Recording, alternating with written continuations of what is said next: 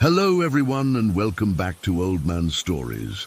I'm aware that many of you use these videos to fall asleep, so before you doze off, I thought it would be a fun idea if each of you could leave a comment letting me know which part of the world you're listening from. Also, give a like and subscribe to the channel if you're enjoying the episodes, okay? Let's get comfortable, relax, and begin. I still can't explain what happened, and I don't know if I ever will. I've tried finding logical explanations, but nothing makes sense. This has been eating at me for so long that I finally decided to write it all down.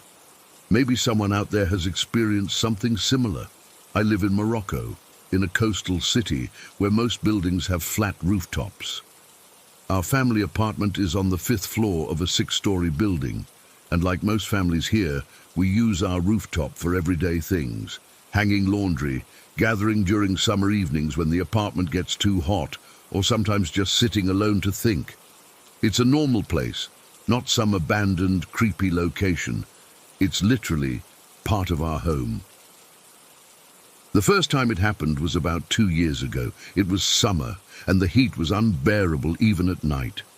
My room felt like an oven, so around 1 in the morning, I decided to go up to the roof to cool off.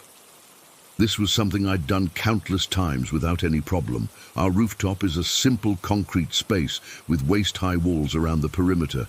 There's a small utility room where the elevator machinery is housed, a water tank in one corner, and some old furniture we keep up there. That night the sky was completely clear, no clouds, just stars and a crescent moon.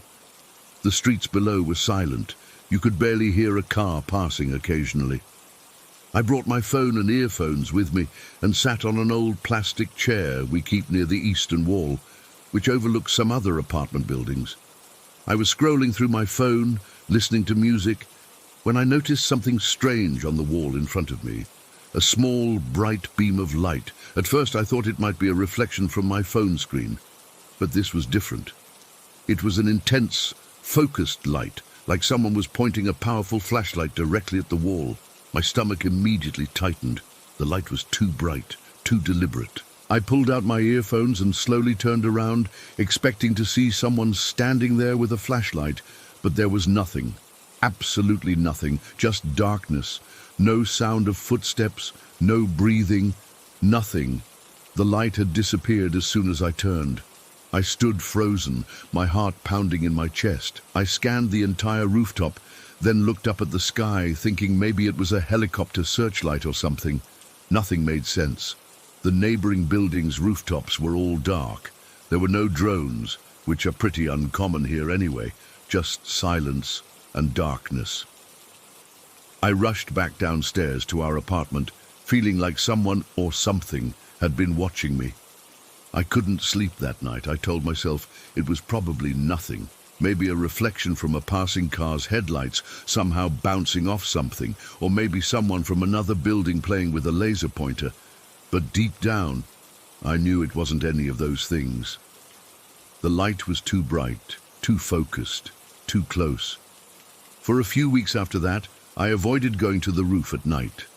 But eventually the memory faded, and the summer heat forced me back up there. The second time happened about a month later. This time I was with my older brother Ahmed. We were sitting on the roof around midnight, talking about university. It was another clear night, and we were both looking out toward the city lights in the distance. Suddenly, a beam of light cut across the sky in front of us, not like a shooting star or an airplane. This was lower, slower, and much more deliberate. It was a focused beam that moved horizontally across our field of vision, maybe 50 meters away, but definitely closer than any aircraft would fly. "What the hell was that?" I asked Ahmed. He saw it too, but just laughed it off. "Probably a drone or something," he said, but I could tell he was confused too.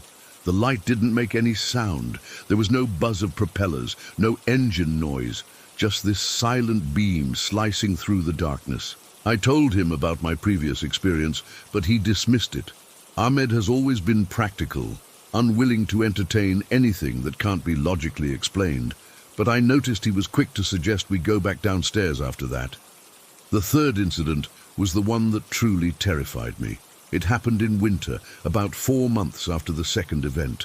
I had almost convinced myself that there were logical explanations for what I'd seen. Almost.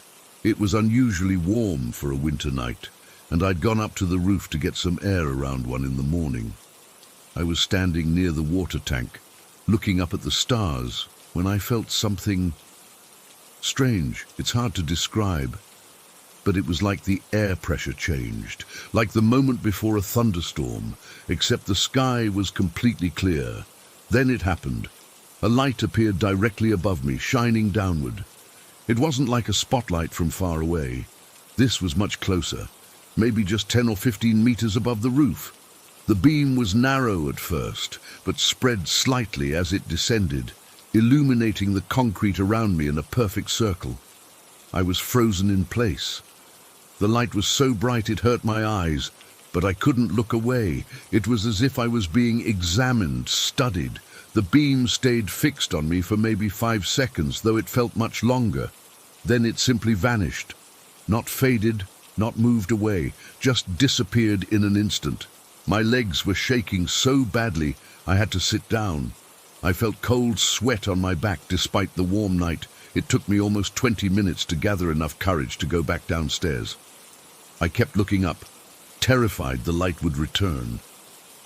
The next day, I tried to rationalize what had happened. Could it have been a helicopter? No, there was absolutely no sound. A drone with a powerful light? Maybe, but I've never seen a drone that could hover silently and produce such an intense beam. A neighbor playing a prank? But how could they produce a light that seemed to come from directly above in the open air? I avoided the roof for months after that, but eventually curiosity overcame fear. I needed to understand what was happening. My cousin Youssef came to stay with us for a week during his university break. Without telling him anything about my experiences, I asked if he wanted to go up to the roof one evening to get some fresh air. It was around 11 at night, not quite as late as when I'd seen the lights before, but I was hoping that maybe having someone else there would keep whatever it was away. We were sitting there talking about nothing important when Youssef suddenly stopped mid-sentence and pointed toward the elevator shaft. "What's that light?" he asked. My blood went cold. Near the utility room that houses the elevator machinery, there was a reflection of light on the wall beside the water tank. A bright, focused beam that shouldn't have been there. There was no lamp in that area, no bulb, nothing that could produce such a reflection. "I don't know," I managed to say, trying to keep my voice steady. "Maybe it's coming from one of the other buildings." Youssef stood up and walked toward it. I wanted to tell him to stop, to come back, but I couldn't make myself speak. He approached the light, and just as he got within a few meters of it, it vanished. "Weird," he said, turning back to me with a confused expression. "It looked like someone was shining a flashlight, but there's nobody here." I made an excuse about being tired, and we went back downstairs. I never told Youssef about my other experiences. I didn't want him to think I was losing my mind. But I knew what I had seen, and now I had confirmation that I wasn't imagining things. Someone else had seen it too. After that night, I began researching similar phenomena. I looked into everything from ball lightning to reflections from satellites to more unconventional explanations. Nothing fit perfectly. The lights I saw were too controlled, too precise to be natural phenomena, and they always appeared when I was on the roof, as if they were specifically there for me. The most recent incident happened just 3 weeks ago. I had finally worked up the courage to go back to the roof at night.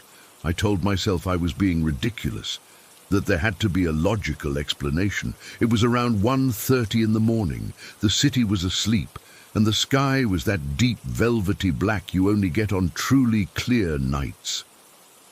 I was standing near the eastern wall, looking out at the city when I felt it again, that strange change in air pressure, the feeling of being watched.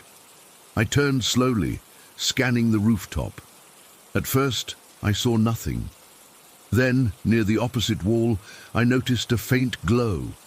As I watched, it grew brighter, more focused, until it was an intense beam of light hovering about 2 meters above the roof's surface. The light began moving slowly toward me, not floating like it was being carried, but moving with purpose, like it was being controlled. There was intelligence behind it. I could feel it. The beam was scanning the roof back and forth until it stopped, pointing directly at me. I couldn't move. I couldn't breathe. The light was so bright I had to squint, but I couldn't look away. It held me there for what felt like an eternity, but was probably only seconds. Then it began to change. The beam narrowed, became more focused, more intense. Just when I thought I couldn't stand it any longer, the light simply winked out. 1 second it was there, blazing in the darkness, and the next, it was gone. The roof was plunged back into night. I ran to the door and nearly fell down the stairs in my rush to get back to our apartment. I locked the door behind me and sat on my bed, shaking until morning came. I haven't been back to the roof after dark since then. I've tried to tell myself that there must be an explanation, that I'm not going crazy, that what I'm seeing is real but somehow explainable. But I know what I saw. I know what I felt. There was something intelligent controlling that light, studying me, watching me, and whatever it is, it keeps coming back. I don't know what to do. I can't move out of my family's home. I can't explain what's happening without sounding insane. All I know is that on certain clear nights, when the streets are silent and the sky is dark, something comes to our rooftop, and it's looking for me. Story 2. I've always been the type of person who likes pushing boundaries. As a kid, I stayed up late just to watch scary movies my parents said I wasn't allowed to see.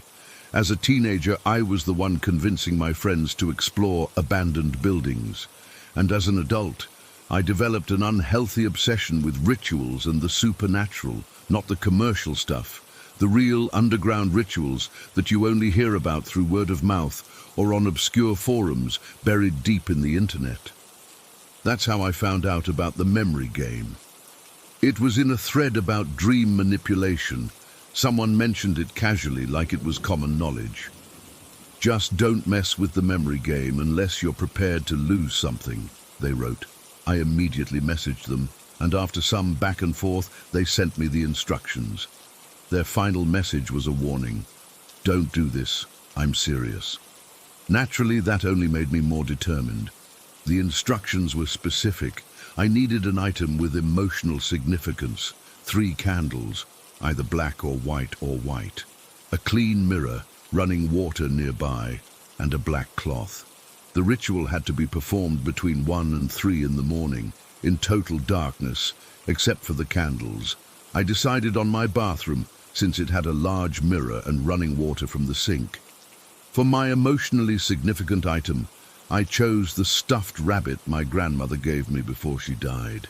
She'd made it herself, and it was one of the few things I had to remember her by. I felt guilty using it for the ritual, but the instructions emphasized that the object needed to carry genuine emotional weight. I waited until my roommate was out of town for the weekend before attempting the ritual. I didn't want anyone interrupting me or thinking I'd lost my mind. Friday night, I set my alarm for 12:45, then tried to get some sleep beforehand. I couldn't. My mind was racing with anticipation and, if I'm being honest, fear. When my alarm went off, I got up and gathered everything I needed. 3 black candles, they seemed more appropriate than white, the stuffed rabbit, a clean hand mirror from my dresser, and a black scarf I rarely wore. I arranged everything in the bathroom, placing the candles in a triangle formation on the counter with the stuffed rabbit in the middle. At exactly 1:15 in the morning, I closed the bathroom door, turned off the lights, and lit the candles.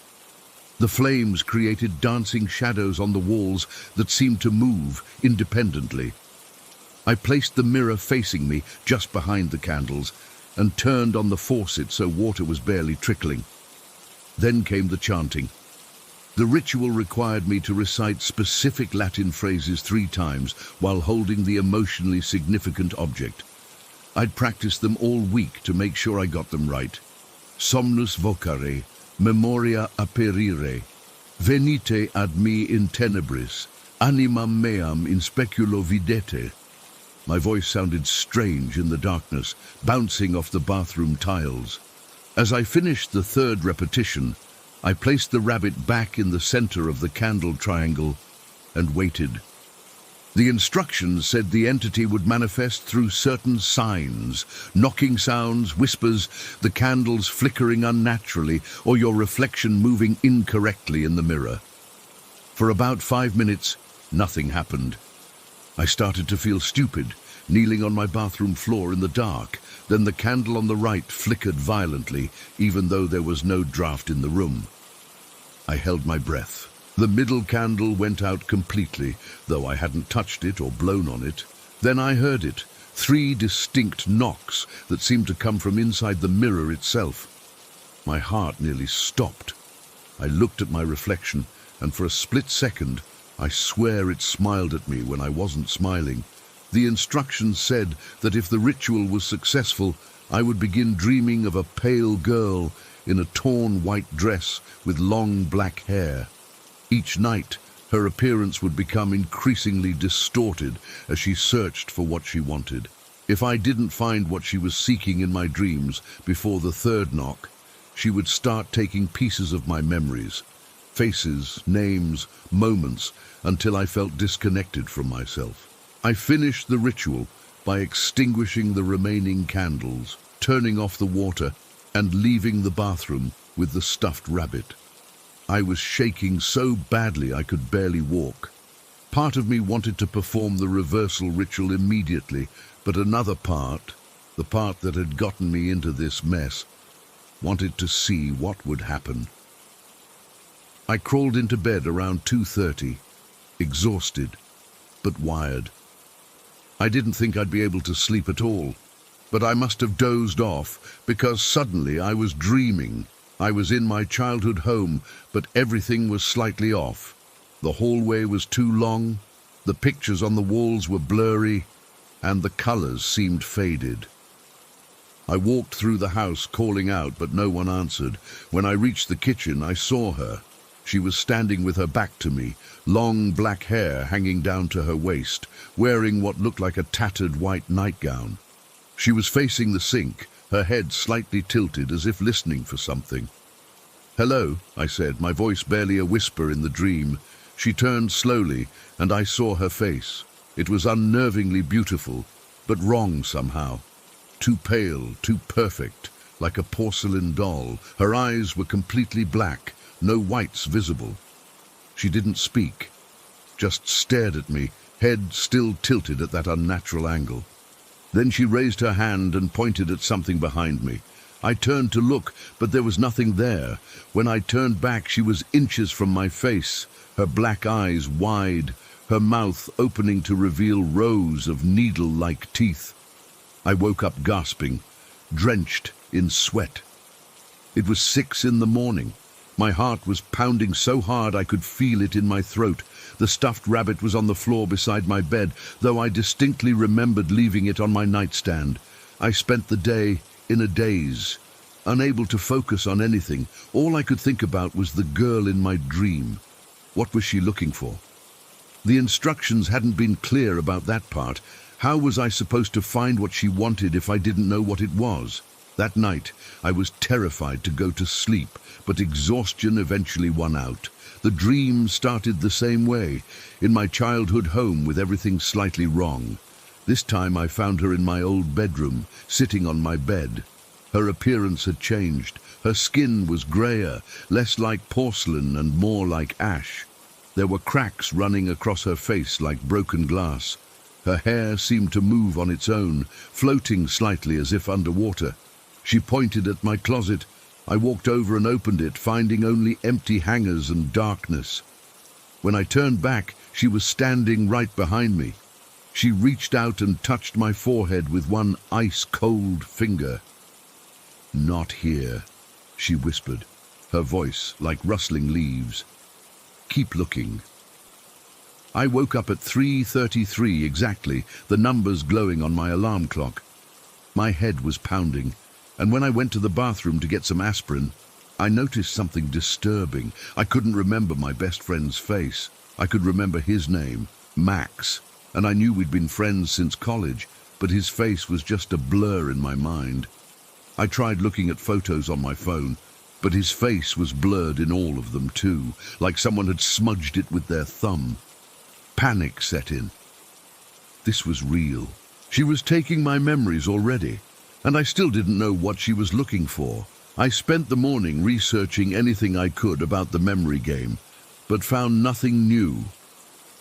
I texted Max, asking if we could meet for coffee, thinking maybe seeing him in person would bring his face back to my memory, but he didn't respond. When I checked my contacts later, his name was gone. I could remember having a best friend, but not his name or what he looked like. By the third night, I was desperate. I considered performing the reversal ritual, but the instructions warned it might not work once the entity had started taking memories. I had to find what she was looking for first. When I fell asleep, the dream was different. I wasn't in my childhood home anymore. I was in my grandmother's house, specifically her sewing room where she'd made the stuffed rabbit. The girl was sitting in my grandmother's rocking chair, her appearance now horrifying. Half of her face had collapsed inward like rotting fruit. Her dress was stained with what looked like black mold. Her hair writhed around her head like snakes. "Last chance," she said, her voice now a grating screech. "Find it." I looked around the room frantically, opening drawers, checking under the table. What was I supposed to be looking for? Then I saw the stuffed rabbit sitting on my grandmother's sewing table. In the dream, I picked it up and examined it. There was a small seam on the back that looked different from the others, slightly bulging. In the dream, I found a pair of scissors and carefully cut the seam open. Inside was a small pocket my grandmother had sewn in, and tucked inside that pocket was a folded piece of paper. As I unfolded it, I heard 3 loud knocks that seemed to shake the entire room. The girl was right in front of me now, her face inches from mine, her breath smelling like rotting leaves. "Give it to me," she hissed. I looked down at the paper in my hands. It was a letter from my grandfather to my grandmother, written while he was away at war. A love letter he'd never sent, that she'd hidden in the rabbit she made for me, something she'd wanted me to find someday. "This is what you want?" I asked. She nodded, her neck making a cracking sound with the movement. "It's not yours to take," I said, surprised by my own courage. Her face contorted with rage, and she lunged at me. I woke up screaming. It was 4 in the morning. Without hesitation, I grabbed the stuffed rabbit from my nightstand and examined it closely. Sure enough, there was a small, nearly invisible seam on the back that looked different from the others. My hands shaking, I found a pair of scissors and carefully cut it open. Inside was a small pocket, just like in my dream, and in that pocket was a folded, yellowed piece of paper, a letter from my grandfather that my grandmother had hidden away. I couldn't believe it. How had the entity known about this? How had I known? I heard 3 distinct knocks coming from my bathroom. The third knock. I was out of time. I rushed to the bathroom with everything I needed. The candles, the mirror, the black cloth, and the rabbit with the letter.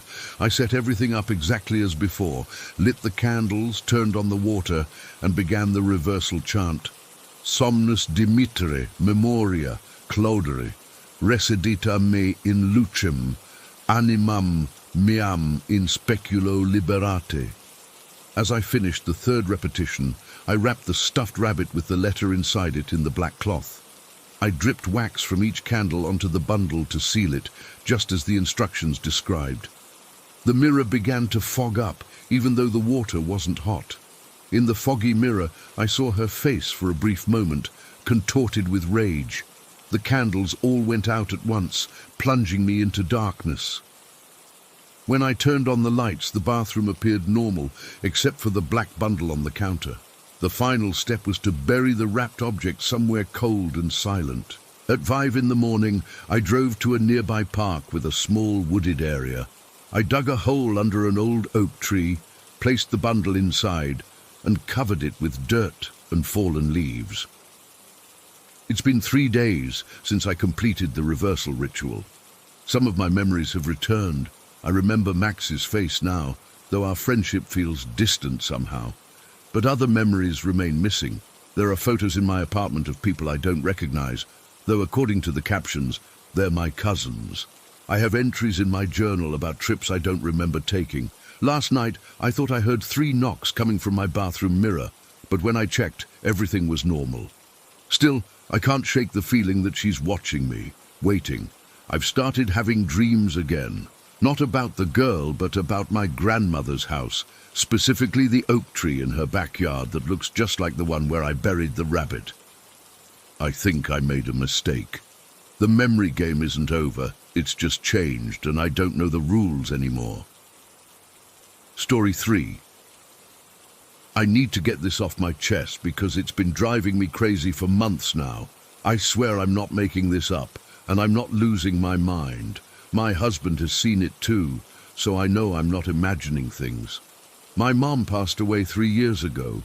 We were really close, and after she died, I noticed something strange.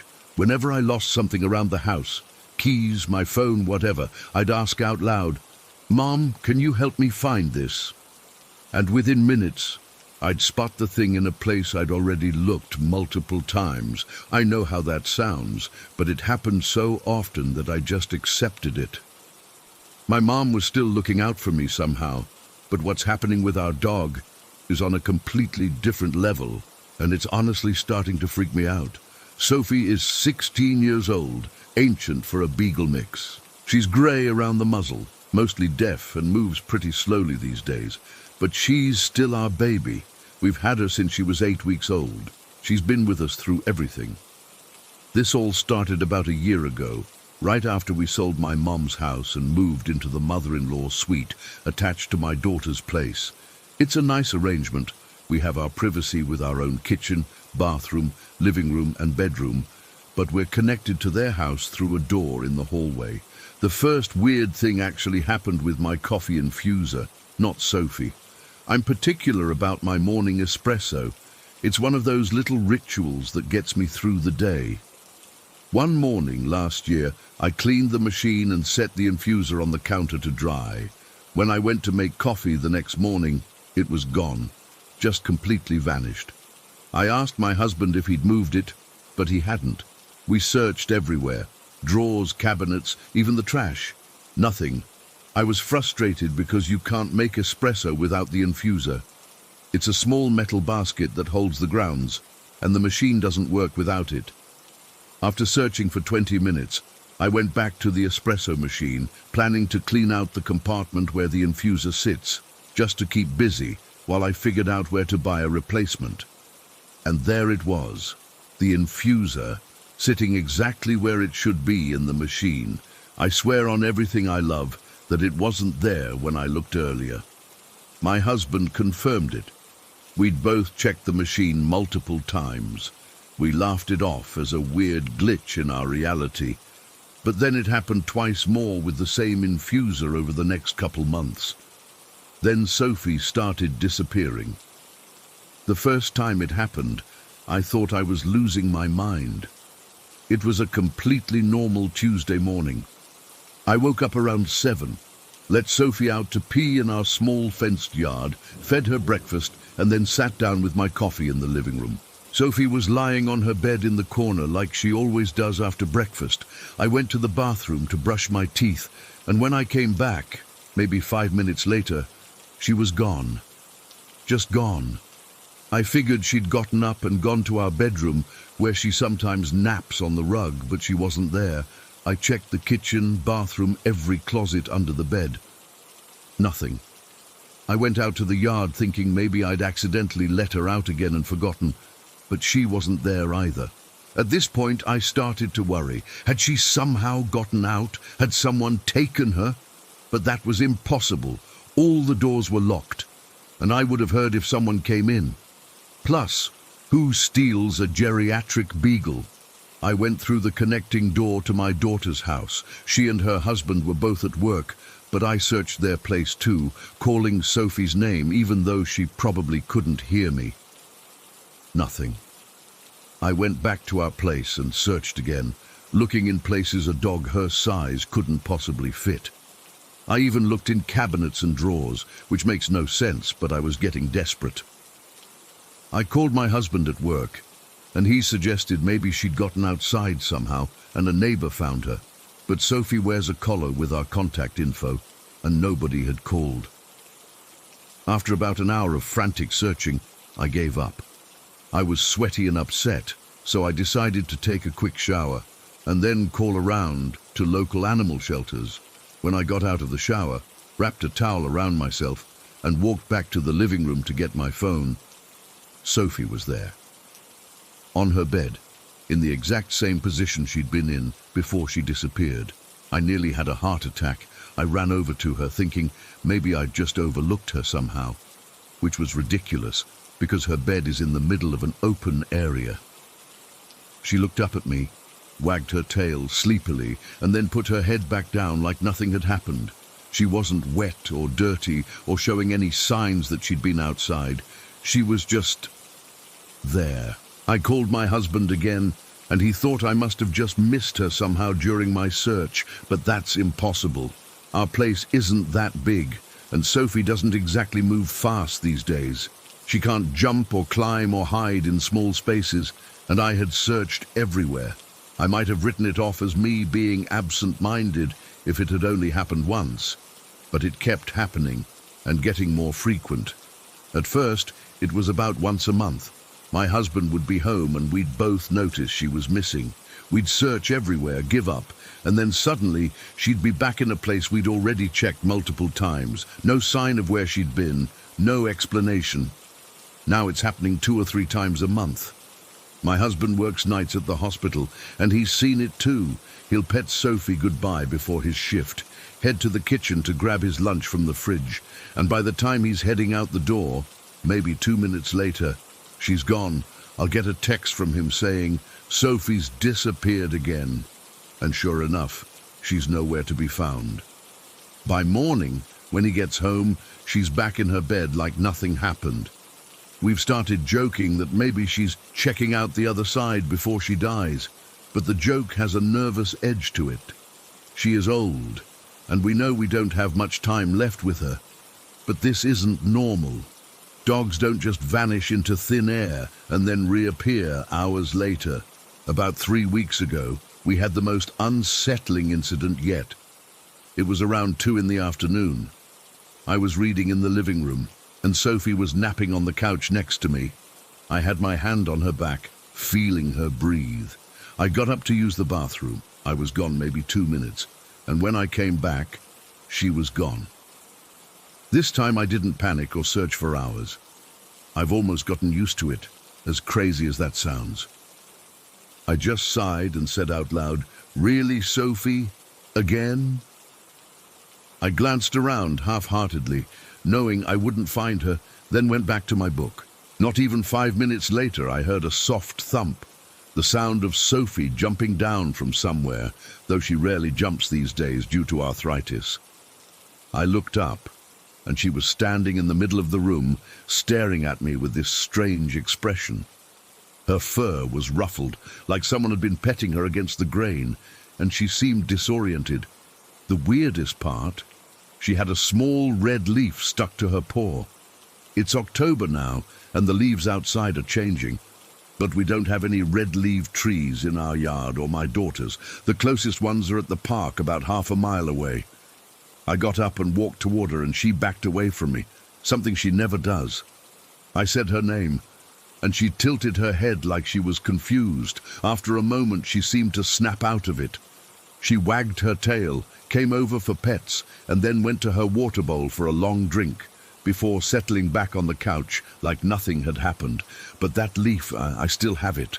I pressed it in a book. It's not from around here. Last night was the latest incident. My husband had just left for his shift, and I was loading the dishwasher. Sophie was in the kitchen with me. Waiting for a treat like she always does when I finish cleaning up, I opened the treat jar, turned around to give her one, and she was gone. The kitchen door was closed. There was nowhere she could have gone without me seeing her. I just stood there holding the treat, feeling a chill run down my spine. "Sophie," I called, knowing it was useless. I walked to the living room, and sure enough, it was empty. So was the bedroom, the bathroom, every closet under every piece of furniture. Gone again. I sat down on the couch and waited. Usually she reappears within a few hours, but last night she didn't come back for nearly 7 hours. I had almost fallen asleep on the couch waiting when I heard that same soft thump. There she was in the middle of the living room, looking tired but otherwise normal. She came over, put her head on my knee, and fell asleep almost immediately. This morning she seems fine, normal appetite, normal behavior, but I'm sitting here watching her sleep, wondering where she goes. Is my mom taking her somewhere? Is there some kind of, I don't know, portal in our house? Am I losing my mind? My daughter thinks I'm just being forgetful, that Sophie is probably just wandering into their part of the house when the connecting door is left open.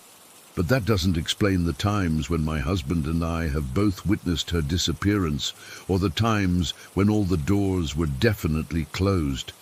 Has anyone else experienced anything like this with their pets? I know it sounds crazy, but I swear it's happening, and I'm starting to wonder if someday she's going to disappear and not come back at all. Story 4. I've never told anyone about this except my therapist, who suggested writing it down might help. I'm not expecting anyone to believe me, but I need to get this off my chest. I remember being a baby, not just vague impressions or feelings. I mean actual vivid memories from when I was an infant. My earliest memory is from before I was even eating solid foods. I was crawling on our living room floor next to my brother, who was about 3 at the time. He had something in his mouth that seemed to make him happy, and I was curious about it. My mum was nearby, and she must have noticed me watching him, because she handed me a small piece of what I now know was roast chicken. I remember staring at it in my tiny hand, confused by the texture and the warmth. I put it in my mouth, mimicking what my brother was doing. The taste was overwhelming, this strange, rich flavor that I'd never experienced before. It was slow-roasted chicken that had been marinated with potatoes and pumpkin. I remember the confusion, the surprise, and then the pleasure as I realized how good it tasted. For years, I kept this memory to myself. It seemed too specific, too detailed to be real. How could I possibly remember something from when I was that young? When I was about 15, I finally mentioned it to my mum during a random conversation about childhood memories. I expected her to laugh it off or tell me I was imagining things. Instead, she got this strange look on her face. "Wait here," she said, and disappeared upstairs to her bedroom. When she came back down, she was carrying an old shoebox filled with keepsakes. She dug through it. Old birthday cards, my first lock of hair, some baby teeth, photographs, until she found what she was looking for. "Is this what you remember?" she asked, handing me a slightly faded Polaroid. I nearly dropped it. There I was, sitting on our old living room floor next to my brother, both of us with chicken in our hands. I was clearly about 8 months old, still pudgy-faced and barely able to sit up properly, and the expression on my face, it was exactly what I remembered feeling, pure surprise and delight at this new taste. According to the date scribbled on the back, it was the first time I'd been given solid food. My mom looked freaked out when she saw my reaction. "How could you possibly remember that?" she whispered. I didn't have an answer then. I still don't, but that's not the weirdest part. When I was around 4 or 5, I started having these recurring nightmares. I'd find myself floating in this endless dark nothingness, surrounded by these massive, colored spheres. They weren't just balls of color. They were something else entirely, something my mind couldn't properly process or describe. They terrified me beyond reason. The dreams were so vivid, that I'd wake up screaming, convinced I was still trapped in that void. My parents tried everything, nightlights, staying with me until I fell asleep, checking under the bed for monsters, but nothing helped. The dreams kept coming back, sometimes several times a week. I started becoming afraid to go to sleep. Then one night, in the middle of one of these nightmares, something clicked in my brain. I realized I could change what I was seeing. It felt like switching channels on a TV, but with my mind. I focused hard, willing the terrifying void and spheres to disappear, and suddenly I was somewhere else entirely.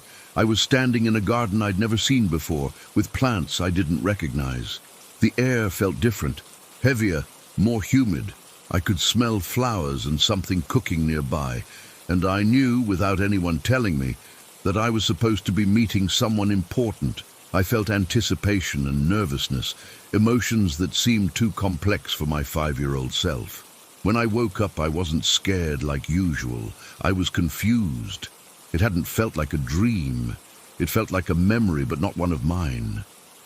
After that night, my dreams changed completely.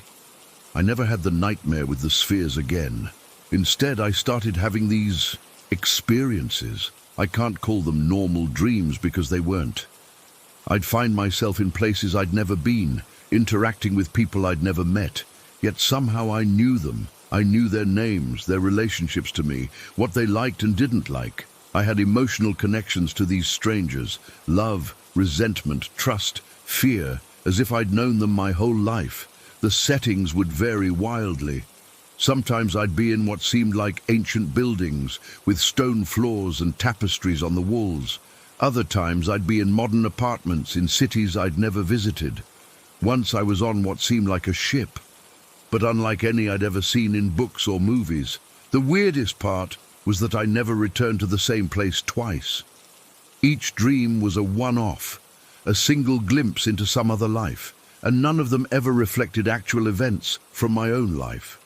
These weren't dreams about things I'd seen on TV or read in books. They felt too specific, too real, with details my young mind couldn't possibly have invented. I remember one particularly vivid dream from when I was about 7.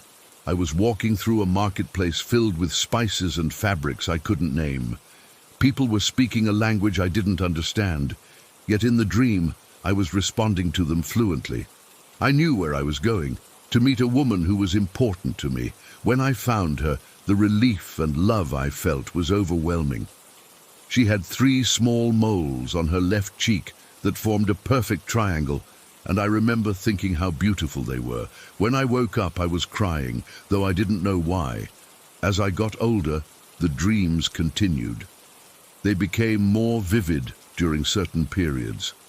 When I was under a lot of stress, when I experienced grief, during migraines or panic attacks, it was like my brain's defenses would lower, and these other memories would flood in. I started keeping a dream journal when I was 12, trying to make sense of it all. I noted patterns, recurring themes, emotions that seemed out of place. I drew maps of places I'd visited in these dreams, sketched faces of people who felt familiar, yet were strangers to me. Looking back through those journals now is unsettling. The level of detail is disturbing. Architectural features of buildings, specific constellations in night skies that didn't match our own, cultural practices I had no way of knowing about. When I was 18, I had a dream that shook me to my core. I was older in this dream, maybe in my 50s. I was sitting by a window in a house I'd never seen before, looking out at a mountain range. My hands, not my actual hands, but the ones in the dream, were wrinkled and spotted with age. There was a wedding ring on my finger that I kept turning anxiously. I was waiting for someone, and I knew with absolute certainty that they weren't coming back. The grief was suffocating, all-consuming. I felt like I'd lost part of myself. When I woke up, I couldn't stop crying for hours. It felt like I was mourning a real person, a real loss. But how could I mourn someone who never existed? I'm 32 now, and the dreams haven't stopped. They've become part of who I am. Sometimes months will pass without one, and I'll think maybe they're finally gone. Then I'll have a particularly stressful week at work, or I'll get sick, and they'll come flooding back. Last year, during a particularly bad migraine, I had one of the most intense experiences yet. I was in what seemed like a laboratory or research facility. I was working on something important, something urgent. I could feel the pressure, the deadline looming. People around me were panicking, but I was focused, methodical. I knew exactly what I was doing, manipulating equipment and substances I couldn't begin to identify in my waking life. The knowledge and muscle memory was there, perfectly intact within the dream. When I woke up, I found myself reaching for tools that didn't exist, my fingers moving in precise patterns to operate machinery that wasn't there. For a few disorienting seconds, I felt like the real world was the dream, and that lab was where I truly belonged. I've tried to rationalize these experiences. Maybe I have an overactive imagination. Maybe I'm picking up on things I've seen or read subconsciously. Maybe my brain is just wired differently because of my unusual memory capabilities. But there's a part of me that wonders if there's something more to it. Are these glimpses of past lives, connections to parallel realities, some kind of collective unconscious I'm tapping into? The dreams feel too specific, too consistent in their inconsistency. They never repeat, yet they all have that same quality of being memories rather than dreams. They all carry emotional weight that feels earned through experience, not fabricated by imagination. Last month, I had a panic attack at work after a particularly stressful presentation. That night, I dreamed I was a nurse or caretaker of some kind, working with children. I was in a large, dimly lit room with rows of small beds. It was nighttime, and most of the children were asleep. I was checking on them one by one, adjusting blankets, smoothing hair from foreheads. I felt tired but fulfilled, like I was exactly where I was supposed to be. I approached one bed where a small boy was awake, his eyes reflecting the minimal light in the room. He looked at me with such recognition, such trust. I leaned down to whisper something comforting, and as I did, he reached up and touched my face. "You're the night nurse," he said, in a language that wasn't English, though I understood it perfectly. "You're always here when I'm scared." I woke up with tears on my face and the absolute certainty that I had been that night nurse. In some other time or place or life, the feeling was so overwhelming that I called in sick to work and spent the day researching past life experiences, alternate realities, anything that might explain what I've been experiencing my entire life. I still don't have answers, just more questions, more dreams that don't feel like dreams, more memories that can't possibly be mine. Some nights I'm afraid to go to sleep, not because of nightmares, but because I don't know whose life I'll be living when I close my eyes. Other nights I'm eager for it, curious about where I'll go, who I'll be.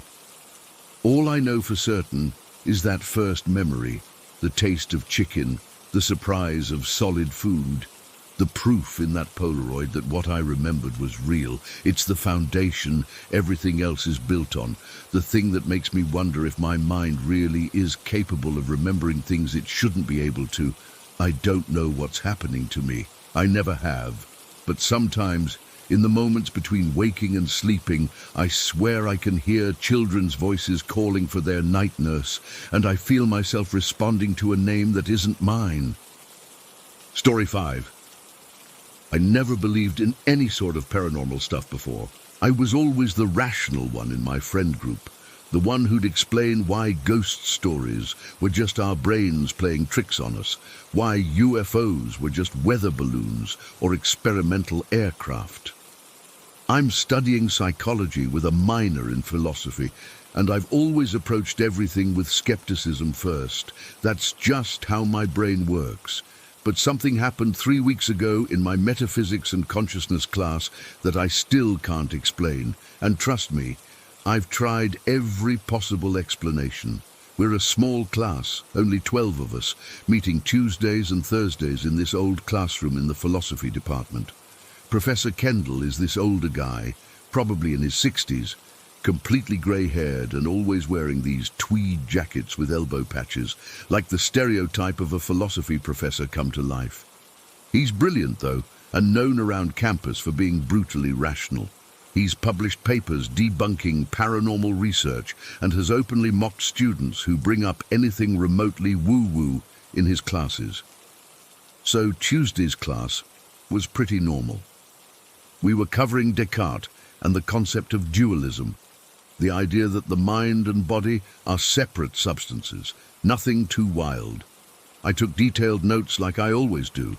I'm that annoying student who writes down practically every word. The lecture included Professor Kendall drawing these specific diagrams on the board, showing the relationship between physical sensation and mental perception. He also told this personal anecdote about how he once thought he saw his deceased father in a crowd, and how it was an example of the mind creating meaning from random stimuli. He even made this specific joke about Descartes walking into a bar and the bartender asking if he wanted a drink, and Descartes replying, "I think not," and then disappearing. It got a mild laugh from the class. I went home, studied my notes that evening, and showed up for Thursday's class like normal. About 15 minutes in, I started getting this weird feeling. Professor Kendall was saying the exact same things he'd said on Tuesday, not just covering the same material, using the same exact words, the same examples, the same pauses. He started drawing the exact same diagram on the board that he'd drawn Tuesday. At first, I thought maybe I was confused about the schedule. Maybe Tuesday's class got cancelled and I somehow dreamed it up. But my notes were right there in my notebook. Detailed, dated notes from Tuesday's lecture. I raised my hand, and when Professor Kendall called on me, I said, "Professor, I'm sorry, but didn't we cover this exact material on Tuesday?" He gave me this look like I'd said something absurd. "No, James. Tuesday we covered the introduction to Cartesian dualism. Today we're getting into the specifics." "But," I persisted, "you're giving the exact same lecture, word for word. You're even drawing the same diagrams." The class got quiet. I could feel everyone looking at me. Professor Kendall seemed annoyed. Perhaps the material seems similar, but I assure you, we are covering new ground today. I flipped through my notebook and held it up. I have notes from Tuesday that match exactly what you're saying now. You're about to tell the story about thinking you saw your father in a crowd, and then you're going to make a joke about Descartes walking into a bar. The air in the room changed. Professor Kendall put down his chalk and stared at me. "Excuse me? I'm serious. You're giving the same lecture again. Look," I turned to the girl next to me. "Leah, do you remember him telling the Descartes bar joke on Tuesday?" She shook her head and scooted her chair slightly away from me. Professor Kendall crossed his arms. "James, if this is some kind of prank." "It's not, I swear. You're going to say that Descartes walks into a bar, the bartender asks if he wants a drink, and Descartes says, 'I think not,' and disappears. Then you'll explain how it's a philosophy joke because of cogito ergo sum, I think therefore I am." His face went pale. He hadn't told the joke yet in today's lecture. There was no way I could have known he was going to say that unless I'd heard it before. "That's correct," he said slowly. "And then," I continued, feeling increasingly desperate to prove I wasn't losing my mind, "you're going to draw another diagram showing how the pineal gland was Descartes' solution to the mind-body problem, but you'll point out the flaws in his reasoning." The classroom was dead silent. Professor Kendall looked genuinely disturbed. "James, would you step outside with me for a moment?" he asked. "No, please. I'm not trying to disrupt class. I just don't understand what's happening. I sat through this exact lecture on Tuesday." Professor Kendall looked around the room, then back at me. Then he did something completely unexpected. "All right, James. If you've heard this lecture before, perhaps you'd like to deliver it." I didn't know what to say. Was he testing me? Calling my bluff? Seriously? I asked. Yes. Come up here and continue where I left off. I walked to the front of the classroom, feeling like I was in some weird dream. But at the same time, I knew exactly what came next in the lecture. I picked up the chalk and started drawing the diagram of the pineal gland that Professor Kendall had drawn on Tuesday. I started speaking, reciting almost verbatim what he had said. After about 5 minutes of this, some of my classmates started laughing nervously. Others were taking notes. Professor Kendall stood in the back of the room, watching me with an expression I couldn't quite read. I kept going. For 45 minutes, I delivered his lecture. Every point, every example, every transition to the next topic. I drew every diagram. I even told the anecdote about his father in the crowd, though it felt strange telling such a personal story that wasn't mine. When I finished, the classroom was completely silent. Professor Kendall walked slowly back to the front. "Class dismissed," he said quietly. "James, please stay behind." As everyone filed out, I could hear them whispering. Some were looking back at me with concerned expressions. Others seemed amused, like they thought this had been some elaborate prank. When everyone was gone, Professor Kendall closed the door and turned to me. "How did you do that?" he asked. His voice wasn't angry. It was almost fearful. "Like I said, I was here on Tuesday. You gave this exact same lecture." Tuesday's class was on an entirely different topic. We were discussing the history of metaphysics as a discipline. "That was last Thursday," I corrected him. "Tuesday was Descartes, just like today." Professor Kendall walked to his briefcase and pulled out his planner. "Look," he said, pointing to Tuesday's date. In his handwriting it said, "Intro to Metaphysics History." I pulled out my phone and showed him my calendar. I had Descartes' dualism written for Tuesday's class. "This doesn't make sense," I said. I was here. I took notes.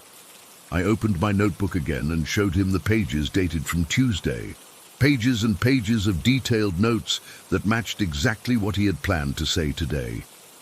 "Did you somehow get access to my lecture notes?" he asked, his voice low. "No, I wouldn't even know how to do that. Your notes are probably on your computer or in your office." "They are," he confirmed, "and they're password protected." "Then how could I have known what you were going to say? The specific words, the diagrams, the personal story about your father that I'm guessing you don't tell to every class?" He sat down heavily in his chair. "I don't know." We sat in silence for a moment. "No one else in the class remembers Tuesday's lecture being on Descartes?" I asked. "I'll ask them, but I doubt it." "But I know exactly what I taught on Tuesday, and it wasn't this." I ran my hand through my hair, feeling like I was going crazy. "So what you're saying is that I somehow experienced a lecture that never happened? That's impossible." Professor Kendall looked at me for a long time. "James, I've spent my entire academic career arguing against the existence of anomalous phenomena, time slips, premonitions, all of it. I've called it pseudoscience, delusion, and wishful thinking. But what just happened?" He gestured at the board where I had drawn his diagrams. "I don't have an explanation for that." "Could it be some kind of shared delusion?" I suggested desperately. "Maybe I somehow knew what you were going to say because I'd read the material and could predict your approach." He shook his head. "You quoted me verbatim. You knew about personal anecdotes I hadn't shared with this class before, and that joke, I only use that joke once per semester, and I hadn't used it yet. So what are you saying?" "I don't know what I'm saying," he admitted. "For the first time in my career, I'm confronted with something I can't explain away. Either you somehow gained access to materials you shouldn't have been able to access, or I experienced something that defies our understanding of time," I finished. He nodded slowly. "I find that deeply disturbing." I laughed, but there was no humor in it. "Join the club." We talked for almost an hour after that. He questioned me about every detail of Tuesday's class. He confirmed that what I'd recited matched his lecture notes almost perfectly. He even called another student from class who confirmed that Tuesday's lecture had indeed been about the history of metaphysics, not Descartes. When I finally left his office, my head was spinning. If I hadn't attended a lecture on Tuesday that was about Descartes, then how did I know exactly what Professor Kendall was going to say on Thursday?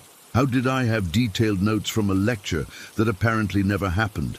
The next week was tense. People in the class looked at me differently. Some avoided me entirely. Professor Kendall's lectures became more hesitant, and he often looked at me as if wondering whether I was going to stand up and deliver his material before he could.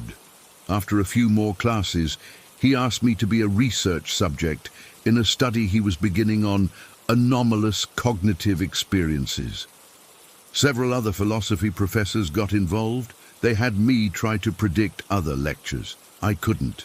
They tested me for any signs of psychic, none. They even brought in a neuroscientist who suggested I might have experienced some kind of temporal lobe episode. But no one, not even the staunchest skeptics in the department, could explain how I knew a lecture word for word before it was given. 3 weeks later, and I still don't have answers. I've developed this weird anxiety about going to class, worried that it might happen again. Sometimes I wonder if I'm actually losing my mind, if none of this really happened the way I remember it. But then I look at my notes, at the record of a lecture that supposedly never took place, and I know something inexplicable happened. Professor Kendall has changed. In class last week, he spent the entire period discussing theoretical physics and the possibility of non-linear time. This from a man who used to mock students for bringing up anything that couldn't be empirically verified. I don't know what happened to me that day. I don't know if I somehow slipped between parallel timelines, or experienced some kind of premonition, or if there's some totally rational explanation I'm missing. But I know that whatever it was shook my understanding of reality to its core. And sometimes, when I'm sitting in class now, I get this creeping feeling that it might happen again, that I'll suddenly realize I've lived through this exact moment before. And I don't know what scares me more, that it might happen again, or that I'll never know why it happened in the first place. Story 6. I never thought I'd be sharing this. I'm still struggling to make sense of what happened in our town last summer, and I'm not sure anyone who wasn't there would believe me. I've never been one to believe in ghosts or anything supernatural, but after what I saw, what we all saw, I don't know anymore. I live in Millbrook, a small farming community where everyone knows everyone's business. There are barely 700 people here, and most families have been around for generations. It's the kind of place where nothing much happens, which is why Elaine Mercer's suicide shook us all so badly. Elaine lived alone in that old Victorian at the edge of town, the one with the wraparound porch that needed painting. She kept to herself mostly, but was always pleasant when you'd run into her at Harmon's grocery. Nobody saw it coming. According to Sheriff Dawson, she doused herself in gasoline right in her living room and lit a match. The fire department managed to save most of the house, but not Elaine. The funeral was small. I remember it was raining, and Pastor Williams talked about mental illness and how we should have all paid more attention. The usual things people say when something like this happens and everyone feels guilty. A week passed. Life in Millbrook started returning to normal, or at least what passes for normal after something like that happens in a small town. People still talked about it in hushed tones at the diner or when they thought no one was listening, but the initial shock was wearing off. That's when the strange things started happening around Elaine's house. I live just 3 houses down from her place, so I noticed it first with the lights. They would flicker on and off at odd hours, sometimes in patterns that didn't make sense. I mentioned it to my husband, but he just said it was probably electrical issues. From the fire damage, that made sense, so I tried to ignore it. Then Mrs. Patterson, who lives right next door to Elaine's place, came banging on my door around 11 at night. She was hysterical, still in her housecoat, her hair up in curlers. "There's someone in Elaine's house," she kept saying, her hands shaking so bad she could barely hold the cup of tea I made her.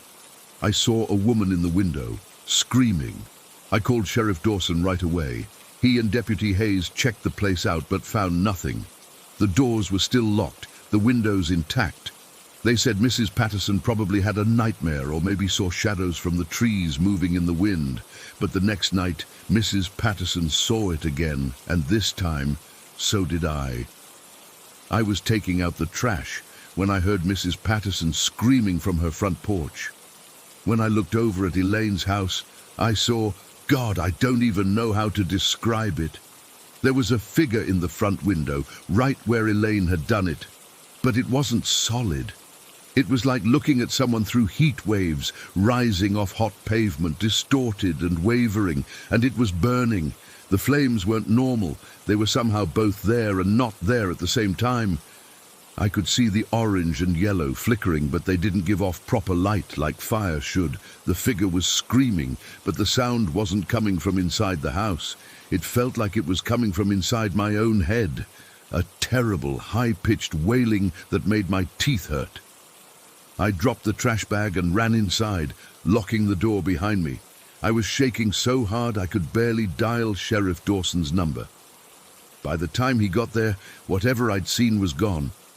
Over the next few days, more people reported seeing it, always at night, always in that same window. The burning woman, Elaine, everyone who saw it described it the same way. A silhouette consumed by flames that weren't quite real, screaming in a way that seemed to bypass your ears and go straight to your brain. The town was on edge. Parents weren't letting their kids play outside. People were driving the long way around town to avoid passing Elaine's house. At the town council meeting, Mayor Harris suggested we board up the place until Elaine's sister from Minneapolis could come deal with it.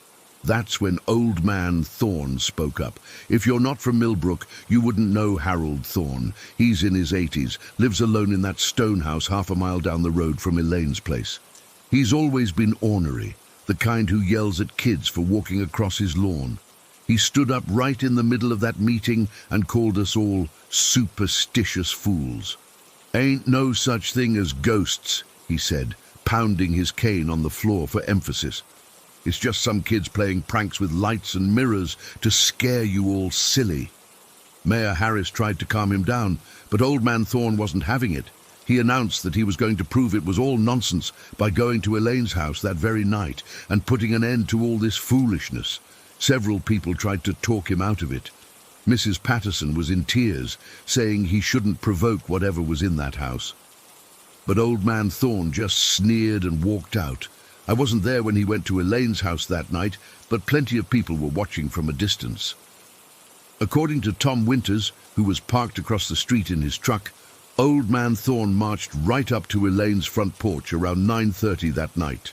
He stood there shouting at the house, calling it all fake, a hoax, saying Elaine had been weak-minded in life and wasn't any stronger in death. That's when it happened. Every window in the front of the house lit up at once with that same unreal fire. The screaming was so loud that Tom said he had to cover his ears. Old Man Thorne didn't back down, though. He kept shouting, even shaking his cane at the house. After about 5 minutes of this, everything went dark and quiet again. Old Man Thorne, looking satisfied with himself, walked back to his car and drove home. We all thought that was the end of it. Old Man Thorne had called the bluff of whatever was happening, and it had backed down. We were wrong. It was about an hour later when we heard the ambulance sirens. They were headed to Old Man Thorne's place. Word spread quickly. Sheriff Dawson called in Deputy Hayes, who told his wife, who called Mrs. Patterson, who called me. Old Man Thorne had been building a fire in his fireplace when a log, a solid piece of oak firewood, shot out of the fireplace like it had been fired from a cannon. It hit him right in the forehead, splitting his skin open down to the skull. He needed 27 stitches and was lucky it didn't kill him outright. The thing is, Old Man Thorne lived alone. There was no one else in the house who could have thrown that log. And according to Deputy Hayes, who helped the paramedics, the log had hit Thorne with such force that it bounced off his head and embedded itself 2 inches into the drywall on the opposite side of the room. When Old Man Thorne regained consciousness in the hospital the next day, he refused to talk about what happened. He checked himself out against medical advice and went straight to his sister's house in the next county. He hasn't set foot in Millbrook since. After that night, no one would talk about what was happening at Elaine's house. It was like the whole town made an unspoken agreement to pretend nothing was wrong. People would cross the street to avoid walking in front of the property. Cars would speed up when driving past. At night, that whole section of town was deserted, but we could all still hear the screaming sometimes and see the flickering, unreal flames in the windows. 3 weeks after Old Man Thorne's accident, I woke up around 3 in the morning to the sound of fire trucks. Elaine's house was burning. A real fire this time. By the time they got it under control, the entire first floor was gutted. Fire Chief Morgan couldn't determine the cause. There was no evidence of arson, no electrical problems they could find, no lightning strikes. The fire had started in the living room, exactly where Elaine had died. After the fire, the sightings stopped. The screaming stopped. Whatever had been in that house seemed to be gone. Elaine's sister finally came down from Minneapolis and sold the property to a developer who tore down what was left of the house. There's a vacant lot there now. No one's bought it, even though the price has dropped 3 times. Sometimes I still walk by that empty lot and feel a chill, even on the hottest summer days. And once, just once, I swore I caught a whiff of gasoline and burning hair as I passed by.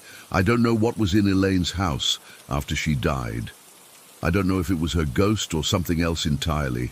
I don't know why it went after Old Man Thorne the way it did. All I know is that I'll never forget seeing that burning silhouette in the window, visible and invisible all at once, and hearing that scream that bypassed my ears and went straight into my brain. The town doesn't talk about it anymore. If you asked anyone in Millbrook about Elaine Mercer or the burning woman, they'd change the subject or tell you they don't remember much about it. But I know they do. We all do. Some things you can't forget, no matter how hard you try. Story 7. I still struggle talking about this. Even typing it out makes my hands a little shaky. This happened about 2 years ago, but I remember it like it was yesterday. The image is burned into my brain, and I don't think I'll ever forget it. I was driving back from my boyfriend's place around 11 at night. He lives way out in the country, in this old house that's been in his family for generations. It's beautiful during the day. All these big oak trees, a little creek running behind the property, that kind of thing. But at night, different story entirely. The drive from his house to mine takes about 45 minutes, and most of that is on these winding back roads where there are no street lights, like none. The only light comes from your car headlights, and beyond that is just pitch black. I'd made this drive dozens of times before and never had any issues. I actually kind of enjoyed it. Just me, my music, and the road. That night was particularly dark. No moon, cloudy sky, and a bit foggy in the low-lying areas. Nothing too unusual for that time of year. I remember I was listening to some podcast about true crime. Probably not the best choice for a solo night drive through the middle of nowhere, but whatever. I wasn't scared or anything, just focused on driving and trying not to miss my turn. The roads out there all look the same at night, just endless stretches of asphalt surrounded by trees and swampland. I was about 20 minutes into my drive when I saw something in the road ahead. At first, I thought it might be a deer. They're everywhere out there, and they have this annoying habit of freezing in headlights. So I slowed down, like you're supposed to. But as I got closer, I realized it wasn't a deer. It was a dog. It was just standing there in the middle of my lane with its back to me, not moving, not even when my headlights hit it directly. Just standing there perfectly still. It was a medium-sized dog. Maybe like a retriever or something similar, brownish color from what I could tell. Nothing unusual about it from behind. My turn was coming up in about a quarter mile, so I slowed down even more and moved slightly into the other lane to go around it. There was no oncoming traffic. There never is on these roads at night, so I figured I'd just give it a wide berth. As I pulled alongside it, that's when it happened. The dog didn't move its body at all, not a single inch, but its head rotated to look at me. And I don't mean like a normal dog turning to look. I mean its head turned almost completely around like an owl or something, while its body stayed perfectly still, facing away from me, and its face. Oh God, its face. It wasn't a dog's face. It was a human face. I'm not talking about one of those dogs that people say look kind of human or have expressive eyes or whatever. This was a human face, a man's face. It looked like someone had taken a man's face and stretched it over a dog's skull. The proportions were all wrong. The eyes were too big, too wide set, and definitely human. They were dark, almost black in my headlights. The nose was flat against the face, not a snout at all, and the mouth was the worst part. It was a human mouth, with human lips, just slightly open, revealing what looked like human teeth. It stared right at me as I drove past, not with curiosity or fear like a normal animal might. It stared with recognition, with intelligence, like it knew me, like it had been waiting for me. My entire body went cold. I felt this immediate primal sense of wrongness. My stomach dropped like I was on a roller coaster, and I broke out in goosebumps from head to toe. My brain was screaming that what I was seeing wasn't possible, couldn't be real. I didn't scream. I didn't even make a sound. I was too shocked, too terrified. It felt like my throat had closed up completely. I just gripped the steering wheel so hard, my knuckles went white and pressed the gas pedal to the floor. The car lurched forward, and I sped away from that thing as fast as I could. My heart was pounding so hard I could feel it in my ears, drowning out whatever was playing on the radio. I kept checking my rearview mirror, and I could see it still standing there in the road, its body facing away from me, but its head still twisted around, watching me drive away. I watched it get smaller and smaller until the darkness swallowed it up. I was so freaked out that I completely missed my turn. I didn't even realize it until I'd gone another few miles and recognized nothing around me. I had to turn around and go back. And the thought of driving past that spot again made me physically ill. I almost pulled over to throw up, but the idea of stopping anywhere near that area was even worse. So I kept driving, made a U-turn at the next opportunity, and headed back. I was going way too fast, scanning the road ahead desperately, both hoping to see the turn I needed and terrified of seeing that dog thing again. My hands were shaking so badly I could barely control the steering wheel. I kept switching between staring straight ahead and checking every mirror, convinced that somehow that thing would be behind me or beside me or somehow in the car with me. When I approached the area where I'd seen it, I slowed down despite myself.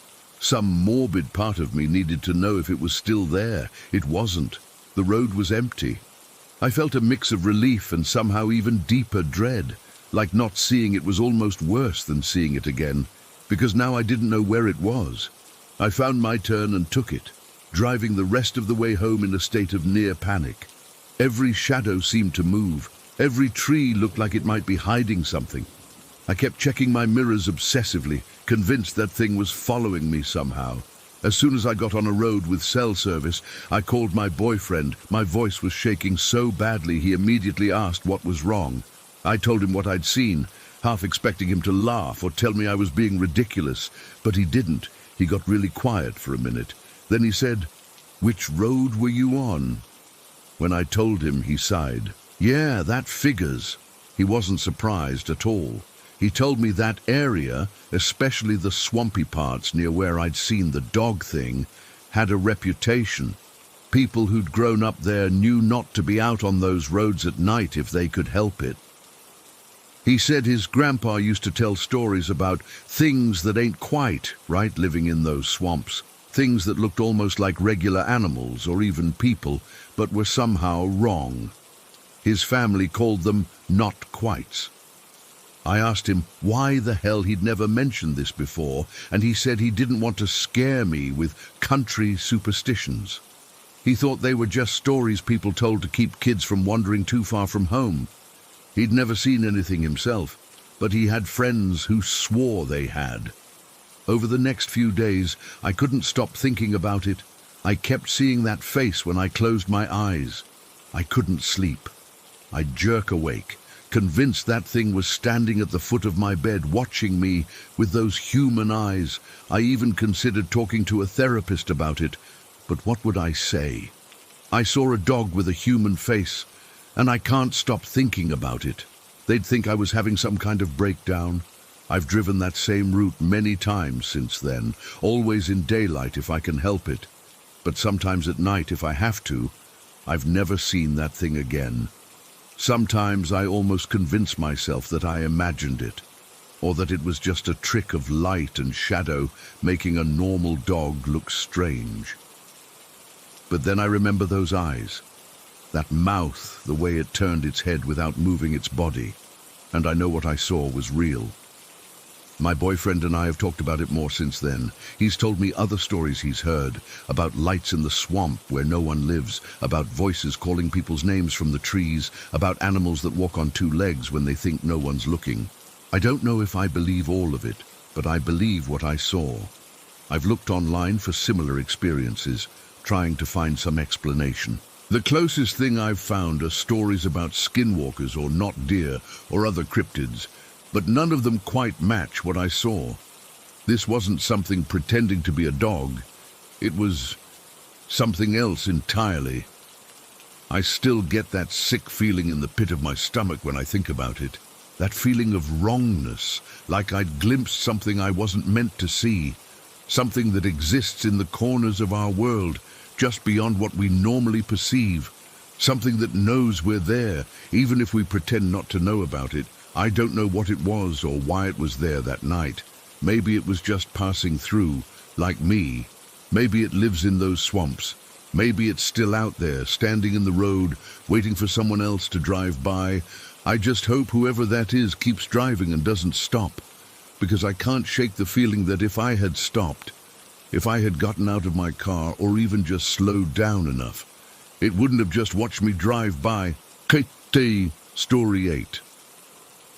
I'm still trying to make sense of what happened 3 months ago during our company's annual business conference in Venice. I've always considered myself a rational person. I work in data analytics, for crying out loud. But what occurred that night has left me questioning everything I thought I knew about reality. Our company had booked several rooms at this old Venetian hotel near the Rialto Bridge. It wasn't one of those ultra-fancy places, but it had character, exposed wooden beams, antique furniture, that kind of thing. Due to a booking mishap, I ended up sharing a room with my coworker Melissa. We weren't particularly close, but we got along well enough for it not to be awkward. The first day was packed with meetings and presentations. By evening, everyone was ready to unwind.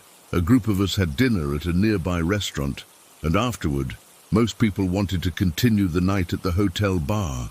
I was exhausted from travel and the time difference, so around 11:30 I excused myself and headed up to our room. The room itself was nothing special. 2 single beds, a small desk, wardrobe, and a bathroom, with those sliding pocket doors that disappear into the wall. I remember noticing how quiet it was once I closed the door. That thick-walled silence you only get in old European buildings. I got ready for bed, set my alarm for 8 in the morning, and texted Melissa to let her know I was turning in. She replied that she'd be up in a bit and to not wait up. I switched off the main light, leaving just the small bedside lamp on so she wouldn't stumble around in the dark later, and crawled under the covers. I must have dozed off pretty quickly because the next thing I remember is the strange sensation that woke me. It's hard to describe, like the air around my bed was vibrating. Not shaking exactly, but pulsing with some kind of energy. At first, I thought it might be an earthquake, but nothing in the room was moving. The vibration seemed to be concentrated in a bubble around my bed, almost like it was being directed at me. My first thought was that it must be something to do with the old building settling, or maybe some kind of electrical equipment nearby, but it felt intentional somehow. I've experienced sleep paralysis before, and this wasn't it. I could move just fine, and I was definitely awake. While I was trying to figure out what was happening, I heard the door to our room open. The vibration immediately stopped. I kept my eyes closed, assuming it was just Melissa coming back from the bar.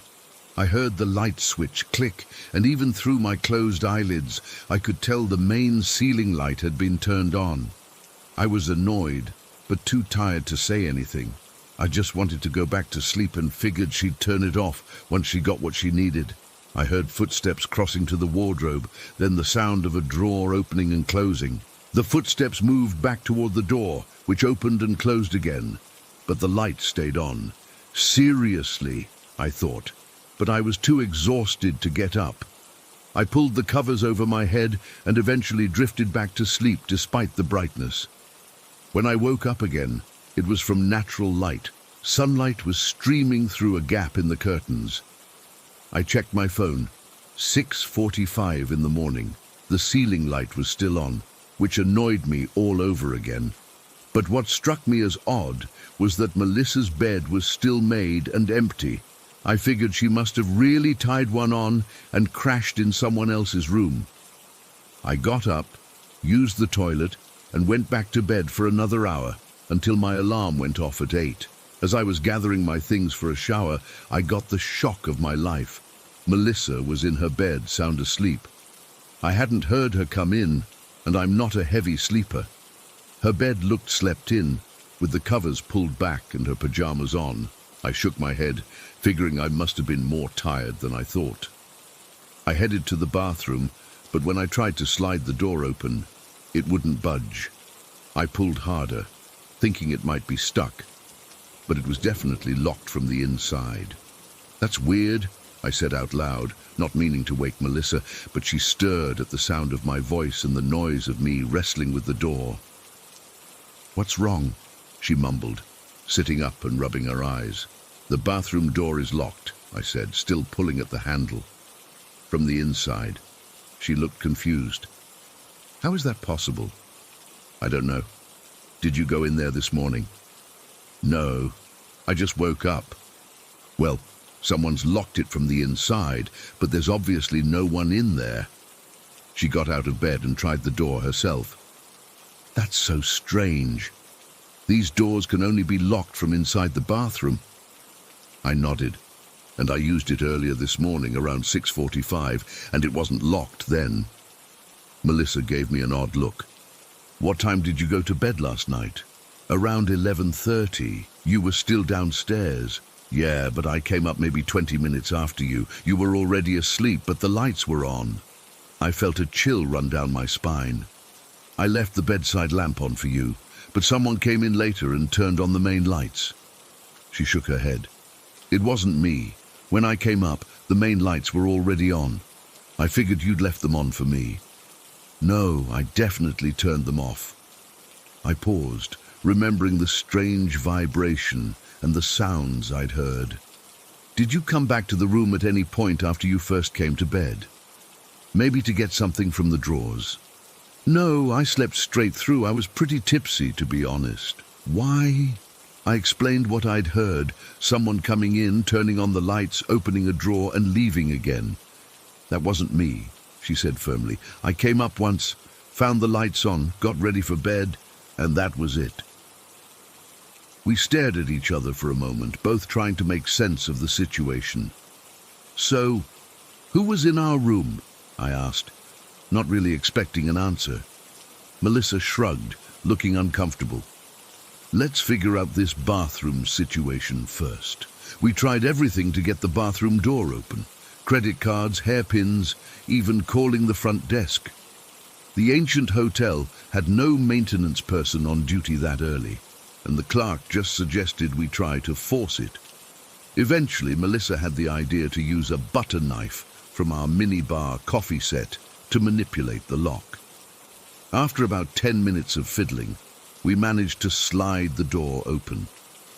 The bathroom was empty. No signs of anyone having been in there, no windows that could have been used as an exit. Just a normal small hotel bathroom, but the lock had definitely been engaged from inside. As we got ready for the day, both of us were quieter than usual, processing what had happened. At breakfast, we sat with two other co-workers, James and Darren, who were sharing a room on the same floor. "Did you guys have a weird night too?" James asked, looking tired. "What do you mean?" I asked, immediately on edge. "Our beds moved during the night," Darren said matter-of-factly, as if discussing the weather. "What?" Melissa and I said in unison. James nodded. "We pushed the beds apart when we checked in. They were singles, and we wanted them on opposite sides of the room, had them a good 6 feet apart. But when we woke up this morning, they were pushed together in the middle of the room." "Like touching?" I asked. "Completely flush against each other," Darren confirmed, as if they were always meant to be a double bed. "Did you hear anything during the night?" Melissa asked.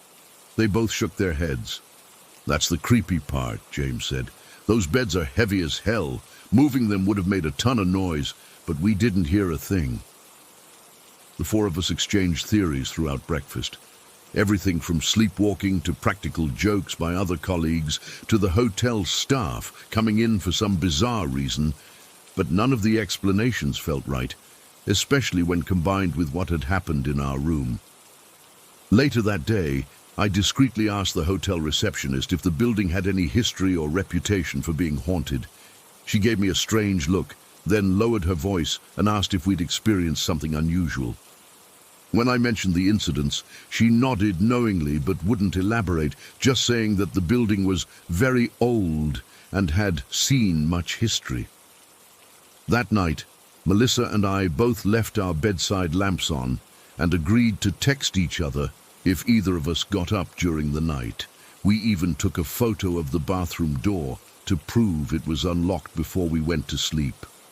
Nothing happened that night, or for the remainder of our stay, but there was a tension in the air that hadn't been there before. I've run through the events of that first night countless times since returning home. I've researched everything from auditory hallucinations to infrasound to obscure sleeping disorders, trying to find a rational explanation. But I keep coming back to those vibrations around my bed, the sound of someone in our room who wasn't Melissa, and that bathroom door locked from the inside. What still haunts me most is the certainty I felt that whatever came into our room that night wasn't looking for something in the drawer. It was looking at me. And sometimes, when I'm half asleep, I can still feel those vibrations starting again, pulsing gently around my bed. Story 9. This happened to me last night, about 16 hours ago, and I still can't wrap my head around it. I'm shaking just typing this out. I live on the 8th floor of this old 12-story Soviet-style apartment building. It's not fancy or anything, just a typical concrete block with 2 elevators that work most of the time. You know, one of those places where the hallways always smell like cabbage and old cigarettes, and the maintenance guy shows up 3 weeks after you report a problem. Yesterday, I was coming home from work around 7 in the evening. It was already dark outside, and I was exhausted after pulling a 10-hour shift. All I wanted was to get home, heat up some leftover pizza, and crash on my couch. Normal stuff, right? I walked into the building, nodded at the old lady from the 2nd floor, who always eyes everyone suspiciously, and pressed the elevator button. The left one opened up first, which was unusual because that one's typically slower. Whatever, I just wanted to get home. I stepped in and pressed the button for the 8th floor. Nothing weird so far. The doors closed and then something just felt off immediately. The elevator made this strange sound. You know that initial engine starter noise elevators make, like that mechanical whirring when it first begins to move? Well, it kept making that sound over and over, like it was stuck in some loop, trying to start, but couldn't quite manage it. I've lived here for 4 years and never heard anything like it. My first thought was, great, now I'm going to be stuck here. But then the sound stopped. That's when the light inside the elevator flickered, not just a quick flicker, but like it was struggling to stay on. And then I noticed the color was different. It wasn't the bright white LED they'd installed last year. It was this sickly yellow, like those old incandescent bulbs that make everything look jaundiced. The elevator started moving, but it went down. This made no sense because I was already on the ground floor. There's no basement in our building, at least not one accessible to residents, but I felt the distinctive dropping sensation in my stomach as we descended. Our elevator cabin doesn't have those digital floor indicators inside, just the buttons. You can only see what floor you're on through that little rectangular window in the door.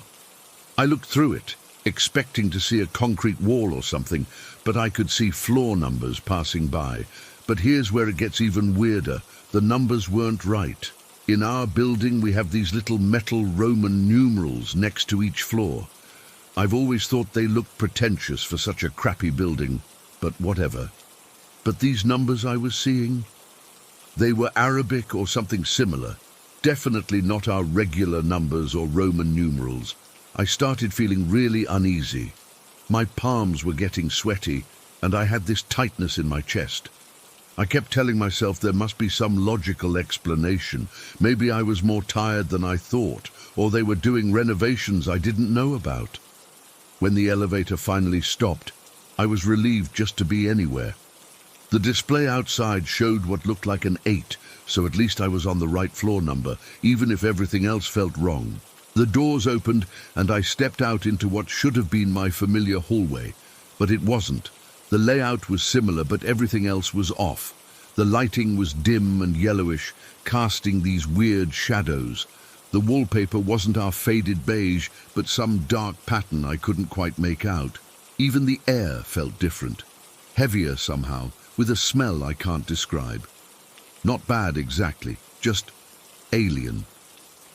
I walked toward where my apartment should be, and there was indeed a door with my same number. But it looked nothing like mine. My door is this cheap white laminate thing with a peephole and a regular silver doorknob. This door was darker, made of some material I couldn't identify. It almost looked like wood, but not quite. The texture seemed wrong, somehow both rough and smooth at the same time. The doormat wasn't mine either. I don't even have a doormat. This one had some pattern on it that kept shifting when I tried to focus on it, like those optical illusions that move when you stare at them. The most unsettling thing was the keyhole. It wasn't even a hole.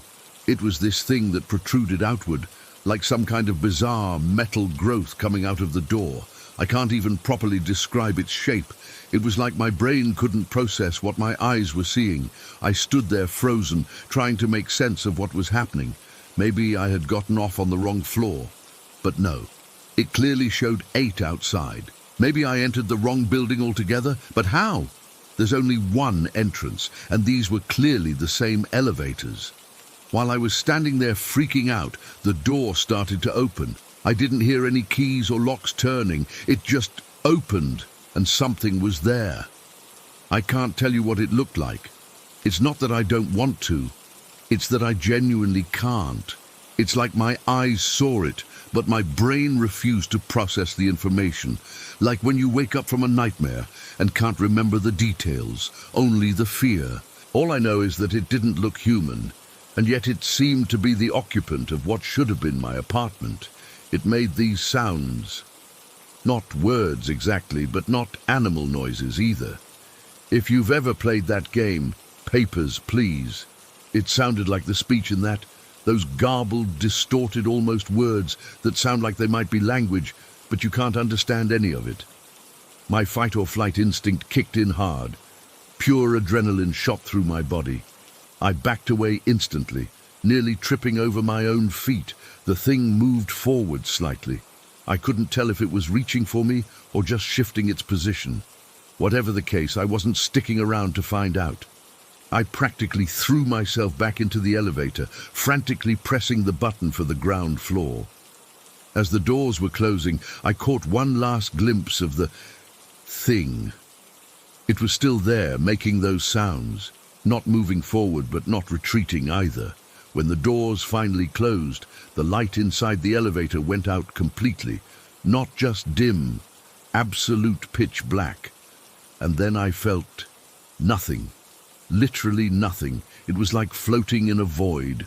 No sensation of the floor beneath my feet, no sound of the elevator machinery, not even the feeling of gravity pulling me down. Just absolute emptiness. I couldn't even hear my own breathing or heartbeat, though I'm sure both were going a mile a minute. I don't know how long I was in that void. It felt like an eternity, but realistically, it was probably only about 10 seconds.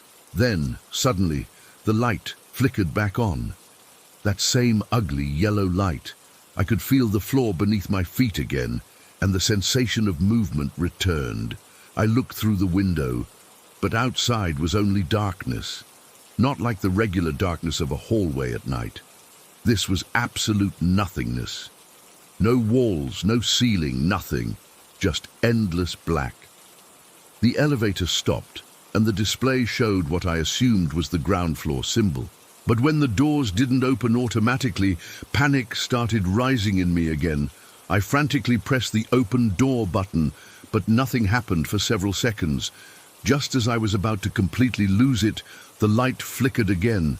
This time, when it came back on, it was the familiar bright white LED I was used to. Through the window, I could now see the regular hallway of my building. The air suddenly felt different too, lighter, normal, with the familiar smell of my building, which I never thought I'd be happy to smell. The doors opened, and I was about to bolt out when the elevator started moving upward again. I hadn't pressed any buttons. It just started going up by itself. I pressed the emergency stop button, but nothing happened. I pressed all the buttons in a panic, but the elevator continued upward until it reached the 8th floor.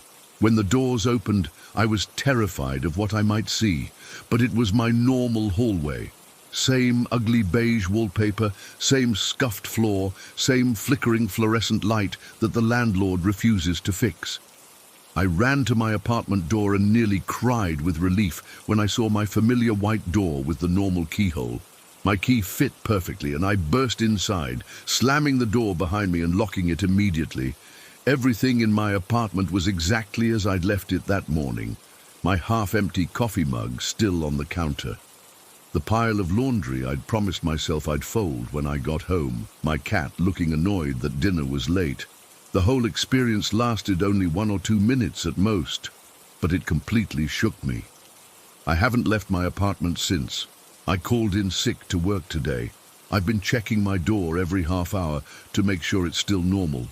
I keep looking at my windows to make sure the view is still the same.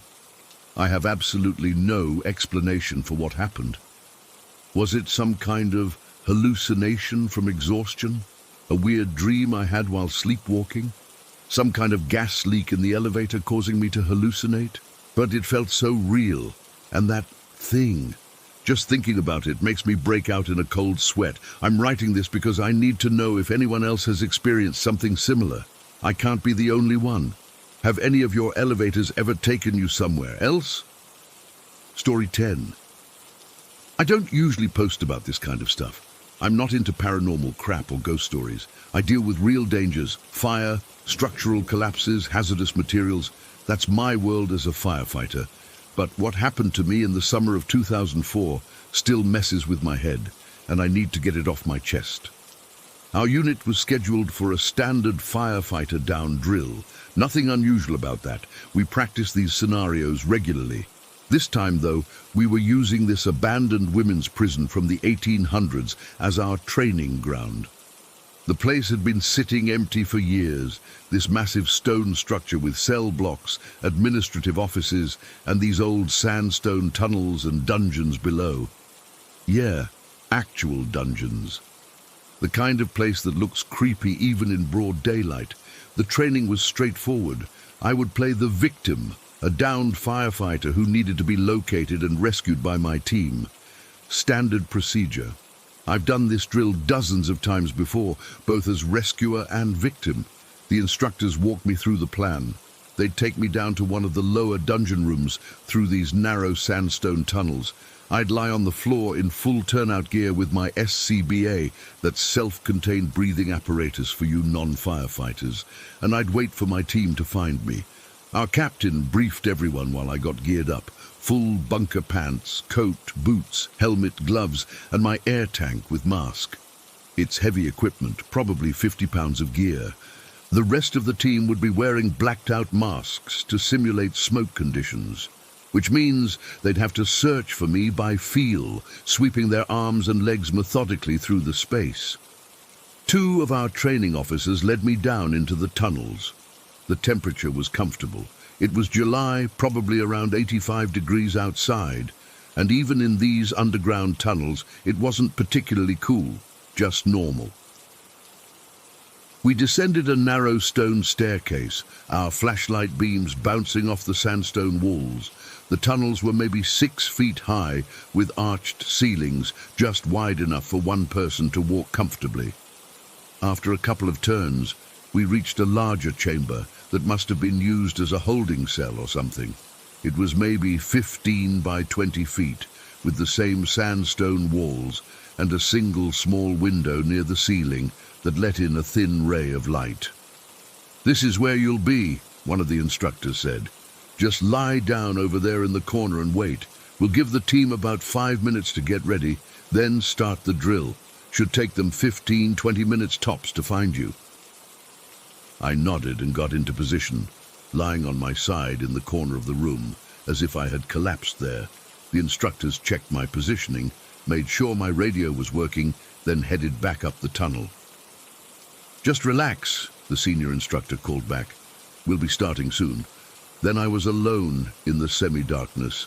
I could hear their footsteps fade as they walked back through the tunnel. I adjusted my position slightly to get more comfortable, the weight of my gear pressing against the cold stone floor. My breathing was loud inside my mask, that familiar Darth Vader sound that's oddly comforting when you're in the middle of a real fire. I was lying there for maybe 2 minutes when I first noticed the change. The temperature started dropping. Not gradually, but rapidly, like someone had suddenly cranked up an industrial air conditioner to maximum. Within seconds, the temperature plummeted to what felt like near freezing. I could actually see my breath condensing inside my mask, which is not normal at all. My first thought was some kind of weird air current or ventilation effect from the tunnels. Old buildings have strange air patterns sometimes, but this was different. It wasn't a breeze or draft. It was like the entire room had been suddenly placed in a deep freezer. I was about to radio the instructors to ask what was going on when it happened. Something grabbed my shoulder, hard. It wasn't a tap or a nudge. This was a powerful grip that I could feel even through my thick turnout coat. It felt like someone had grabbed me with their entire hand, fingers digging in, trying to roll me onto my back. The force of it actually pulled me about 6 inches across the stone floor. My heart rate instantly spiked to probably 160. I immediately rolled over, convinced one of the instructors had somehow sneaked back in to mess with me, but there was nobody there. Nobody. I scrambled for my flashlight and clicked it on, sweeping the beam around the empty room.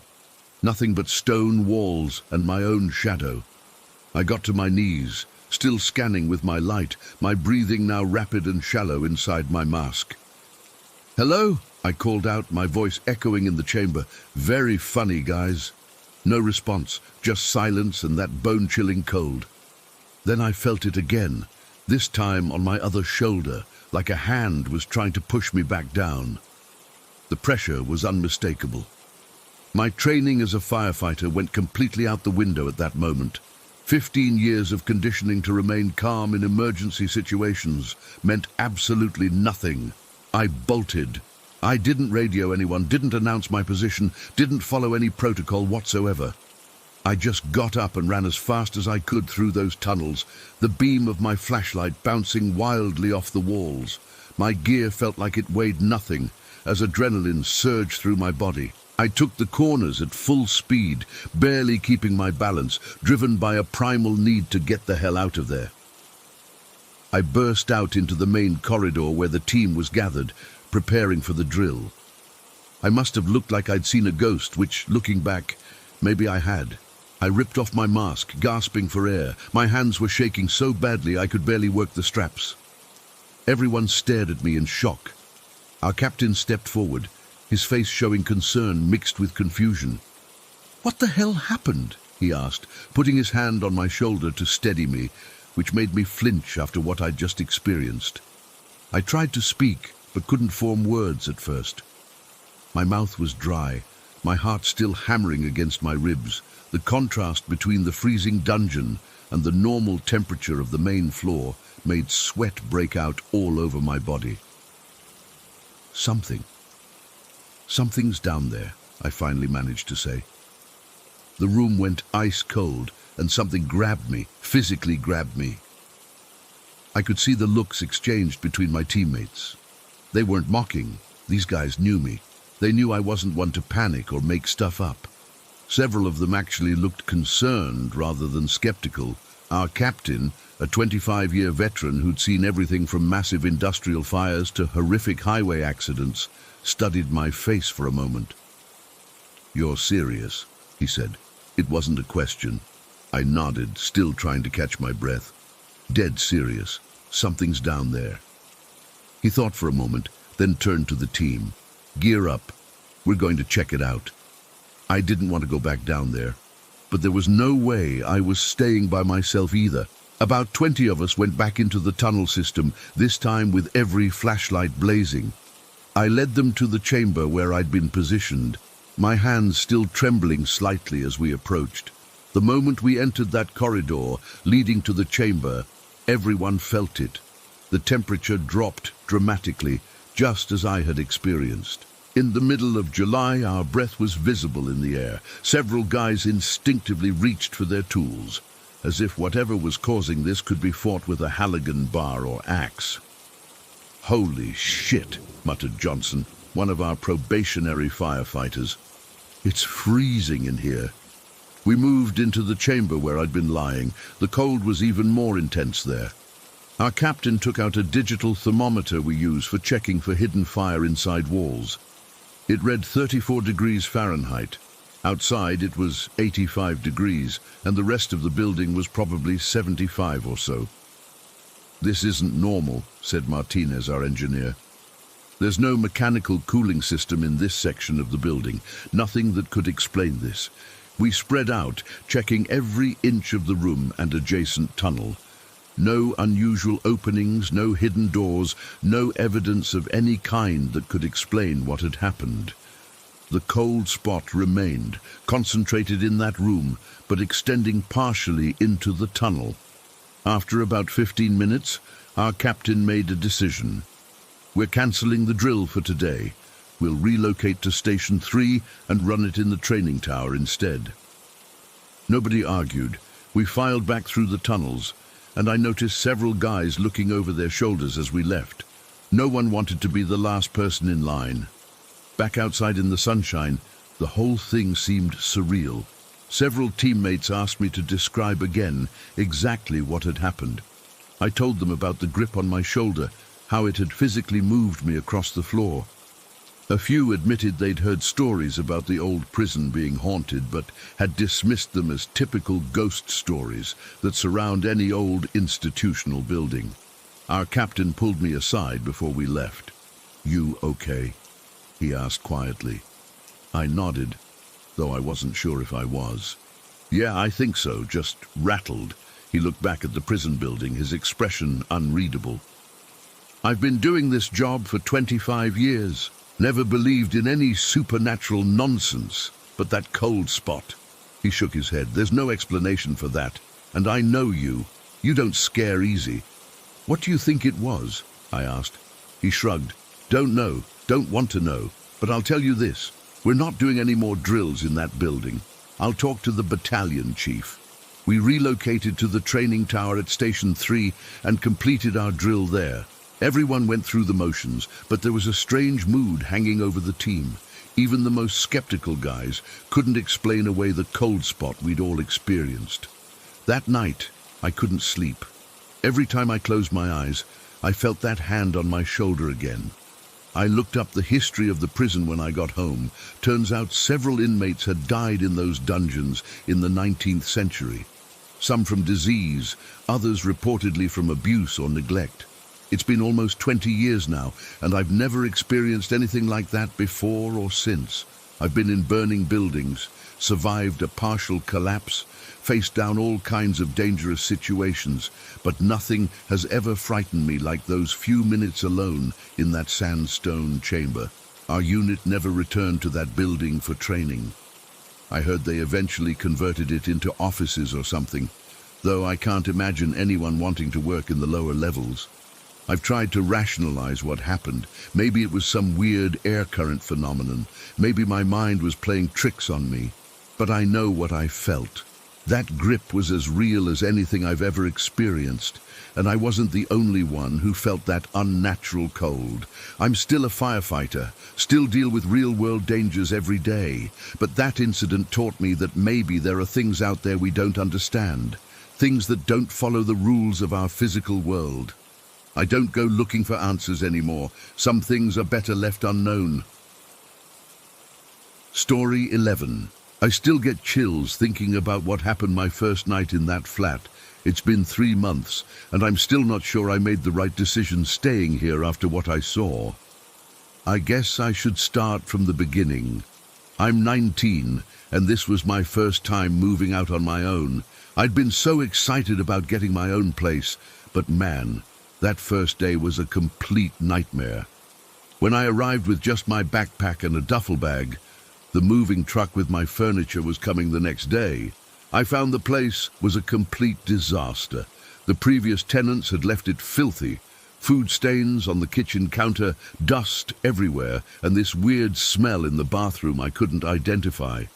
To make matters worse, there was some issue with the lease. The landlord had forgotten to give me the right copy, so I spent 2 hours on the phone trying to sort that out. By evening, I was sitting on the floor of an empty flat with nothing but a throw blanket I'd brought with me, feeling pretty miserable. I called my mate Alex. He's 20 and has lived on his own for about a year, just to vent. I didn't expect him to offer to come over, but he did. Dude, no way I'm letting you spend your first night alone in that dump. I'll bring some beers and takeaway. I was so relieved I could have cried. My flatmate wasn't moving in for another week, and the thought of spending that first night alone in an empty, dirty flat was getting to me more than I wanted to admit. Alex showed up around 8 with Chinese food and a 6-pack. We sat on the floor eating straight from the containers and talking about normal stuff. Video games, uni plans, girls. Trying to make the place feel less empty and weird. He'd brought his overnight bag with some basic stuff, including these Scooby-Doo pajamas he's had forever. We always take the piss out of him for them, but he insists they're comfortable. As it got later, we started getting a bit jumpy. You know that feeling in a new place where every little noise makes you look over your shoulder? The flat had these weird creaks, and the windows rattled when cars drove by. We kept trying to laugh it off, but I could tell Alex was feeling it too. While exploring the flat earlier, we'd found this stained duvet in the wardrobe that the previous tenants had left behind. It looked gross, and we joked about being desperate enough to use it if we got cold during the night. I'd rather freeze than catch whatever disease is living on that thing, Alex had said, and we'd laughed. Since I only had the single bed from the previous tenant and my throw blanket, we decided to just share the bed. It was a tight squeeze, but better than one of us sleeping on the bare floor. It felt like being kids again at a sleepover, whispering and laughing until we finally fell asleep around 1 in the morning. I woke up suddenly at what I later found out was around 3:30. At first I wasn't sure what had woken me, maybe a noise or just the unfamiliarity of the place. The room was dark, but not pitch black. There was enough light coming through the thin curtains from the street lamps outside that I could make out the shapes of things. That's when I saw him. Alex was standing by the open wardrobe, about 8 feet away from the bed. He had his arms wrapped around himself like he was cold. I could see him so clearly, not just a shadow or a silhouette, but a fully defined person. I could make out the Scooby-Doo logo on his pajama top, and even the mess of his hair sticking up like it always does when he sleeps. His body was turned away from me, facing the wardrobe, but his head was twisted around, looking directly at me. I remember thinking it looked uncomfortable, the way his neck was craned. My first thought was that he'd gotten up to grab that gross duvet after all. It was pretty cold in the flat, and the throw blanket we were sharing wasn't really cutting it.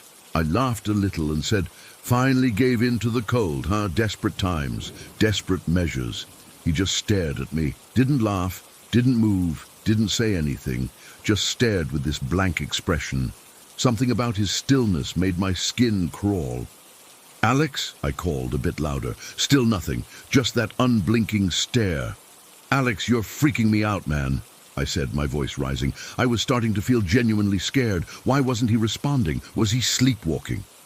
L-E-X. Then I heard a groan from beside me. "What the fuck, man? Why are you shouting?" My blood turned to ice.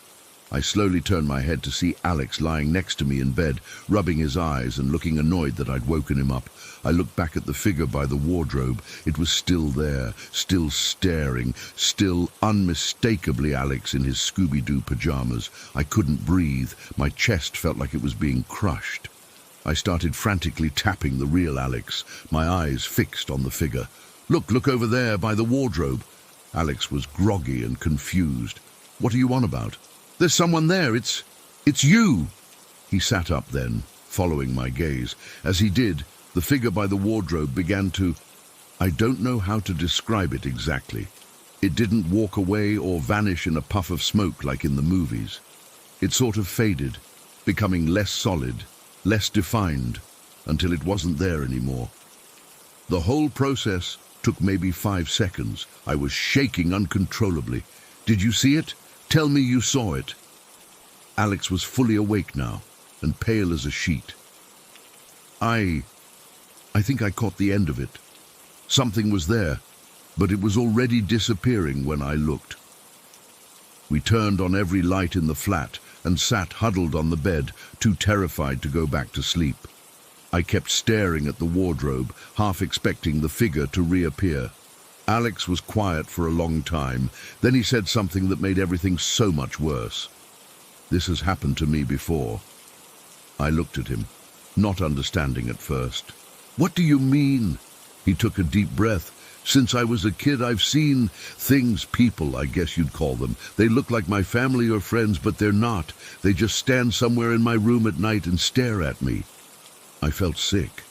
"What the fuck, Alex? And you never thought to mention this?" He shrugged, looking embarrassed. "Would you? People think you're nuts when you talk about this stuff. My parents took me to doctors when I was younger. They said it was just night terrors or sleep paralysis. But I wasn't paralyzed," I argued. "I was wide awake, and that thing, it was solid at first. I could see details." "That's how they always are," Alex said quietly. "Totally real looking.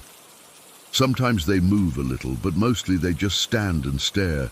They follow me wherever I go. My parents' house, university halls, my current flat, and now here." "Has anyone else ever seen them before?" I asked, desperately hoping I wasn't the only one. "A couple of times. My little sister saw one when we shared a room as kids. My roommate in first year saw something once, but he moved out right after, said it was too freaky." We sat in silence for a minute, processing this. Then I remembered something. "Alex, that thing looked exactly like you. Same pajamas, same hair, everything." He looked up sharply. "That's new. They've always looked like other people. My mom, my dad, friends. Sometimes people I don't even recognize. Never me." "What does it mean?" I asked. "I don't know," he said, looking genuinely scared. "But it can't be good." We stayed up the rest of the night, talking about all the times it had happened to him before. The first time when he was 7 and saw what looked like his mother standing in his doorway for hours, unmoving. The time in high school when his girlfriend stayed over and woke up screaming because she saw what looked like her father standing in the corner of Alex's room. Each story made me more terrified. When the sun finally came up, we were exhausted, but too wired to sleep. Alex suggested we go get breakfast somewhere, anything to get out of the flat. As we were getting dressed, he said something that stuck with me. "I'm sorry it's following me. But maybe it's good you saw it too. At least now someone believes me." I didn't know what to say to that. Part of me wished I'd never seen it, that I could dismiss it as Alex being crazy or having vivid dreams, but I couldn't. It had been right there, solid as anything until it wasn't. I ended up staying in the flat. My stuff arrived the next day and my actual flatmate moved in the week after as planned. I haven't told him anything about what happened. How do you even start that conversation? "Hey, by the way, my friend brings supernatural doppelgangers with him. Hope that's cool." Alex hasn't stayed over again. We're still friends, but there's this unspoken thing between us now.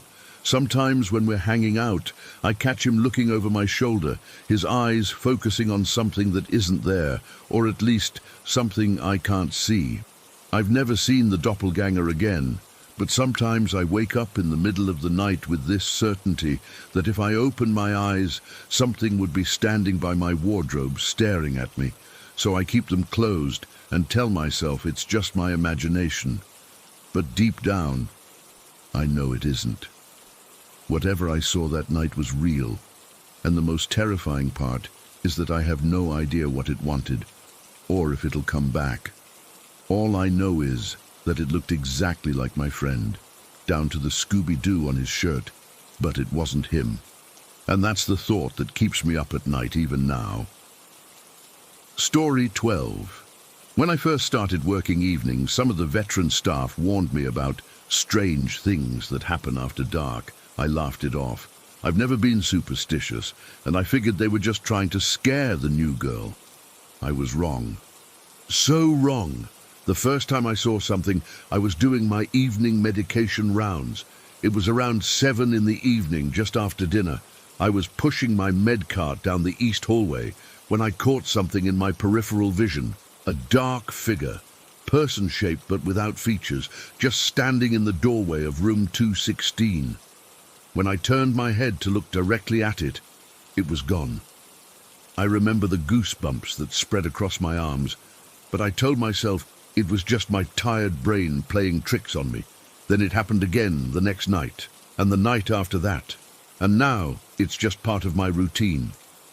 I see these shadow people almost daily. Sometimes it's just a glimpse from the corner of my eye, a dark mass moving across a doorway or at the end of a hallway. Other times I see them straight on, standing completely still, watching. They never have faces, just darkness where features should be. At first I kept it to myself. I didn't want to be the crazy nurse who sees things, but then during a particularly quiet night shift, my co-worker Maria and I were chatting at the nurse's station when she casually mentioned seeing the shadows earlier. "You see them too," I blurted out, feeling a rush of relief. "Everyone does, honey," she said. "This place is crawling with them, always has been." That conversation opened the floodgates. Turns out most of the evening and night staff have had experiences. We've even mapped out hotspots in the facility where activity seems more frequent. My unit, the West Wing, is apparently the most active. Since COVID hit, my unit was converted to the isolation ward. We've lost more residents here than I care to count, and the shadow people have multiplied. I used to see one every couple of days. Now it's multiple times per shift. Sometimes they stand in corners. Sometimes they hover at the foot of residents' beds. Sometimes they move quickly down the hallway as if they have somewhere to be. I know this sounds insane. I sometimes still try to convince myself it's just sleep deprivation or my mind filling in blanks in dim lighting. But then something happens that I can't explain away. Like last month, it was around 9:30 at night, and my co-worker Denise was caring for Mr. Walters, who had taken a turn for the worse. His oxygen saturation kept dropping, and we were monitoring him closely. I was at the nurse's station updating his chart when Denise burst in, white as a sheet. "They're here," she said, her voice shaking. "Who's here?" I asked, immediately thinking we had unauthorized visitors, which would be a serious violation of our COVID protocols. "The children," she whispered. "In the kitchen area. Our unit has a small kitchenette where we prepare snacks and drinks for residents. It's just a microwave, sink and fridge. Nothing fancy. It's visible from the nurse's station through a large window." "What children?" I asked, peering through the window. "The kitchenette was empty. You didn't see them. 2 kids, a boy and a girl, running around the island laughing. I heard them clear as day." I felt the blood drain from my face, not because I saw anything, but because of what Maria had told me months earlier about the children. "When you see the kids playing, mark my words, someone's going to die. Always happens," she had said, with the certainty of someone who had seen it too many times to doubt. Sure enough, Mr. Walters passed away 3 hours later. Despite our best efforts, his body just couldn't fight anymore. After that night, I asked around about the children. Turns out they're well known among the staff. 2 children, always together, always playing and laughing, and yes, their appearance always precedes a death. Always. The children aren't the only regular visitors we have. At the very end of the east hallway, there's our facility's chapel. It's a small, simple room with about 8 pews and a modest altar. Nothing fancy, but it provides comfort to many of our residents and their families during difficult times. The chapel is behind 2 sets of heavy double doors, both with keypad locks. Residents can't access it without staff assistance because the dementia residents sometimes wander, and we need to know where everyone is at all times. From the east hallway, you can see into the chapel through a narrow window in the door, and that's where many staff members, myself included, have seen him, the bald man. He's always sitting in the 3rd pew on the left, hands folded in his lap, head bowed slightly as if in prayer. He wears what looks like an old-fashioned dark suit. No one knows who he is. The first time I saw him, I nearly called security thinking a visitor had somehow gotten locked in. But when I unlocked the doors and entered the chapel, it was empty, completely empty. When I mentioned it the next day, the day shift supervisor just nodded knowingly. "Oh, that's just the chaplain," she said. "He's been seen sitting there for years, long before any of us started working here." The creepiest experience I've had, though, happened about 6 months ago. We had a resident, I'll call him Mr. S., who was a convicted child molester. We don't usually know our residents' criminal histories, but his case had been high profile, and several staff refused to care for him. I was assigned to Mr. S one night, and I did my job professionally. Whatever his past, he was now an elderly man with advanced COPD who needed medical care. Around 2 in the morning, I heard screaming coming from his room. Not unusual. Many residents have night terrors or confusion, especially those with dementia. When I entered his room, Mr. S was sitting bolt upright in bed, pointing to the corners of the room, his eyes wild with terror. "Get them away from me," he shrieked. "Make them stop laughing. There's no one here, Mr. S," I said, trying to calm him. "You're having a bad dream." "The children," he gasped, his breathing labored. "They're everywhere, can't you see them? They're standing around my bed, laughing at me." I felt a chill run down my spine. The room felt suddenly cold, though the thermostat read normal. Mr. S continued to point and cower, tears streaming down his face. I administered his PRN anxiety medication and stayed with him until he calmed down enough to sleep. The next morning, during shift change, I was informed that Mr. S had passed away. Heart failure, the doctor said. His body was found at 6 a.m. by the early shift. I still think about that night, about what he saw, about whether those children were the same ones seen in our kitchenette before deaths. I wonder if they sought him out specifically because of his crimes. The most recent incident happened just last week. I was doing my 3 a.m. rounds on the dementia unit. Most residents were asleep, but Mrs. Chen was sitting up in her bed, wide awake, staring at the curtain that separated her side of the room from her roommates. "Everything okay, Mrs. Chen?" I asked, keeping my voice low to avoid waking her roommate. "Who is that man?" she asked, pointing to the curtain. I felt that familiar cold sensation spreading across my back. "What man, Mrs. Chen?" "The tall man standing behind the curtain. He's been watching me." Her voice was calm, matter-of-fact, as if she was asking about the weather. I pulled back the curtain slowly, dreading what I might find. There was nothing there except Mrs. Chen's sleeping roommate, Mrs. Davis. "There's no one there, Mrs. Chen, just Mrs. Davis sleeping." Mrs. Chen looked confused, then almost annoyed with me. "He was right there, tall man, black coat." "He was looking at me, then at her," she said, nodding toward Mrs. Davis. I checked on Mrs. Davis, who was sleeping peacefully, then helped Mrs. Chen lie back down. I made a note to monitor her for any signs of increased confusion or hallucinations. Within 4 hours, we had 3 deaths in the facility, all on different units, all unexpected, and Mrs. Davis, Mrs. Chen's roommate, fell out of bed that morning and fractured her hip. It's hard to know what to make of all this. I'm a medical professional. I believe in science, in things I can see and touch and measure, but working nights in this place has stretched the boundaries of what I consider possible.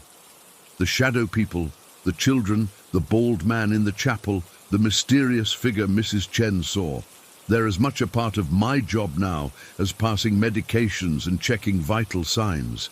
The other strange occurrences, lights turning on and off by themselves when all residents are in bed, call lights going off in empty rooms, the elevator stopping at floors when no one has pressed the button.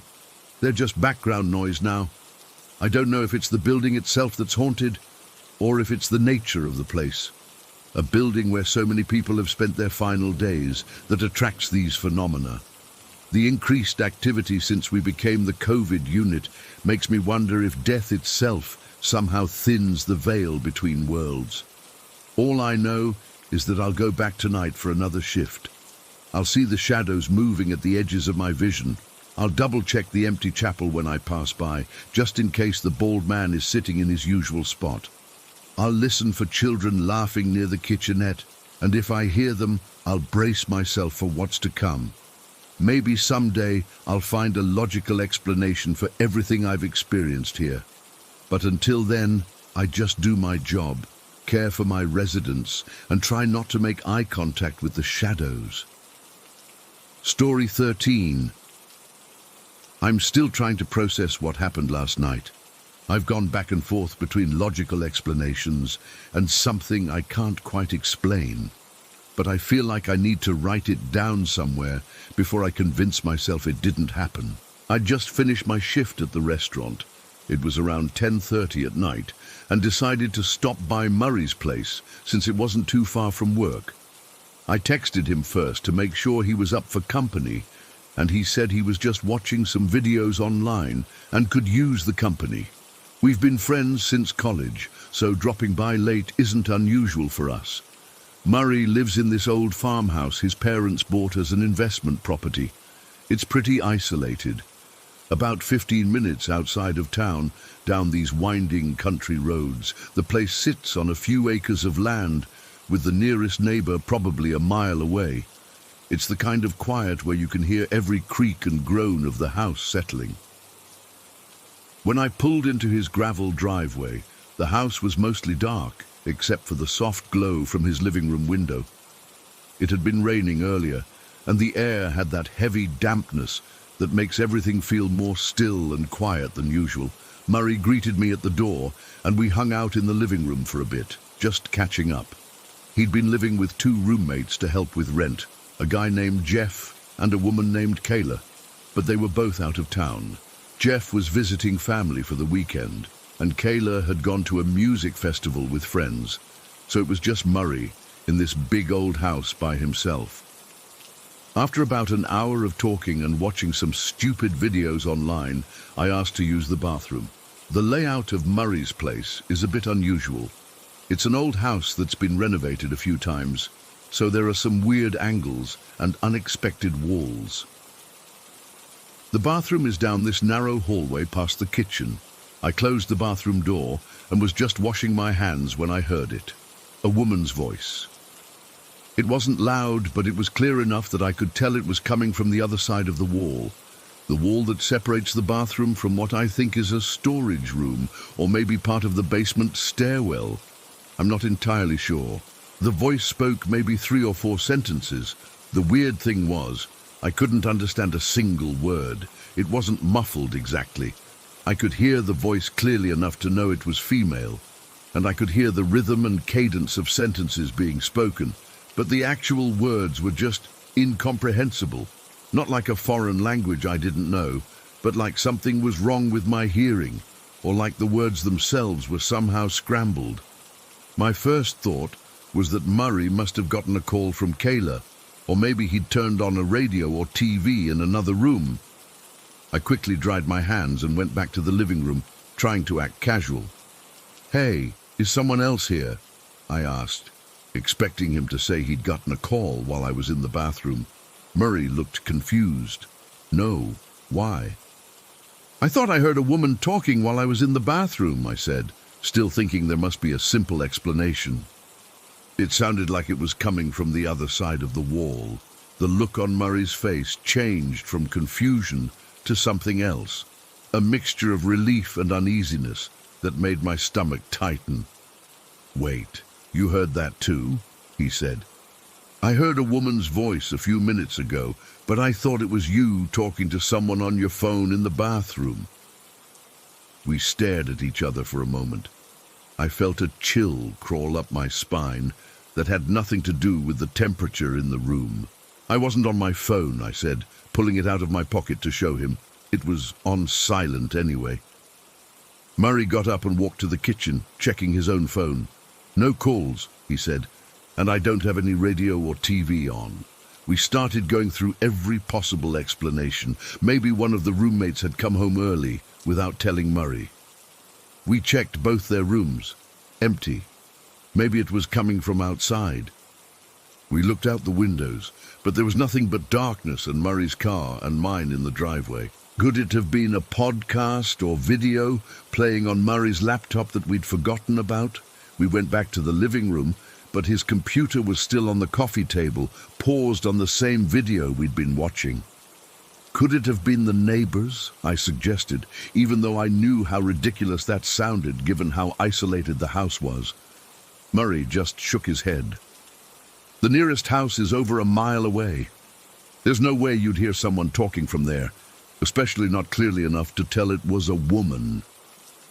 We walked back to the bathroom together. Murray pointed to the wall where I'd heard the voice.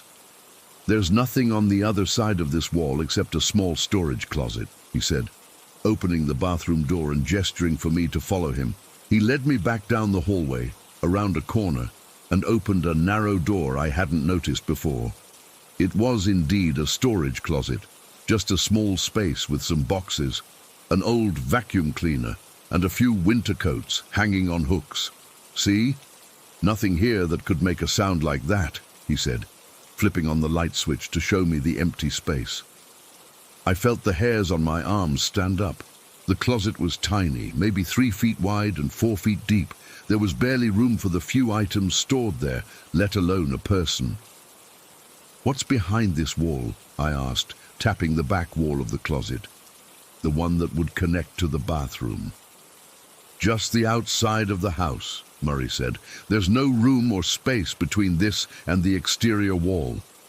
We stood there in silence for a moment, and I could tell we were both thinking the same thing but not wanting to say it out loud. Finally, Murray just said it plainly. "I think my house might be haunted." He didn't say it dramatically or like he was trying to scare me. He said it matter-of-factly, like he was telling me his refrigerator was making a weird noise. "You're serious?" I asked, though I could tell from his expression that he was. "This isn't the first time something like this has happened," he admitted. "About a month ago, Kayla mentioned hearing someone walking around upstairs when everyone was downstairs watching a movie, and Jeff swears sometimes his bedroom door opens on its own in the middle of the night." "Why didn't you ever mention this before?" I asked, feeling slightly betrayed that he'd never brought up these occurrences during any of my previous visits. Murray shrugged. I didn't want to sound crazy, and honestly, I've never experienced anything myself until tonight. I always figured maybe Jeff and Kayla were exaggerating, or there were normal explanations they weren't considering. We went back to the living room, both of us noticeably more on edge. Every little creak of the house made us glance around. Murray turned on more lights and put on some music, not loudly, but enough to fill the silence. "So, what did the voice sound like to you?" I asked, unable to let it go. "Could you understand what it was saying?" Murray shook his head. "No. That was the weirdest part. I could tell it was a woman speaking, and I could hear the rhythm of sentences, but the words themselves were, I don't know how to describe it. It's like they were words, but my brain couldn't process them as language."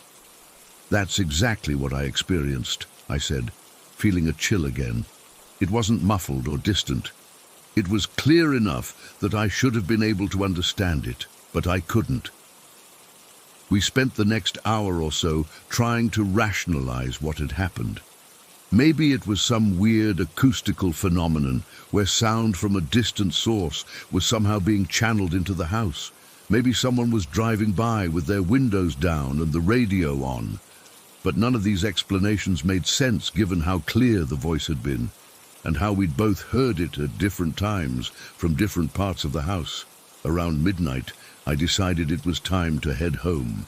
I'm not usually the type to get spooked easily, but I couldn't shake the uneasy feeling that had settled over me. Murray seemed reluctant to see me go, and I had the distinct impression he wasn't looking forward to spending the night alone in that house. As I was getting ready to leave, standing in the entryway putting on my jacket, we both froze. The voice was back. This time, it was coming from upstairs, the same woman's voice, speaking in the same incomprehensible way, but louder now, almost as if she knew we were discussing her and wanted to make her presence known. Murray and I looked at each other, his face pale in the dim light of the entryway. Without saying a word, we both moved toward the stairs, drawn by a mixture of fear and curiosity that I can't fully explain. The voice stopped as suddenly as it had started. "Should we go up there?" I whispered, my heart pounding so hard I could feel it in my throat. Murray hesitated, then nodded. We climbed the stairs slowly, each step creaking beneath our weight. The upstairs hallway was dark, except for a sliver of light coming from the bathroom at the end.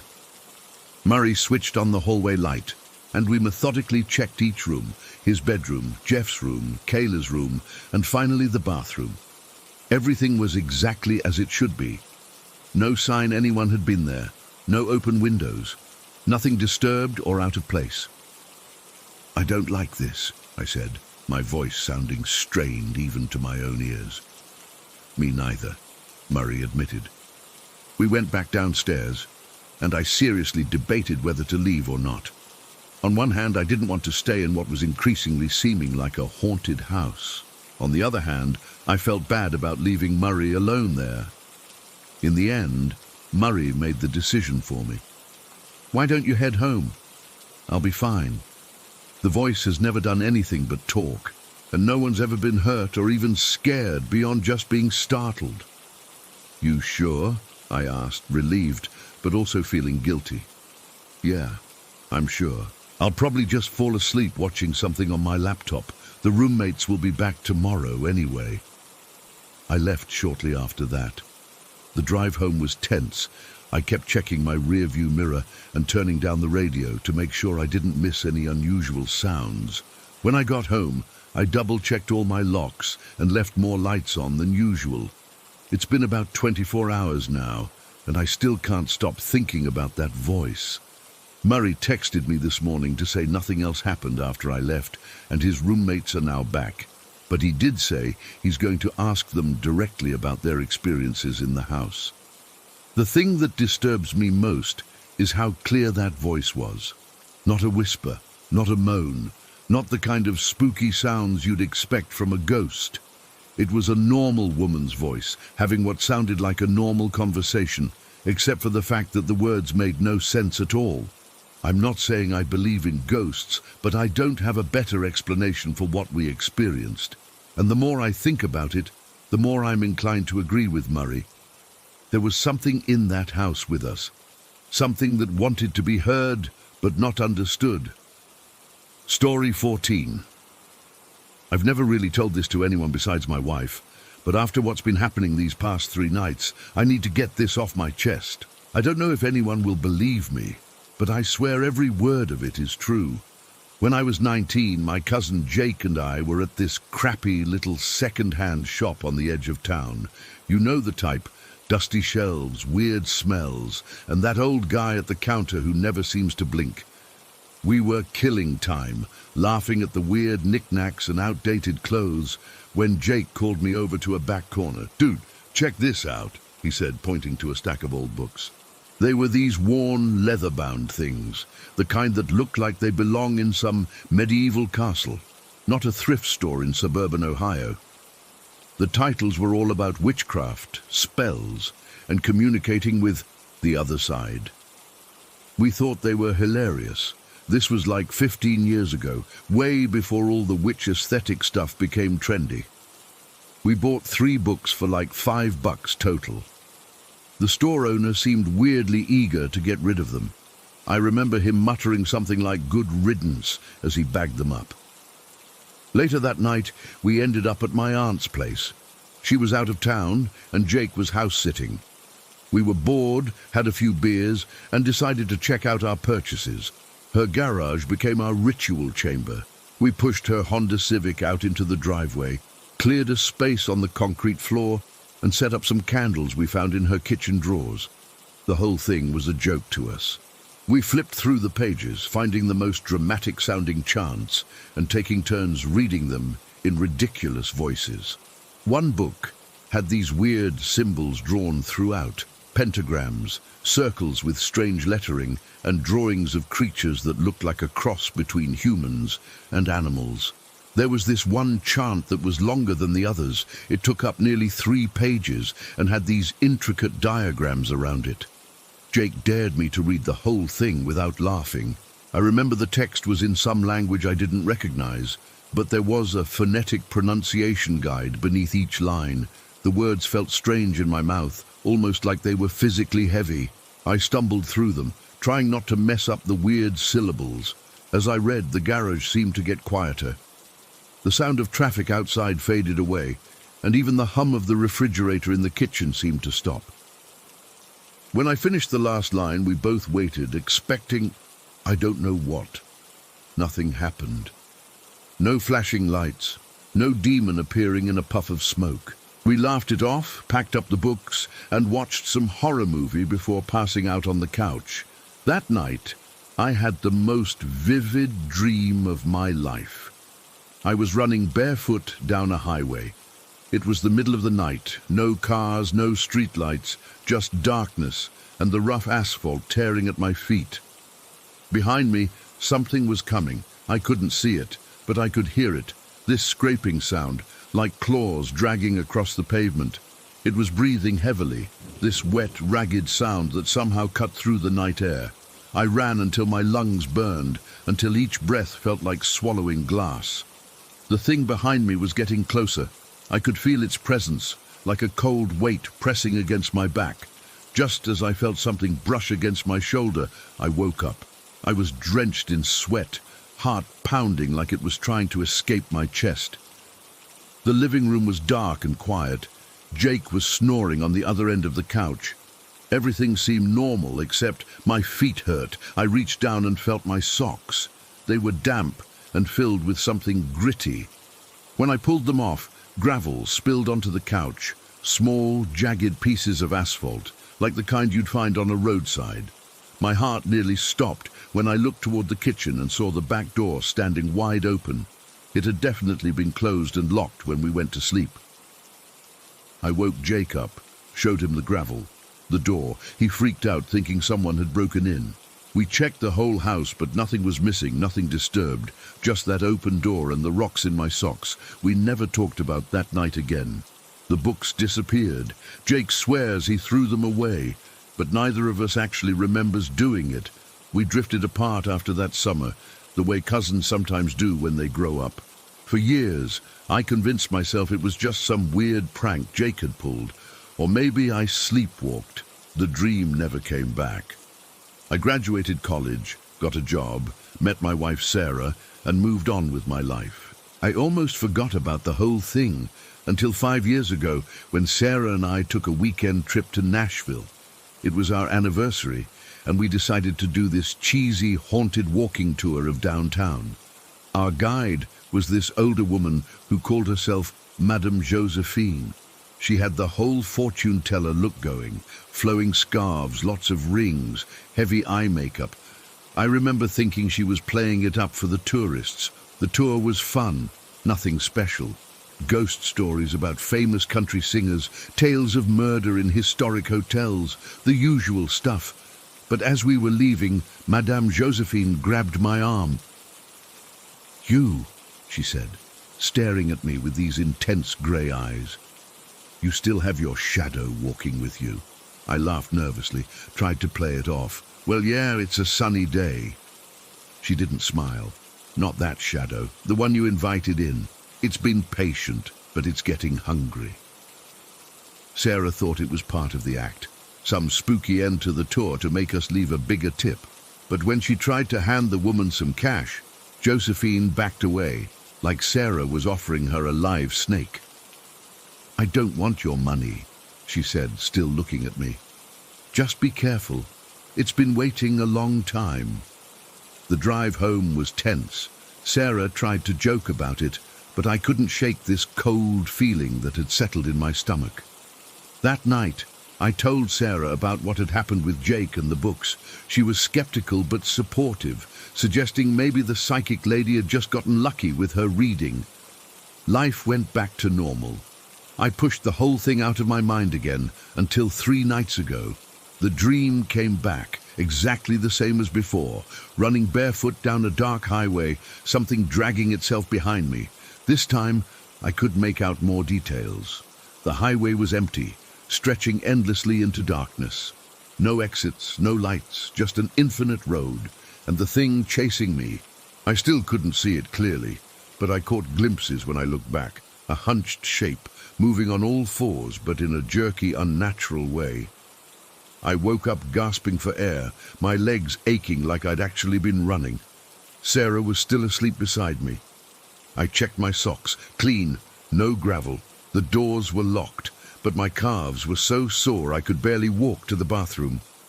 The next night, the dream returned.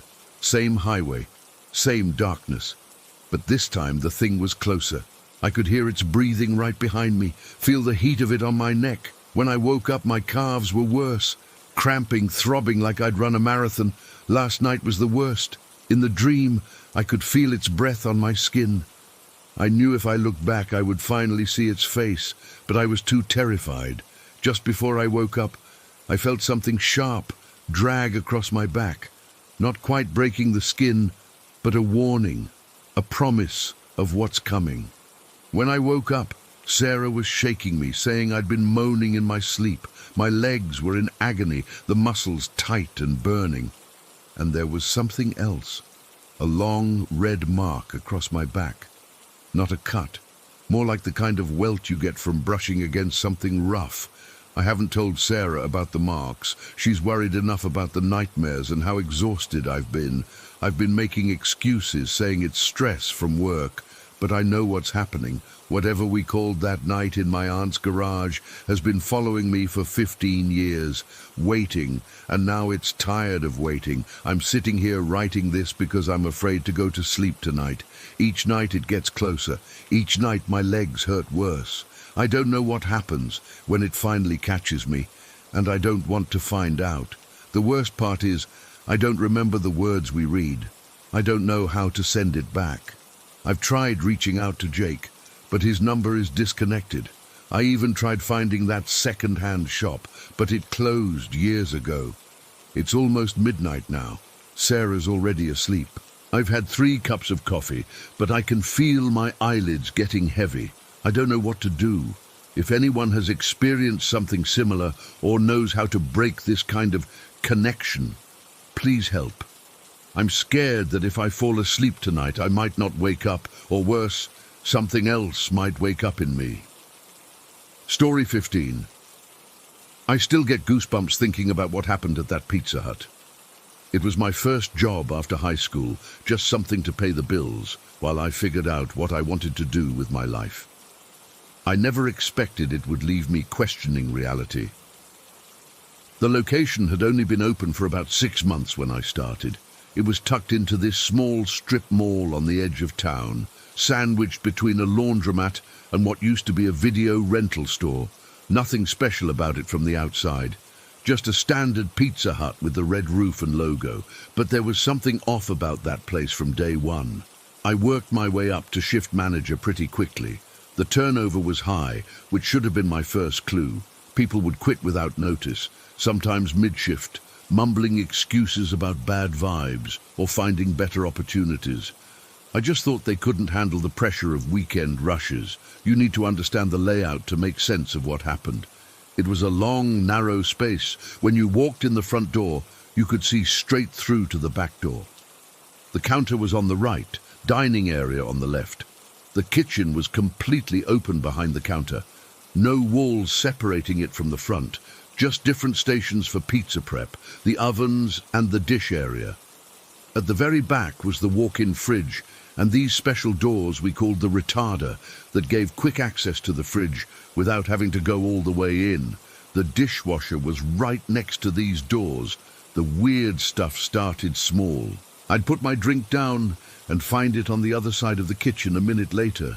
Tools would disappear and turn up in places they didn't belong. I'd hear the bathroom door open and close when I was closing up alone. At first, I brushed it off as exhaustion or forgetfulness. Then the morning shift happened that I can't explain to this day. It was a Tuesday in October, about 6:15 in the morning. Opening shifts were always quiet, just me and one cook getting everything ready before we opened at 11. That morning I was working with Liz, who had been there longer than me. She was this no-nonsense woman in her 30s, definitely not the type to make up stories or get spooked easily. Per company policy, we both wore all black. Black hat, black polo shirt, black pants, and black non-slip shoes. Standard uniform, nothing special. The first hour was routine. I counted the register and set up the front while Liz prepped the kitchen. We had the radio playing quietly, some morning talk show that was more background noise than entertainment. I remember it was particularly cold that morning. The heating system in that place was terrible, and it always took a couple hours to warm up. Around 7:30, I was taking the trash out the back door. We had these heavy black garbage bags filled with empty boxes and food waste from the night before. The dumpster was about 20 feet from the back door, and I had to make 2 trips. On my second trip, I propped the door open with a brick we kept nearby. I could see into the kitchen from where I was standing. That's important to note. The back door led directly into the kitchen area with a clear view of most of the stations. Liz was kneeling by the retarder doors, organizing ingredients and checking stock levels. I could see her clearly from where I stood. I remember noticing how the fluorescent lights made everyone look kind of sickly in the morning, that harsh white glow bouncing off the stainless steel surfaces. I was just about to close the back door when Liz suddenly stood up. Even from a distance, I could see her face had gone completely pale. She ran, not walked, but ran, straight to the back door where I was standing. "Did you just walk by the dishwasher?" she asked, her voice shaking. I felt a chill that had nothing to do with the morning air. "No, I've been right here the whole time." She grabbed my arm, her fingers digging in hard enough to leave marks. "Someone just walked by. I thought it was you." "There's nobody else here," I said, trying to keep my voice steady. "We're the only ones who have keys, and I locked the front door behind us when we came in." That's when she told me exactly what she'd seen. While she was kneeling at the retarder doors, she saw what she thought was me, a black figure, walk up to the dishwasher, stop for a moment, then turn around and walk back in the other direction. She'd assumed it was me walking from the front to check something and then returning, but I hadn't moved from the back door. We did a full sweep of the building together, checking bathrooms, closets, the office, even the walk-in fridge. Nothing. No doors or windows were open. The front door was still locked with the closed sign displayed. We were completely alone, or at least we were supposed to be. The rest of that morning was tense. We tried to joke about it, saying maybe we had a pizza ghost who was checking on our work, but the laughter was hollow. We both kept looking over our shoulders, jumping at every noise the old building made as it settled. Looking back, I should have paid more attention to the smaller incidents that happened before that day. They weren't just random occurrences. They were building up to something, like the time I was doing inventory alone late one night. I had my clipboard and was counting boxes in the storage room when I heard footsteps in the kitchen, heavy footsteps like work boots on the tile floor. I called out, thinking maybe the closing manager had forgotten something and come back. No answer. When I walked into the kitchen, it was empty, but the swinging door to the dining area was still moving slightly, as if someone had just pushed through it. Or the morning I came in and found all the chairs in the dining area had been turned upside down on the tables. Not just placed on top like we did for cleaning, but literally upside down, with the legs pointing toward the ceiling. The closing manager swore they'd left everything normal the night before, and the alarm hadn't been triggered. After the black figure incident with Liz, things escalated. The restaurant phone would ring, but when we answered, there would be nothing but static or sometimes what sounded like distant kitchen noises. The exact same sounds that were happening in our own kitchen at that moment, like an audio echo. The bathroom door thing became more frequent.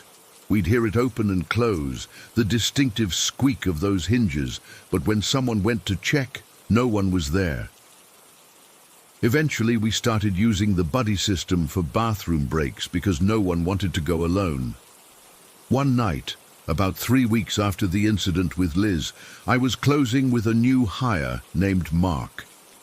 He was restocking the salad bar while I counted down the register. Suddenly, all the lights in the kitchen went out, though the dining area lights stayed on. Mark and I both froze. Then we heard it, the sound of metal pans clattering to the floor in the darkened kitchen. Mark looked at me, his eyes wide. "Should we check it out?" I didn't want to, but I was the manager on duty. I grabbed the heavy flashlight we kept under the counter, and we both walked slowly toward the kitchen. As soon as we crossed the threshold, the lights came back on. Several metal preparation pans that had been stacked neatly on a shelf were now scattered across the floor, some as far as 10 feet from the shelf. There was no way they could have fallen that distance on their own. It was as if someone had swept them off the shelf and thrown them. Mark quit the next day. Can't say I blamed him. The incident that finally broke me happened about 2 months after the black figure sighting. I was alone, prepping for opening. The cook had called in sick, so it was just me until the assistant manager would arrive at 10.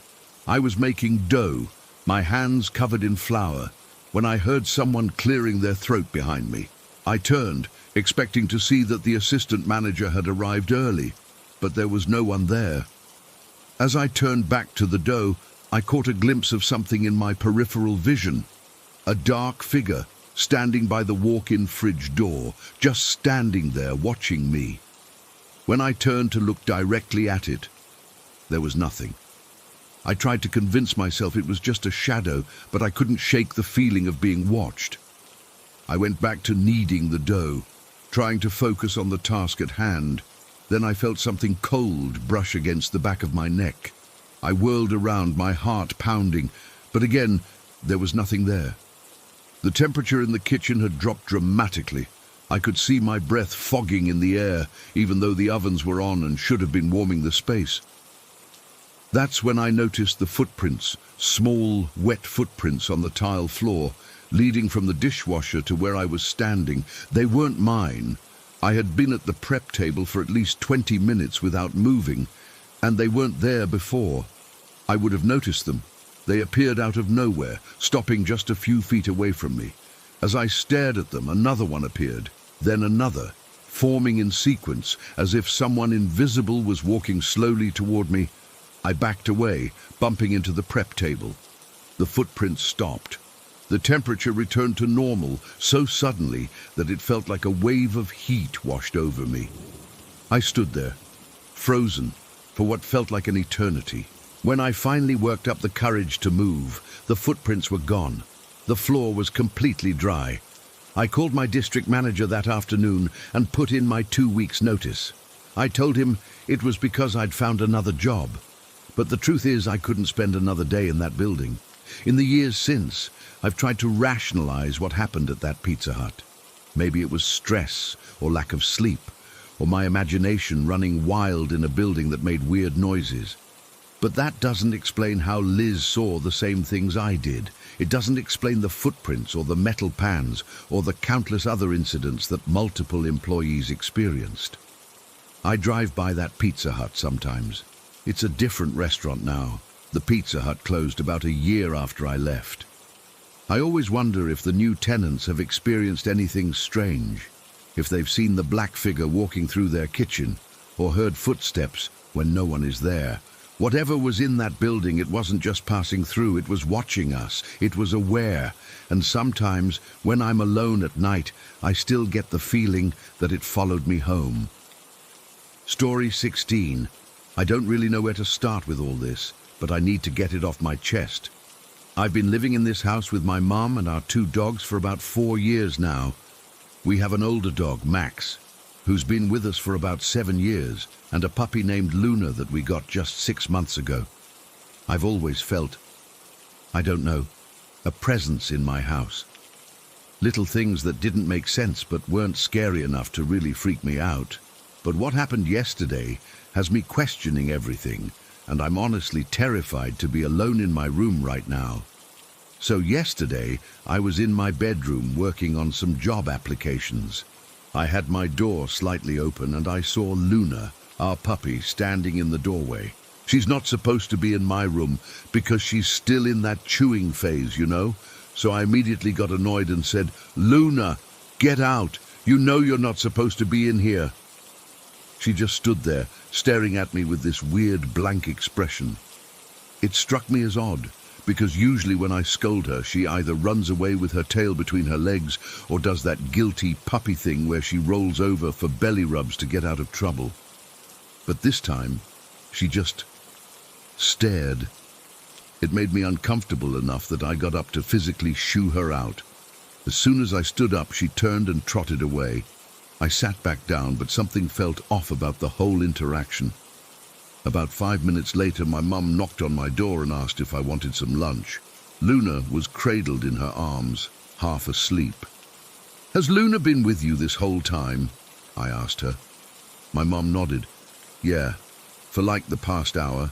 She fell asleep on my lap while I was watching TV." I felt this cold sensation wash over me. She wasn't just at my door a few minutes ago. Mom looked confused. No, definitely not. She's been zonked out on me, poor thing's exhausted from the dog park this morning.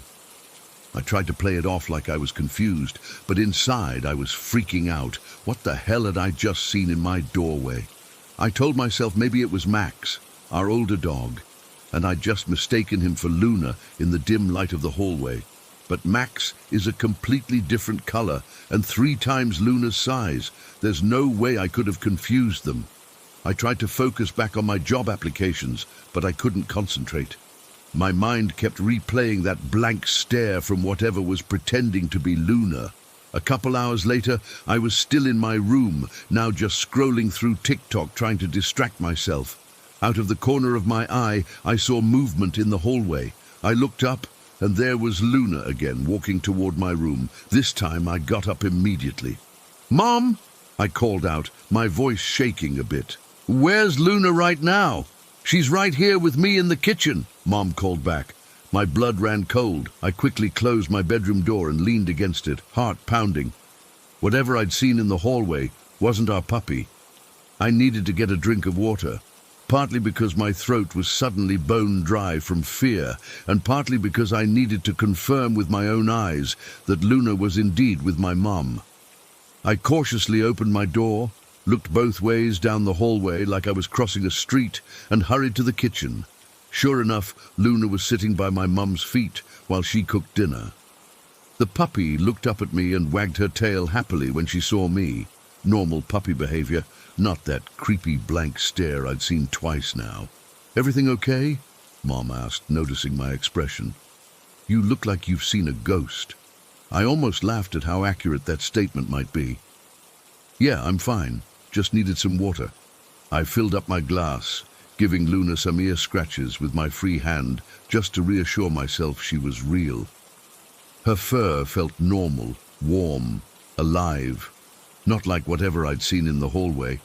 I went back to my room, but I left the door wide open this time. I couldn't focus on anything. I kept glancing up every few seconds, scanning the doorway, half expecting to see that thing again. What happened next is what really pushed me over the edge from maybe I'm seeing things to holy shit, something supernatural is happening. I got up to use the bathroom, which is connected to my bedroom.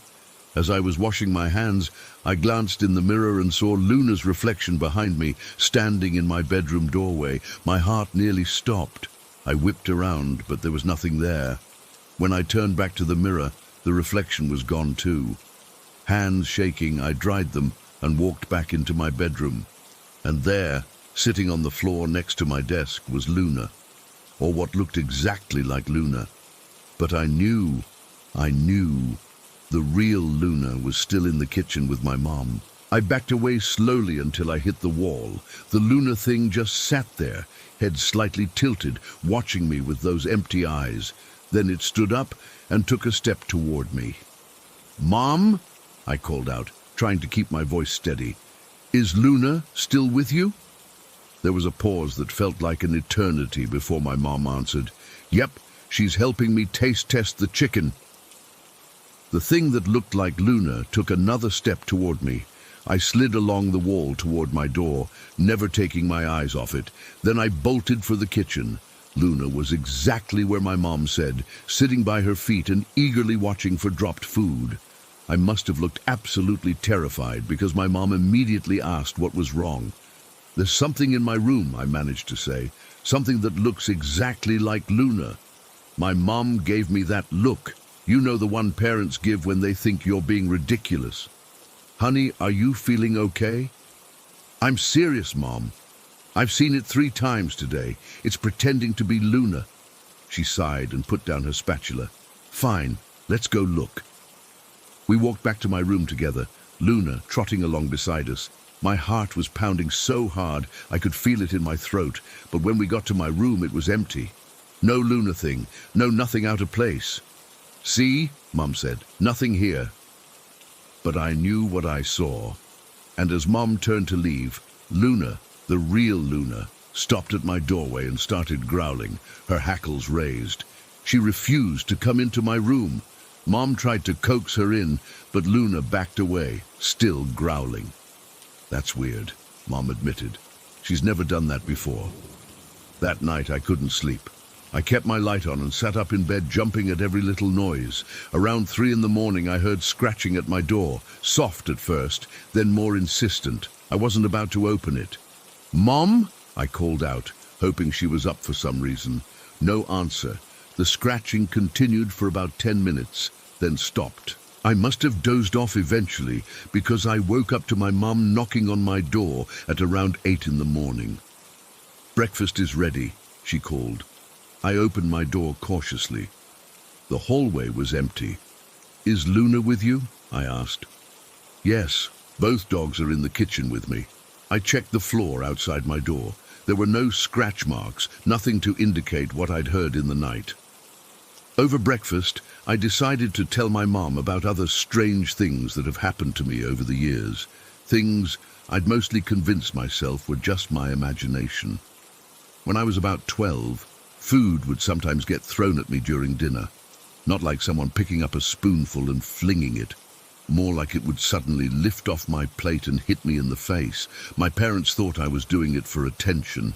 For years, I've occasionally felt my bed sink down as if someone was sitting on the edge of it when I'm trying to sleep.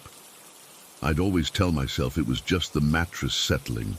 Sometimes I'd be alone in a room and suddenly smell someone's perfume or cologne, but no one in our family wore anything like that. As I told my mom all this, I could see her expression changing from skeptical to concerned. "Why didn't you ever say anything?" she asked. "Because I didn't want you to think I was crazy," I replied, and honestly, I kept trying to convince myself it was nothing. She was quiet for a moment. "You know, your grandmother used to talk about spirits and energies. She always said some people were more sensitive to them than others. I've been doing research all day today, and I think what I'm dealing with is called a mimic, a type of entity that can take the form of other living things. But here's the really freaky part. I don't think the mimic is the only thing in our house. All those earlier experiences, like the food throwing and the bed sinking, they feel different from what's happening now with the Luna thing. The mimic feels threatening, malevolent. But those earlier experiences, while scary, never felt dangerous. It's almost like there are two separate entities. The mimic that's recently shown up and is taking Luna's form, and something else that's been with me for years. And weirdly, I'm starting to wonder if that older presence might actually be trying to protect me from the mimic. Last night, after the scratching stopped, I felt that familiar dip in my mattress. But instead of feeling scared, I felt comforted somehow. Like whatever it was standing guard. I don't know what to do now.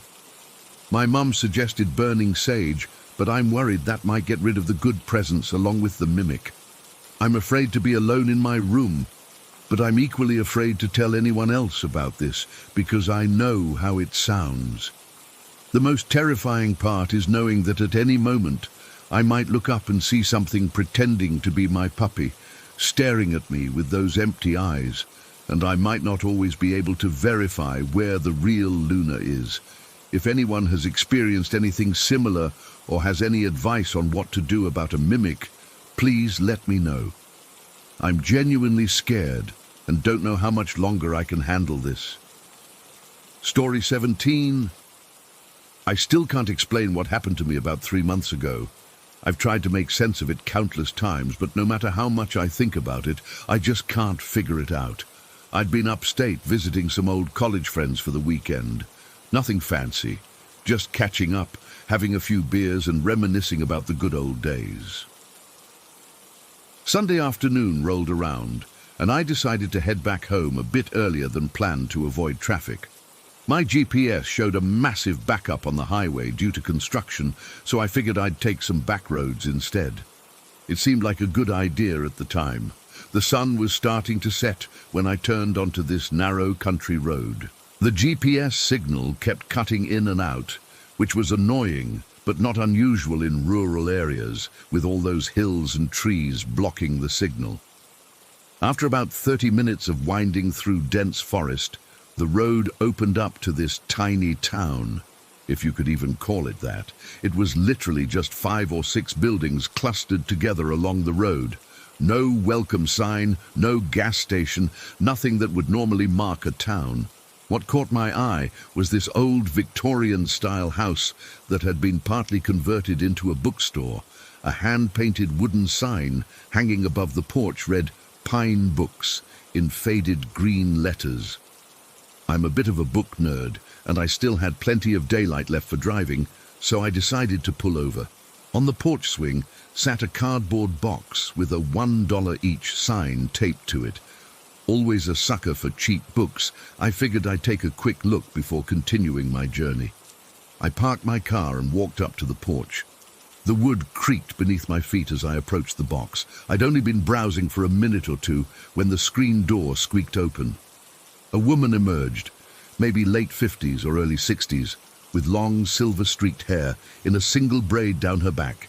She wasn't wearing any shoes, which struck me as a bit odd. "Well, hello there," she exclaimed, like she'd been expecting me all day. "Find anything interesting yet?" Before I could answer, she continued, You must be tired from your drive. Why don't you come in? I just made some tea, and I've got cookies and fruit." I started to politely decline, but she'd already disappeared back inside. A moment later, she returned with a wooden tray holding a teapot, 2 cups, some cookies, and sliced pears. She set it down on a small table next to the porch swing and patted the seat beside her. "Come, sit. Rest your legs a bit." I didn't want to be rude, so I sat down and accepted a cup of tea. It had a strange herbal taste that I couldn't quite identify. Not unpleasant, just unfamiliar. The pears tasted slightly off too, almost fermented, but I ate a slice to be polite. "You've come a long way," she said, not as a question but as a statement. "From the city, right?" I nodded, surprised. "How did you know?" She laughed. "Oh, you can always tell. City folks have a certain look about them, always in a hurry, even when they're trying not to be." We chatted for a bit as I sipped more tea. She asked a lot of personal questions. Where I worked, if I lived alone, if my parents were still alive. Looking back, I should have found it invasive, but at the time, it felt like comfortable conversation with someone genuinely interested in my life. "Would you like to see inside the store?" she eventually asked. "I've got thousands of books, something for everyone." I agreed, curious about what sort of collection a bookstore in the middle of nowhere might have. As we stood up, I felt a slight wave of dizziness, which I attributed to sitting too long after driving. The inside of Pine Books was dimly lit and absolutely packed with books, shelves reaching to the ceiling, stacks on the floor, piles on tables. The air smelled of old paper and something else I couldn't place, maybe incense or dried herbs. It was warm inside, almost uncomfortably so. "Browse as long as you like," she said. "I'll get you more tea." I wanted to refuse. I'd had enough tea, but she was already gone. I started looking through the shelves, finding an eclectic mix of titles. Some were recent bestsellers, others were obscure titles I'd never heard of, and there were quite a few old, leather-bound volumes without any identifying marks on their spines. The woman returned with more tea and placed the cup on a nearby shelf. "My children used to help me run this place," she said, continuing our conversation from outside. "All grown up now, moved away. It's just me here most days."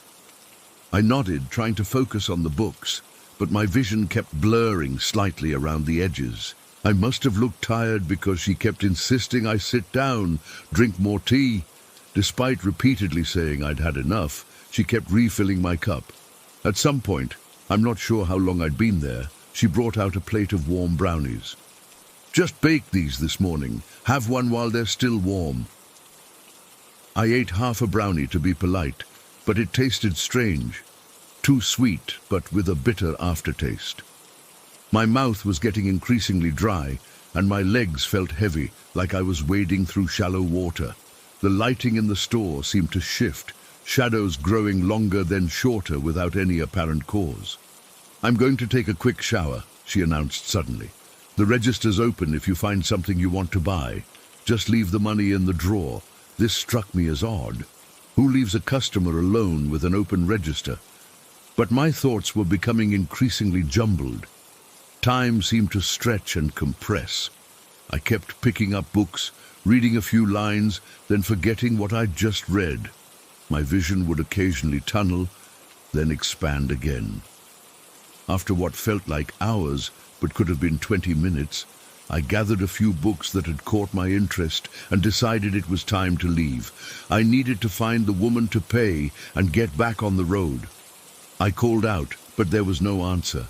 The house portion of the building was partially separated from the store by a beaded curtain. I called again, then hesitantly pushed through the curtain. "Hello, I'd like to pay for these books." I followed a narrow hallway lined with more bookshelves until I reached what appeared to be a bedroom.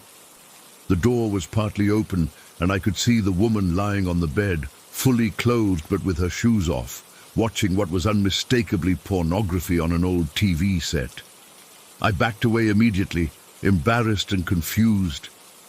"Sorry," I just wanted to pay for these, I called out, retreating quickly to the store area. No response.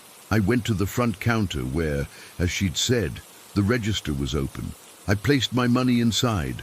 I think I even left extra, and stumbled toward the exit. When I stepped outside, the world had changed completely. The sky was an unnatural orange-red, and smoke curled across the horizon.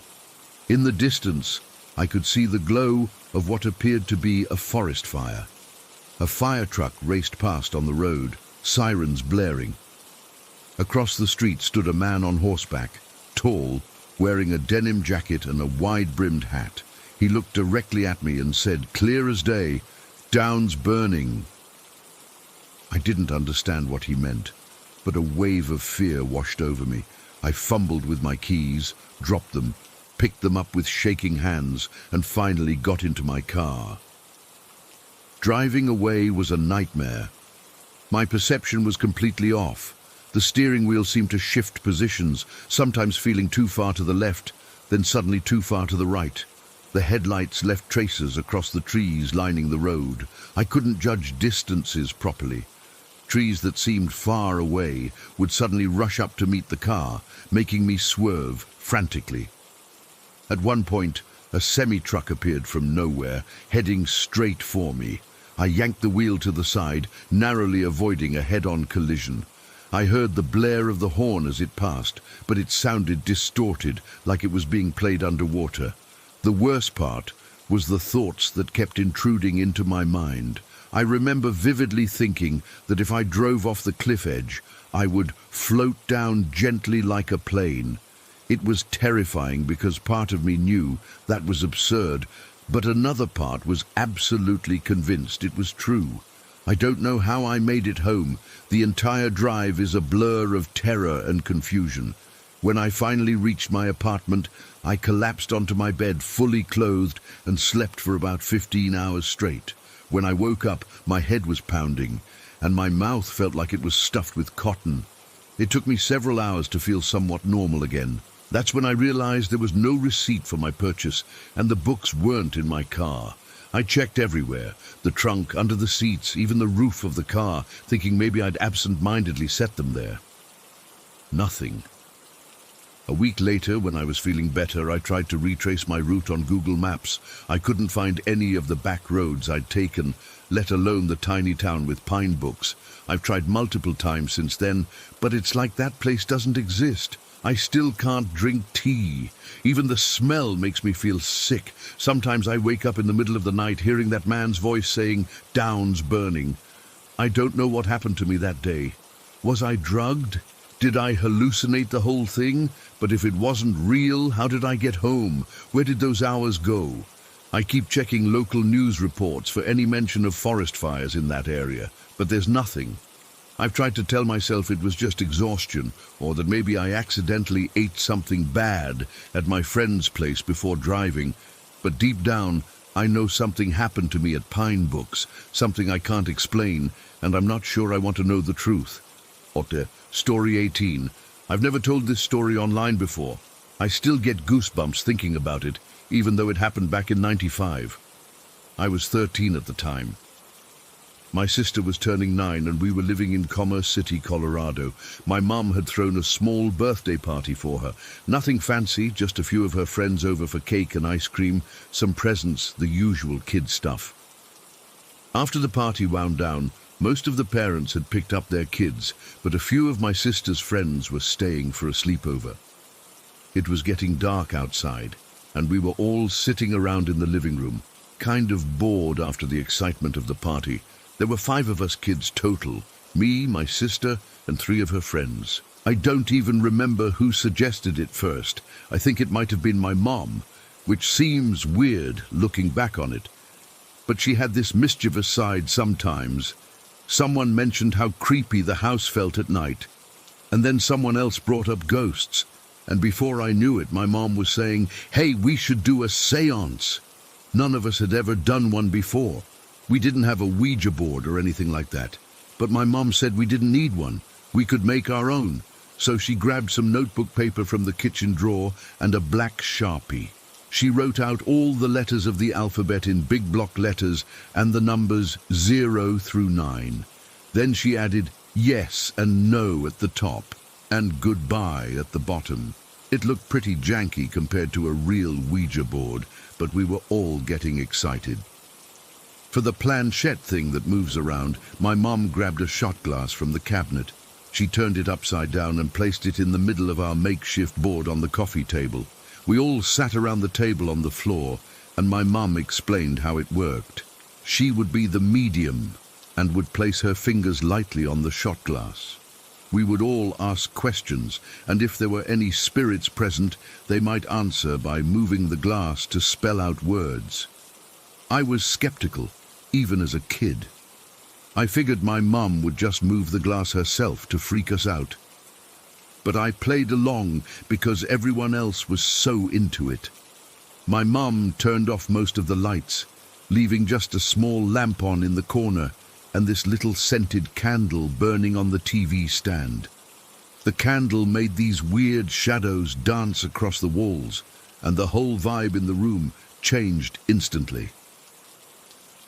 We all got quiet as my mum placed her fingertips on the upside-down shot glass. She closed her eyes and said in this spooky voice, "Is there anyone here who wishes to speak with us?" For a few seconds, nothing happened.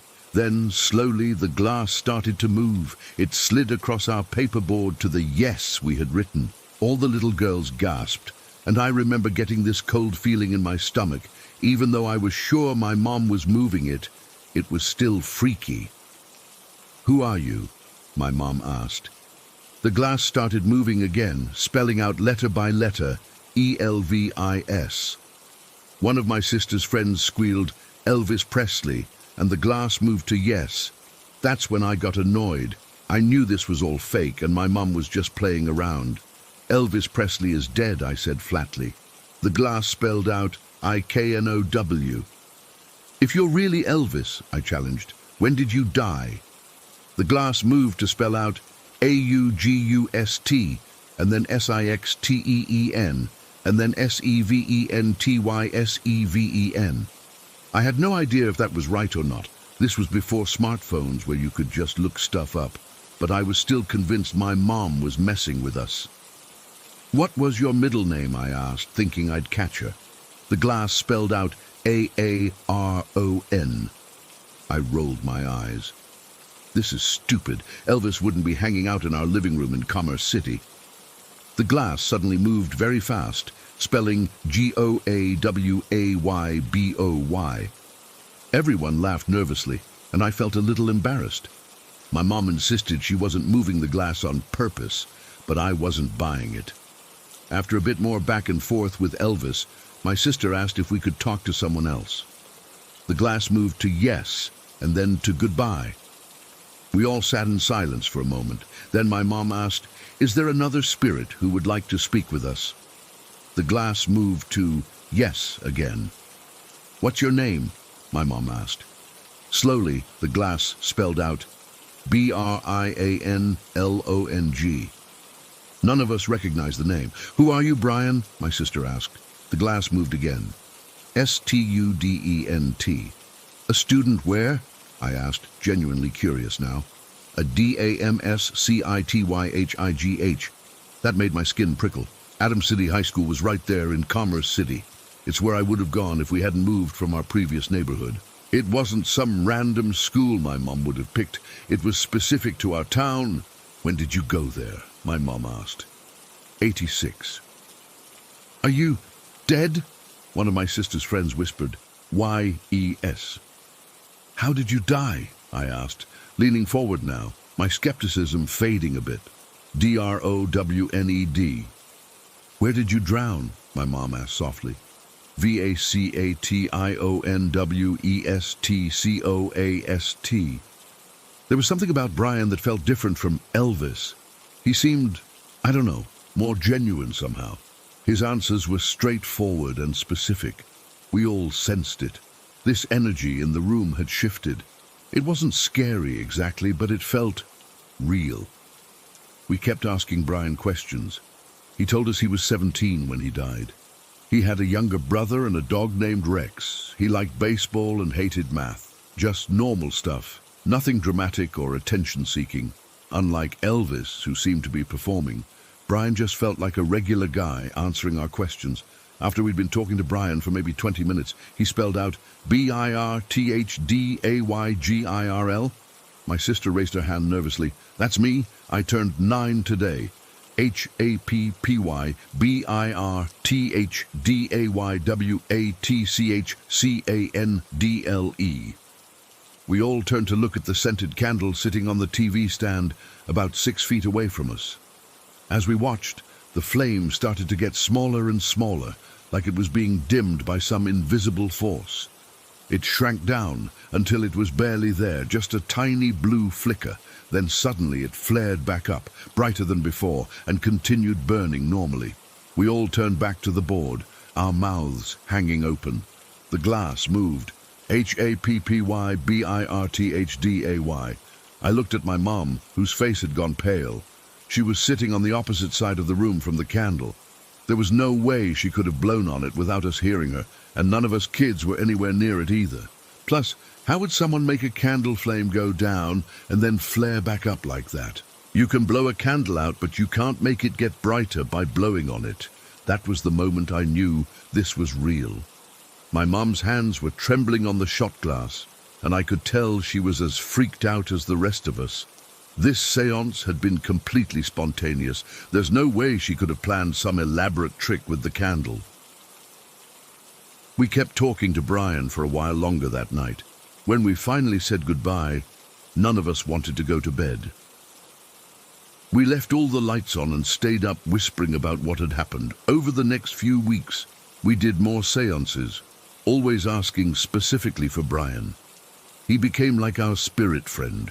It sounds weird saying that, but that's how it felt.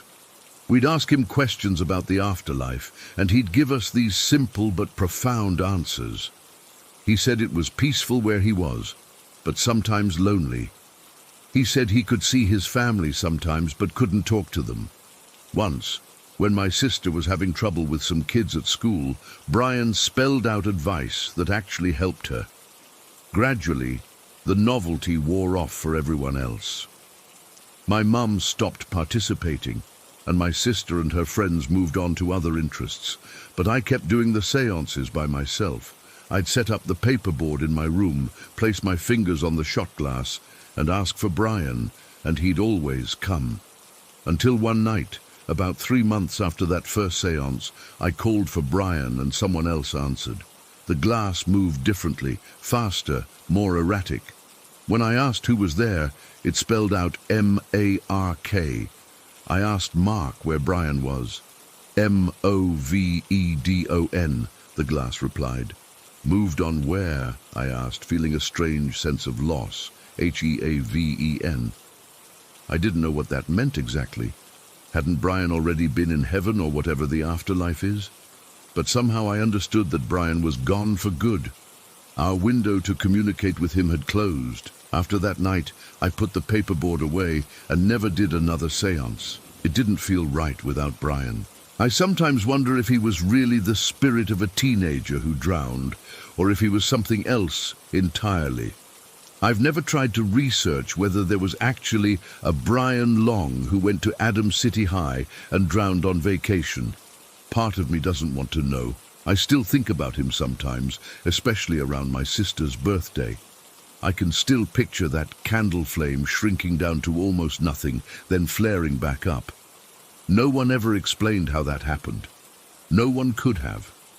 It's been almost 30 years since that night, but I can still feel the weight of the shot glass under my fingers, still see those letters spelled out on notebook paper.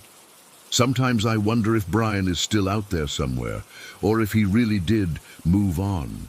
I guess that's one question I'll never have an answer to, at least not in this lifetime. Story 19. I'm still struggling to make sense of what happened last night. I don't normally post stuff like this online, but I need to tell someone, and maybe one of you has experienced something similar. So I was having a pretty normal Tuesday night. Nothing special. After work, I made some pasta, watched some TV, and eventually decided to unwind by watching some YouTube videos in bed. I've been on a zero punctuation kick lately. You know, those rapid-fire game reviews with the yellow stick figure guy. I found a compilation of older episodes and got comfortable with my laptop propped on my stomach, headphones in. I must have dozed off around 11. I remember checking the time on my phone and thinking I should probably call it a night. But the videos were auto-playing, and I was too lazy to shut everything down properly. I just let myself drift off. What happened next is why I can't stop feeling uneasy. I woke up suddenly. That jarring kind of wake-up where you're instantly alert. At first, I couldn't figure out what had pulled me from sleep.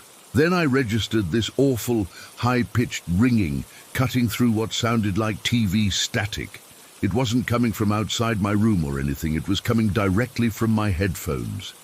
I opened my eyes and the laptop screen was still on. But instead of the yellow background and stick figures I'd fallen asleep to, there was something else playing. Something that makes my skin crawl just thinking about it. The screen showed a stark white background, almost painfully bright in my dark bedroom. Against this white void were these figures, I guess, black silhouettes, but not normal human silhouettes. They were distorted, with limbs at impossible angles, moving in jerky, unnatural ways. The movements weren't fluid like animation. They jumped from position to position like stop motion, but worse, more broken. The worst part was this face. At least I think it was meant to be a face. It kept circling around what looked like a black square box in the center of the screen. The face was severely distorted, stretched and compressed in ways that made it barely recognizable as human. Its features would suddenly glitch and jump, like when a video file is corrupted, but this seemed intentional, designed to be unsettling, and the sound, God, the sound. Beyond the ringing and static, there were these horrible skipping noises like when a vinyl record gets stuck, but digitized and somehow more guttural. Sometimes it would cut out entirely, then slam back in at full volume. I remember feeling instantly terrified, not just startled or confused, but deeply, primally afraid. Like I was seeing something I wasn't supposed to see. My heart was pounding so hard, I could feel it in my throat. I had this overwhelming sense that I needed to look away immediately. I threw my hand up to shield my eyes and blindly hit some keys on the keyboard. I wasn't even aiming, just wanted to make it stop. The sounds cut off instantly. When I lowered my hand and looked at the screen again, it was just showing another regular zero punctuation video. Just like that, back to normal. I sat there frozen for a few minutes, trying to process what had just happened. I checked the time. It was 12:38 a.m., so I'd been asleep for about an hour and a half. My first thought was that I'd somehow stumbled onto some weird art film or creepypasta-type video through autoplay. You know how YouTube's algorithm can sometimes take you down strange rabbit holes, but even as I considered this, it didn't feel right. The video didn't have that intentionally creepy vibe that those kinds of videos have. It felt wrong in a different way, like it wasn't made for human eyes. I took a few deep breaths and convinced myself it was just some weird video that had popped up in my feed. After about 20 minutes of watching normal videos to calm myself down, I actually managed to fall back asleep. That's how convinced I was that it must have been a real video. I was spooked, but not so terrified that I couldn't sleep. This morning, though, things got weirder. The first thing I did after waking up was check my browser history. I wanted to find that video, to prove to myself it was just some weird art project or something, but there was nothing there. According to my history, I watched a zero punctuation video that ended at 12:37 a.m., and then another one that started at 12:38. Nothing in between, just a 1-minute gap. I thought maybe the history didn't record properly because I'd hit random keys to stop it. So I checked my YouTube watch history too. Same thing, nothing between those two legitimate videos, just that 1-minute gap. I've spent most of today trying to find any explanation. I've searched for terms like distorted black figures, white background, and glitching face video art, and everything else I could think of. Nothing even remotely similar comes up. I considered that maybe I dreamed the whole thing. But I've never had trouble distinguishing dreams from reality before. This felt absolutely real. The sound coming through my headphones, opening my eyes, seeing the video, physically raising my hand to block the screen, hitting the keyboard. The sequence of events is clear and linear in my mind, not jumbled like dreams usually are. And I've never experienced sleep paralysis either. I could move just fine. That's how I was able to shield my eyes and hit the keyboard. Plus, I wasn't seeing things in my room. It was contained entirely on my screen. The timing is what really freaks me out. Just 1 minute. If it had been a longer gap, like 5 or 10 minutes, I might believe I'd watched something and then deleted it from my history. But 1 minute isn't enough time for a whole video. Could the timestamps just be rounding errors? Maybe, but that still doesn't explain why there's no record of whatever played. I'm 31 years old. I work in IT. I'm not prone to flights of fancy or seeing things that aren't there. I don't do drugs. I barely even drink. I wasn't especially stressed or sleep deprived. There's no rational explanation I can come up with for what happened. What's really disturbing me is the feeling I had while watching it. It wasn't just fear from seeing something creepy. It was this overwhelming sense of wrongness, like I'd accidentally tuned into a frequency I wasn't meant to access. The images seemed to be communicating something, but in a language completely alien to human understanding. I keep thinking about that face circling the black square. What was it? Why was it circling? What was in the square? The more I think about it, the more I feel like there was some pattern or meaning to the movements, but just beyond my comprehension. And those sounds, they weren't random noise. They had structure, rhythm, like something trying to speak through digital distortion. I've been on edge all day.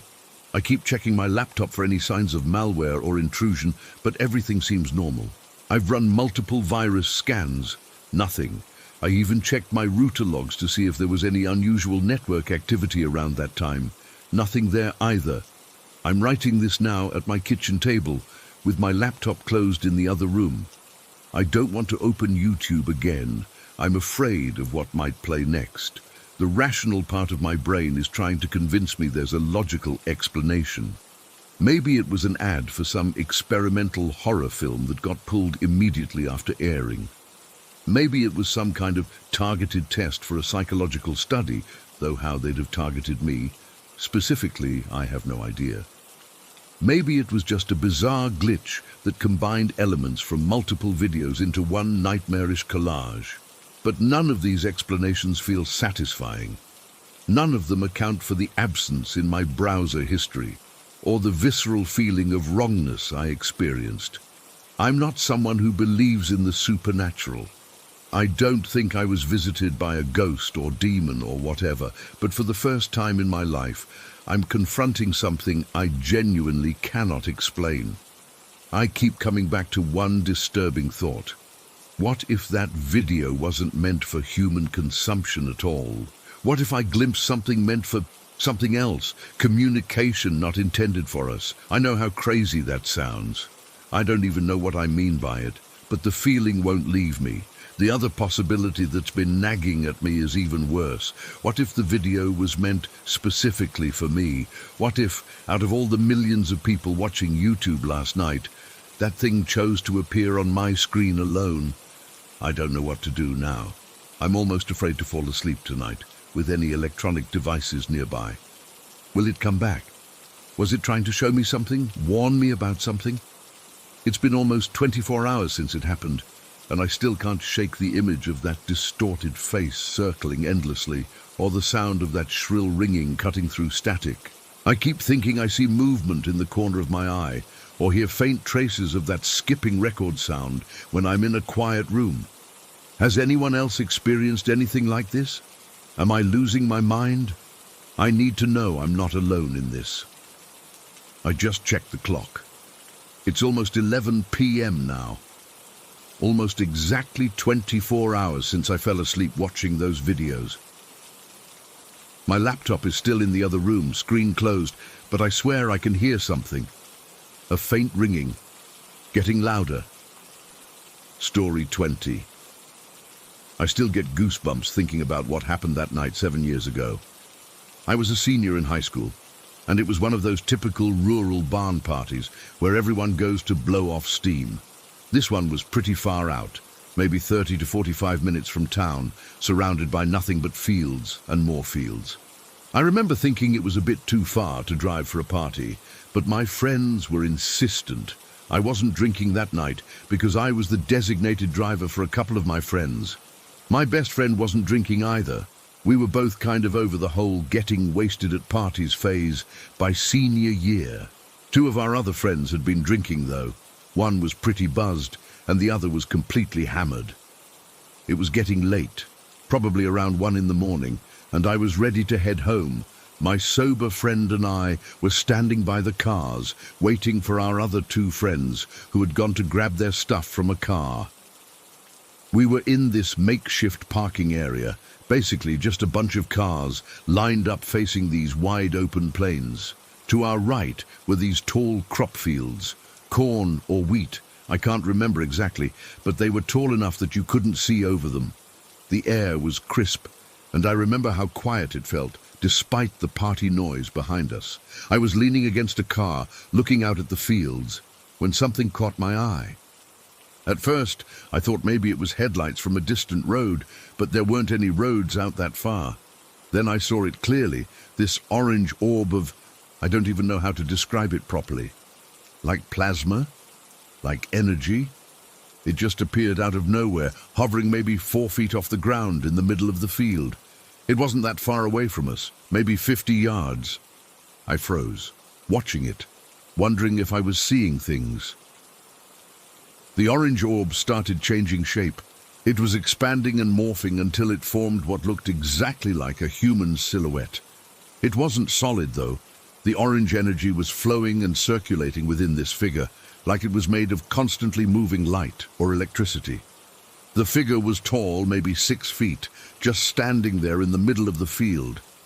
I was so shocked I couldn't speak. I looked over at my friend to see if she was seeing this too, and her face told me everything. Her eyes were wide, her mouth hanging open. She whispered, "Do you see that?" And I just nodded, too freaked out to speak. We stood there watching this thing for what felt like forever, but was probably only 30 seconds or so. Then it started moving. It didn't walk, it floated, gliding across the field toward the taller crops. There was no sound, no disturbance in the grass beneath it. It just moved smoothly, like it wasn't bound by normal physics. When it reached the edge of the taller crop field, the figure compressed back into an orb shape, smaller than before, and then just disappeared into the tall grass. 1 second it was there, and the next it was gone. I remember looking around frantically to see if anyone else had noticed. There were at least 15 other people outside, hanging around their cars or smoking, but everyone seemed oblivious. They were either too drunk or too caught up in their conversations to have seen what we just saw. My heart was pounding so hard I could feel it in my throat. My friend and I just stared at each other, both of us trying to process what had happened. I kept thinking there had to be some explanation. Maybe it was car lights reflecting weirdly, or someone playing with a drone, or something. But deep down I knew it wasn't any of those things. This was something else entirely. The weirdest part came right after that. I was still standing there trying to make sense of what I'd seen when this guy from my class walked up to me. I knew who he was, Jason, but we'd never really talked before. He wasn't part of my friend group, and I don't think we'd ever even had a conversation. He came right up to me with this intense look on his face and said, "Did you see something out there?" I was so taken aback that I just nodded. He didn't say anything else about it, just nodded back, and then asked me some random question about a homework assignment. We talked for maybe a minute, nothing important, and then he walked away. The whole interaction felt off, like he knew something but wasn't saying it. 3 months later, Jason died. It was this horrible accident, an accidental gunshot wound. When I heard the news, I immediately thought back to that night and that strange interaction. I still can't explain why he came up to me right after we saw the orb, or why he asked if I'd seen something. It gives me chills every time I think about it. But the night wasn't over yet. After the orb disappeared, we were still waiting for our other 2 friends. My sober friend and I decided to wait in her car because we were both seriously freaked out. We got in, and I remember feeling slightly safer with the doors closed, even though I kept scanning the field, half expecting to see that orange orb again. We'd been sitting there for maybe 5 minutes when these incredibly bright headlights suddenly appeared directly in front of our car. It was this massive pickup truck, like monster truck-sized, with the elevated chassis and huge tires. It was so tall that the headlights were almost level with our windshield, even though we were parked on the same ground. The truck hadn't been there before. It just appeared as if it had pulled up while we were looking elsewhere. But we'd been facing that direction the whole time. The lights were blinding, and I couldn't see if there was anyone in the driver's seat. My friend and I both instinctively sank lower in our seats. Something felt wrong about this truck. It was too big, too bright, and it had appeared too suddenly. Then it started moving backward, not turning around, just reversing in a perfectly straight line, directly back into the field where we'd seen the orange orb. It kept going and going, much farther than seemed possible, until the lights finally disappeared from view. It was like it drove straight back into nothing. I turned to my friend and asked, "Did you see a driver?" She shook her head. Neither of us had seen anyone in the truck, and the way it moved, so precisely, so unnaturally straight, it didn't feel like someone was driving it. Our other 2 friends finally showed up a few minutes later. The moderately sober one could tell something was wrong as soon as she got in the car. "What happened to you guys? You look like you've seen a ghost." I tried to explain what we'd seen, both the orange orb figure and the truck. But even as I was saying it out loud, I realized how crazy it sounded. Our drunk friend just laughed it off, thinking we were messing with them. Our more sober friend seemed concerned but confused, saying she hadn't seen anything unusual outside. The drive home was mostly silent. My sober friend and I kept exchanging glances in the rearview mirror, both of us processing what we'd witnessed. I remember asking her repeatedly, "That really happened, right? We both saw it." And she'd nod, just as confused and shaken as I was. For weeks afterward, we tried to come up with explanations. Was it some kind of electrical phenomenon? Ball lightning? But that wouldn't explain the human shape or the way it moved with apparent purpose. And what about that truck? How could something so large appear and disappear without anyone else noticing? I've researched similar sightings since then. Some accounts describe orbs or lights that behave intelligently, but nothing quite matches what we saw. The closest descriptions I've found are of plasma-like entities, or what some people call interdimensional beings, whatever that means.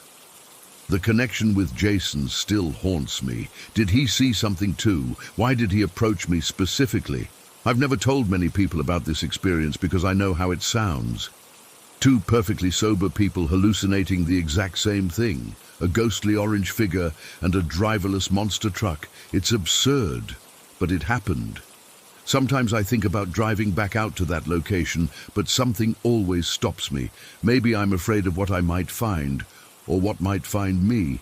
I've never experienced anything like that before or since. It was like for a brief moment, something tore through from somewhere else into our reality, and only my friend and I were in the right place at the right time, with the right state of mind to perceive it. I still don't know what we witnessed that night. Was it ghosts, aliens, some kind of interdimensional slip, a shared hallucination? None of the explanations seem to fit completely. All I know for certain is that for a few minutes on that cold night during my senior year, the world as I understood it changed forever. And somewhere in the back of my mind, I'm always watching for that orange glow to appear again. Story 21. I still can't believe what happened that night.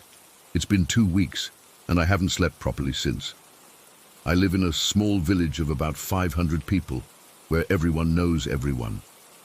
We've got one convenience store, a small medical clinic, and a church. That's it. Nothing ever happens here, which is exactly why I moved my family here 3 years ago. I wanted peace and quiet. Until 2 weeks ago, the most exciting thing that ever happened was when Mrs. Peterson's cat got stuck in a tree and the whole village showed up to watch the rescue operation. But now I find myself staying up all night, staring out my windows, jumping at every little sound. It happened on a Tuesday. I remember because I had to drive to the neighboring town for work that day and was exhausted when I got home. I went to bed around 10, but woke up suddenly at 3 in the morning with an intense craving for a cigarette. My wife hates when I smoke in the house, so despite the cold, I threw on my robe and slippers and headed outside. Our property isn't big, but it's cozy. We've got a small garden in the back and a front yard with a porch where I usually sit when I smoke. The night was completely still. No wind, no animal sounds, nothing. Just silence. We live at the end of a cul-de-sac with only one neighbor to our right, the Richardsons. Nice elderly couple who had gone to visit their daughter in another province. They'd been gone for almost a week at that point. I lit my cigarette and took a deep drag, feeling the nicotine hit my system. That's when I noticed something moving between our house and the Richardsons. At first I thought it might be a deer. We get them sometimes wandering through yards, but the shape was too vertical, too human. It was a figure, a person, walking slowly and deliberately along the property line. My first thought was, burglar. The Richardsons being away made their house a perfect target. I stood up, squinting to get a better look. We have a solar floodlight installed between our properties that gives off plenty of illumination, so I could see this person clearly enough. They were tall, taller than me, and I'm 6 feet. They were dressed all in black, what looked like a long coat or maybe a cloak that reached almost to the ground. On their head was something like a wide-brimmed hat or some kind of bonnet. As I stared, I noticed tiny white specks on their dark clothing that caught the light, like little stars against a night sky. They wore black pants and black shoes. The figure moved with purpose, directly toward the Richardsons' front door. Then they just stopped, standing there, completely motionless, not trying the door handle, not knocking, just standing there, facing the door. I felt a chill run down my spine that had nothing to do with the night air. Something felt wrong, really wrong. But I told myself I was being ridiculous. It was probably just someone who didn't know the Richardsons were away. "Excuse me," I called out, walking down my porch steps. "Can I help you?" The figure didn't move, didn't turn, didn't acknowledge me in any way. I took a few more steps toward them, my slippers crunching on the gravel path. "Hey, the Richardsons aren't home. They're out of town." I was about 15 feet away when it happened. The figure vanished, not ran away, not ducked out of sight, literally disappeared right before my eyes. 1 second they were there, a solid black shape standing at my neighbor's door. The next second, gone, like someone had erased them from existence. I froze. My cigarette fell from my fingers. I blinked hard, rubbed my eyes, convinced I was seeing things. Maybe I was more tired than I thought. Maybe it was a shadow that shifted when I moved. But no, the area was well lit by that solar floodlight. There were no trees or structures that could cast such a distinct human-shaped shadow. And shadows don't move with purpose, stop at doors, and then disappear when you approach them. I stood there for what felt like forever, my heart pounding in my chest. Then, practical thinking kicked in. I pulled out my phone and turned on the flashlight, sweeping the beam across the Richardsons' property. Nothing. No footprints in the dewy grass, no signs anyone had been there at all. I approached the Richardsons' front door cautiously. It was locked. I checked the windows, all secured. I walked around the entire house, searching for any sign of an intruder. Nothing was disturbed. It was as if no one had been there at all.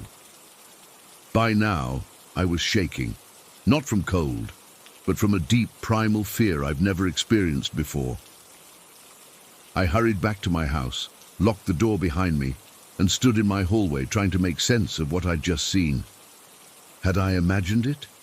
Was I half asleep and dreaming? But it had felt so real, so solid, until it wasn't. I couldn't go back to sleep. I sat in the living room with all the lights on until morning, jumping at every creak of the house settling. When my wife came downstairs around 6, she took one look at me and asked what was wrong. I hesitated before telling her. It sounded crazy even in my head, but I told her everything. The figure in black, how it had disappeared when I approached, how there had been no trace of anyone being there. I expected her to laugh, to tell me I'd been dreaming. Instead, her face went pale. "I saw it too," she whispered. My blood ran cold. "What do you mean?" 3 nights ago, around midnight, I got up to get some water and I looked out the kitchen window. There was someone standing at the edge of our property, wearing what looked like a long black coat. I thought it was weird, but figured it was just someone walking by. When I looked again a few minutes later, they were gone. We sat in silence for a long time after that. Both of us had seen the same thing. This wasn't my imagination or a dream. This was something real, something unexplainable. For the next few days, I didn't sleep. I kept replaying the encounter in my mind. What was it? A person? A ghost? I've never believed in the supernatural, but I couldn't explain what I saw. People don't just vanish into thin air. The details kept nagging at me. The height, the all-black outfit with those strange little white specks, the hat or bonnet, and the way it never turned toward me, so I never saw its face. I started researching. First, I checked if there had been any burglaries or suspicious persons reported in our area. Nothing. Then I looked into the history of our village, wondering if there were any local legends or ghost stories that might explain what we saw. I found a few old tales about travelers who disappeared on the road that runs past our village, but nothing specific about a figure in black. I even asked some of the older residents if they'd ever heard stories about strange sightings. Most of them laughed it off, but Mrs. Jenkins, who's lived here her whole life, got a strange look on her face. My grandmother used to talk about the Watcher, she said, a tall figure that would appear before bad things happened. She wouldn't say more, no matter how much I pressed her, just told me to keep my doors locked at night. That didn't exactly help my anxiety. The Richardsons were due back in a few days, and I found myself checking their property constantly, making sure everything was as they left it. I couldn't shake the feeling that whatever I saw was there for a reason. A week after the incident, I decided I needed proof. If this thing showed up again, I wanted evidence. I set up my phone to record the area between our houses, but the battery died after 4 hours. Nothing showed up in the footage anyway. I've been thinking about installing proper security cameras, but then a strange thought occurred to me. Would a digital camera even capture something like this? If this thing isn't natural, would technology even register its presence? I remembered reading somewhere that some people believe old-school film cameras might capture supernatural phenomena better than digital, so I ordered a disposable camera with flash. It's sitting on my bedside table now, ready if that thing comes back. I haven't seen it again since that night, but I feel its presence. Sometimes I wake up at exactly 3 in the morning with that same cigarette craving. I've stopped going outside, though. I smoke by the window, watching, waiting. My wife says I'm becoming obsessed. Maybe I am. But how do you just move on with your life after seeing something that shouldn't exist? How do you convince yourself it was nothing when you know deep down it was something? The Richardsons came home yesterday. They said everything was fine, nothing out of place. I casually asked if they'd ever seen anything strange around their property. They exchanged a look I couldn't interpret before changing the subject. So here I am, 2 weeks later, jumping at shadows and keeping a disposable camera within reach at all times. I haven't slept properly. I can't stop thinking about those white specks on the black clothing, like stars in the night sky, about how it stood so still at their door, about how it vanished when I got close. Was it warning me, threatening me, or was it just passing through, going about business I can't begin to comprehend? I don't know what I saw that night. I don't know if I'll ever see it again, but I know it was real. And I know I'll never feel safe in my own home again, always wondering if, when I look out the window at 3 in the morning, there'll be a tall, dark figure standing there, waiting. Story 22. I still can't explain what happened that day at the lake. I've replayed it in my mind thousands of times over the past few years, and nothing makes sense. I should probably just let it go. But I can't. Maybe writing it all down will help. My dad's been a park ranger in northern Ontario for almost 20 years now. After my parents split when I was 15, he moved to this tiny town that barely has 500 people. It's the kind of place where everyone knows everyone, and the closest shopping mall is 2 hours away. I visit him every few months, usually just for long weekends, since there's not much to do there except enjoy nature. Last summer, I went up for a week in July. The weather was perfect, not too hot, minimal bugs for once, and my dad had a few days off in a row. He suggested we take a canoe out to this remote lake that's not on the tourist maps. He said barely anyone goes there because you can only reach it by a pretty rough hiking trail that takes about an hour and a half. You have to carry your canoe the whole way, which is why most people stick to the more accessible lakes. I was immediately into it. We packed some sandwiches, water bottles, and basic supplies the night before. We woke up early, around 6 in the morning, loaded everything into Dad's old pickup, and drove about 20 minutes to the trailhead. It was completely deserted. No other cars in the small dirt area where you could park. The hike was harder than I expected. The trail was overgrown in spots, and carrying a canoe, even a lightweight one, gets exhausting after a while. We took turns, but my arms were still burning by the time we reached the lake. It was around 8:30 when we finally broke through the tree line. The lake was beautiful, crystal clear water, completely still, with no breeze that morning. It was surrounded by dense forest and rocky cliffs on the far side. Not a single cabin or dock anywhere. Dad said the land was protected and couldn't be developed. The whole lake was maybe a kilometer across. Not huge, but decent-sized. We launched the canoe and started paddling around the perimeter. Dad pointed out some interesting rock formations and spots where he'd seen moose in previous years. We were just taking our time, enjoying the silence. The only sounds were our paddles dipping in the water and the occasional call of a loon. We'd been on the water for maybe an hour when we came around the edge of a cliff face on the far side of the lake. There was this narrow ravine or channel cut into the rock that we hadn't been able to see from our starting point. It was only about 15 feet wide, with walls of rock rising about 20 feet on either side. The water flowed into this channel, and Dad said he wanted to check it out since he'd never paddled into it before. The ravine extended maybe 100 yards before opening up into this weird, swampy area that was completely enclosed by rock walls on 3 sides. It was like a hidden pocket that you'd never know existed unless you paddled through that specific channel. The water here was murkier, with lily pads and some tall reeds growing in patches. The rock walls formed almost a complete circle, except for the channel we'd come through. My dad seemed surprised. He said he'd been to the lake several times, but had never ventured into this particular spot. He thought it just led to a dead end. We paddled slowly around the perimeter of this hidden cove, staying close to the rock walls. That's when I noticed there was a kind of natural ledge about 5 feet above the water on one side. It was wide enough that someone could easily walk on it, almost like a natural path running along part of the rock wall. Dad suggested we pull the canoe up onto a muddy bank and check out the ledge.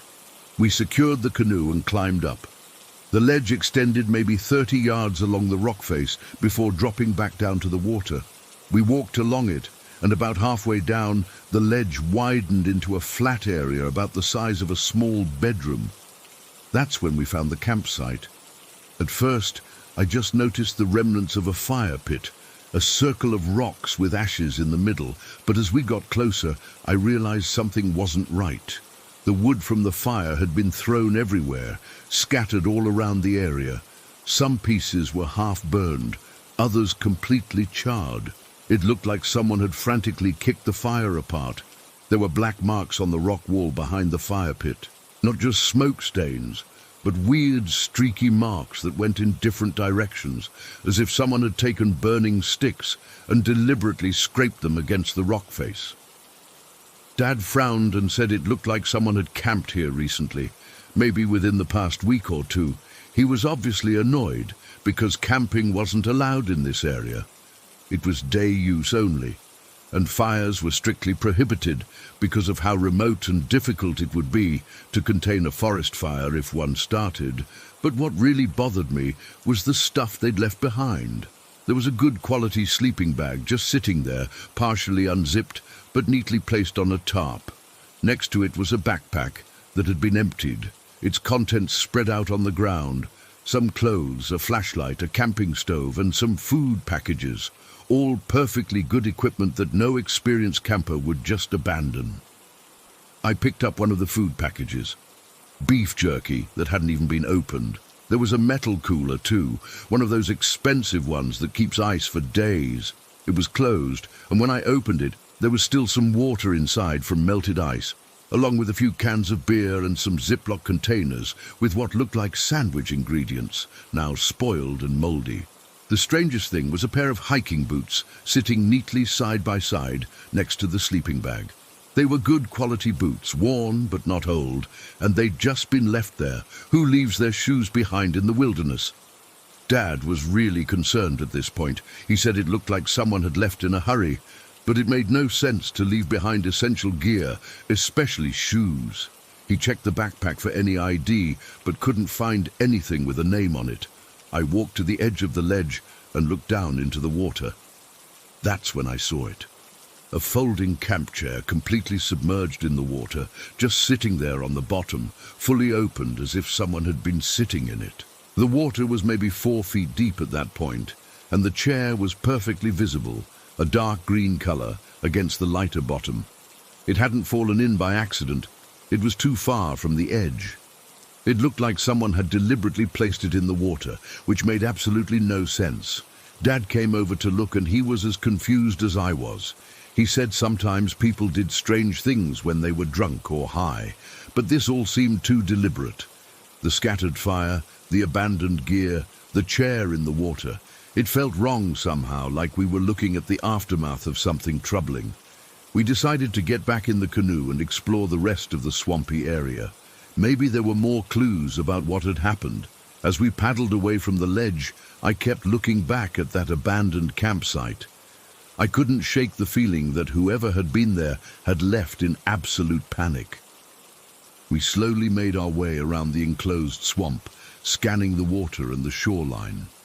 The water was murkier in some spots, clearer in others. We'd gone maybe halfway around when I noticed something pale beneath the water, near one of the patches of reeds. At first, I thought it was just a fallen tree trunk or a large branch, but as we got closer, I realized it wasn't natural at all. It was a pole of some kind, standing upright in the water, partially buried in the mud at the bottom. It was yellowy white in color, maybe about 7 or 8 feet tall, with the top portion visible above the waterline.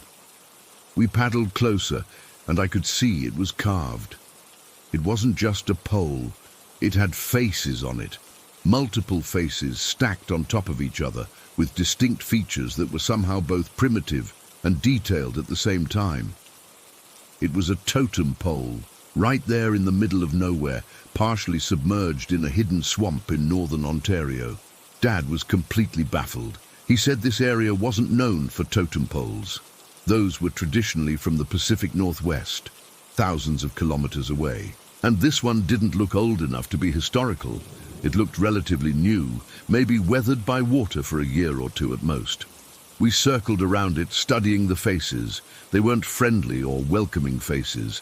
They had exaggerated features, wide eyes, bared teeth, twisted expressions that I can only describe as pained or angry. The carving style wasn't like traditional totem poles I'd seen in museums or textbooks. It was cruder, more urgent somehow, like it had been carved quickly but with intense purpose. The top face was the most disturbing. Its mouth was open in what looked like a scream, with deep gouges representing eyes that seemed to stare right at you no matter which angle you viewed it from.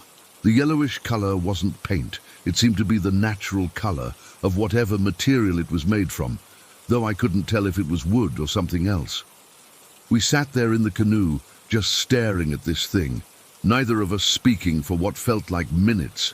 The whole scene was just wrong.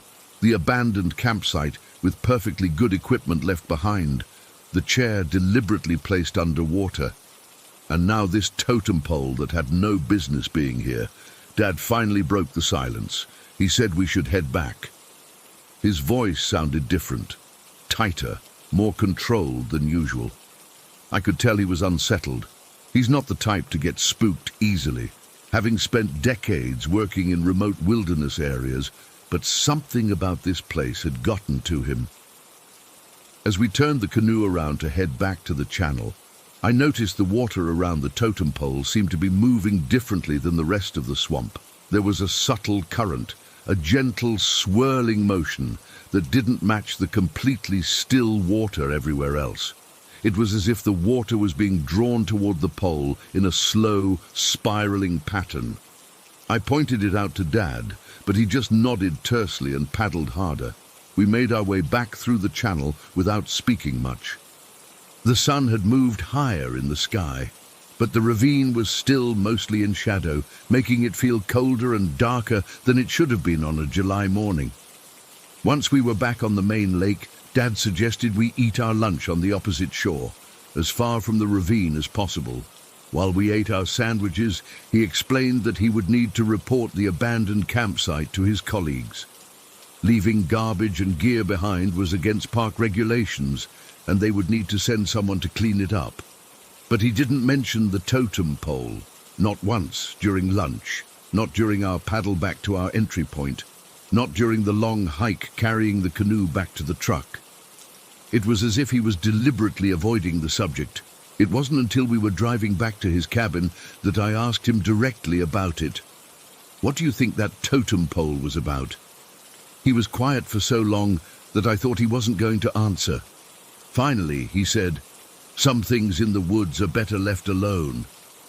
I pressed him, asking if he'd ever seen anything like it before, or if he knew of any local groups that might have cultural reasons for placing it there. He just shook his head and changed the subject.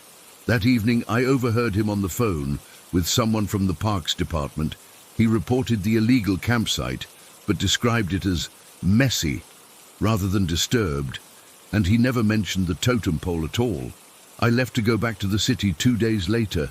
Dad never brought up the lake again during the rest of my stay. When I tried to, he would find ways to change the subject, or suddenly remember chores that needed doing. I've researched local indigenous groups in that area, looking for any traditions involving carved poles or water rituals, but found nothing that matches what we saw. I've looked into regional folklore and urban legends too, with no success. I called Dad last month and finally asked him directly if he'd ever gone back to that lake, or if anyone had been sent to clean up the abandoned campsite. He got very quiet, then told me the cleanup had been taken care of. But that particular trail had been closed indefinitely due to environmental concerns. When I asked what kind of concerns, he said he had to go and hung up. I still don't know what we saw that day or what happened to the person who left all their gear behind. but sometimes I dream about that totem pole with its screaming face at the top, standing in swirling water. In my dreams, it's not just standing there, it's slowly rotating, turning to follow me with those empty, gouged-out eyes as I try to paddle away. Story 23. I've been debating whether to share this for weeks now. I'm still trying to make sense of what happened, but I need to tell someone who might understand or have experienced something similar. I've always been a rational person, never believed in the supernatural, but what happened to me has shaken that belief to its core. It was mid-January 2024, 12 days after my thyroid removal surgery. The recovery had been going okay, uncomfortable, but manageable. My doctor had warned me about potential complications, infection, voice changes, calcium issues, but nothing about what happened. My cousin had been staying with me since the surgery. She's been my rock through all this, helping with medications, cooking, and just being there so I wouldn't be alone during recovery. That night seemed completely normal. We'd watched some mindless TV show, had some soup, swallowing was still a bit painful, and went to bed around 11. I remember checking my incision before sleep, something I'd been doing obsessively. The thin red line across my neck was healing well, but it still made me uneasy to look at it. I took my meds and drifted off to sleep around 11:30. I woke up suddenly. At first I didn't know what had pulled me from sleep. The digital clock on my nightstand read 3:17 a.m. The room was dark except for the faint glow from the streetlight filtering through my curtains. Then it hit me. I couldn't breathe properly. It wasn't like an asthma attack or anything I'd experienced before. It felt like someone was actively sucking the air from my lungs. My chest heaved as I tried to draw breath, but it was like trying to breathe through a straw that was getting narrower by the second. Panic set in. My first thought was that this was a complication from the surgery. Maybe some swelling was crushing my windpipe. I tried to call out to my cousin, who was sleeping on the pull-out couch across the room, but I couldn't make a sound. I turned to my left, desperately trying to reach for my phone to call for help. And that's when I saw them. Two figures standing at the side of my bed. My blood turned to ice. They weren't just shadows cast by furniture or tricks of light. They were solid darkness, deeper than the night around them. They had humanoid shapes, but seemed to absorb all light. What struck me immediately was how feminine they appeared. Not in any typical human way, but there was something distinctly female about their presence. They wore what looked like top hats and long coats, giving them a formal, old-fashioned appearance.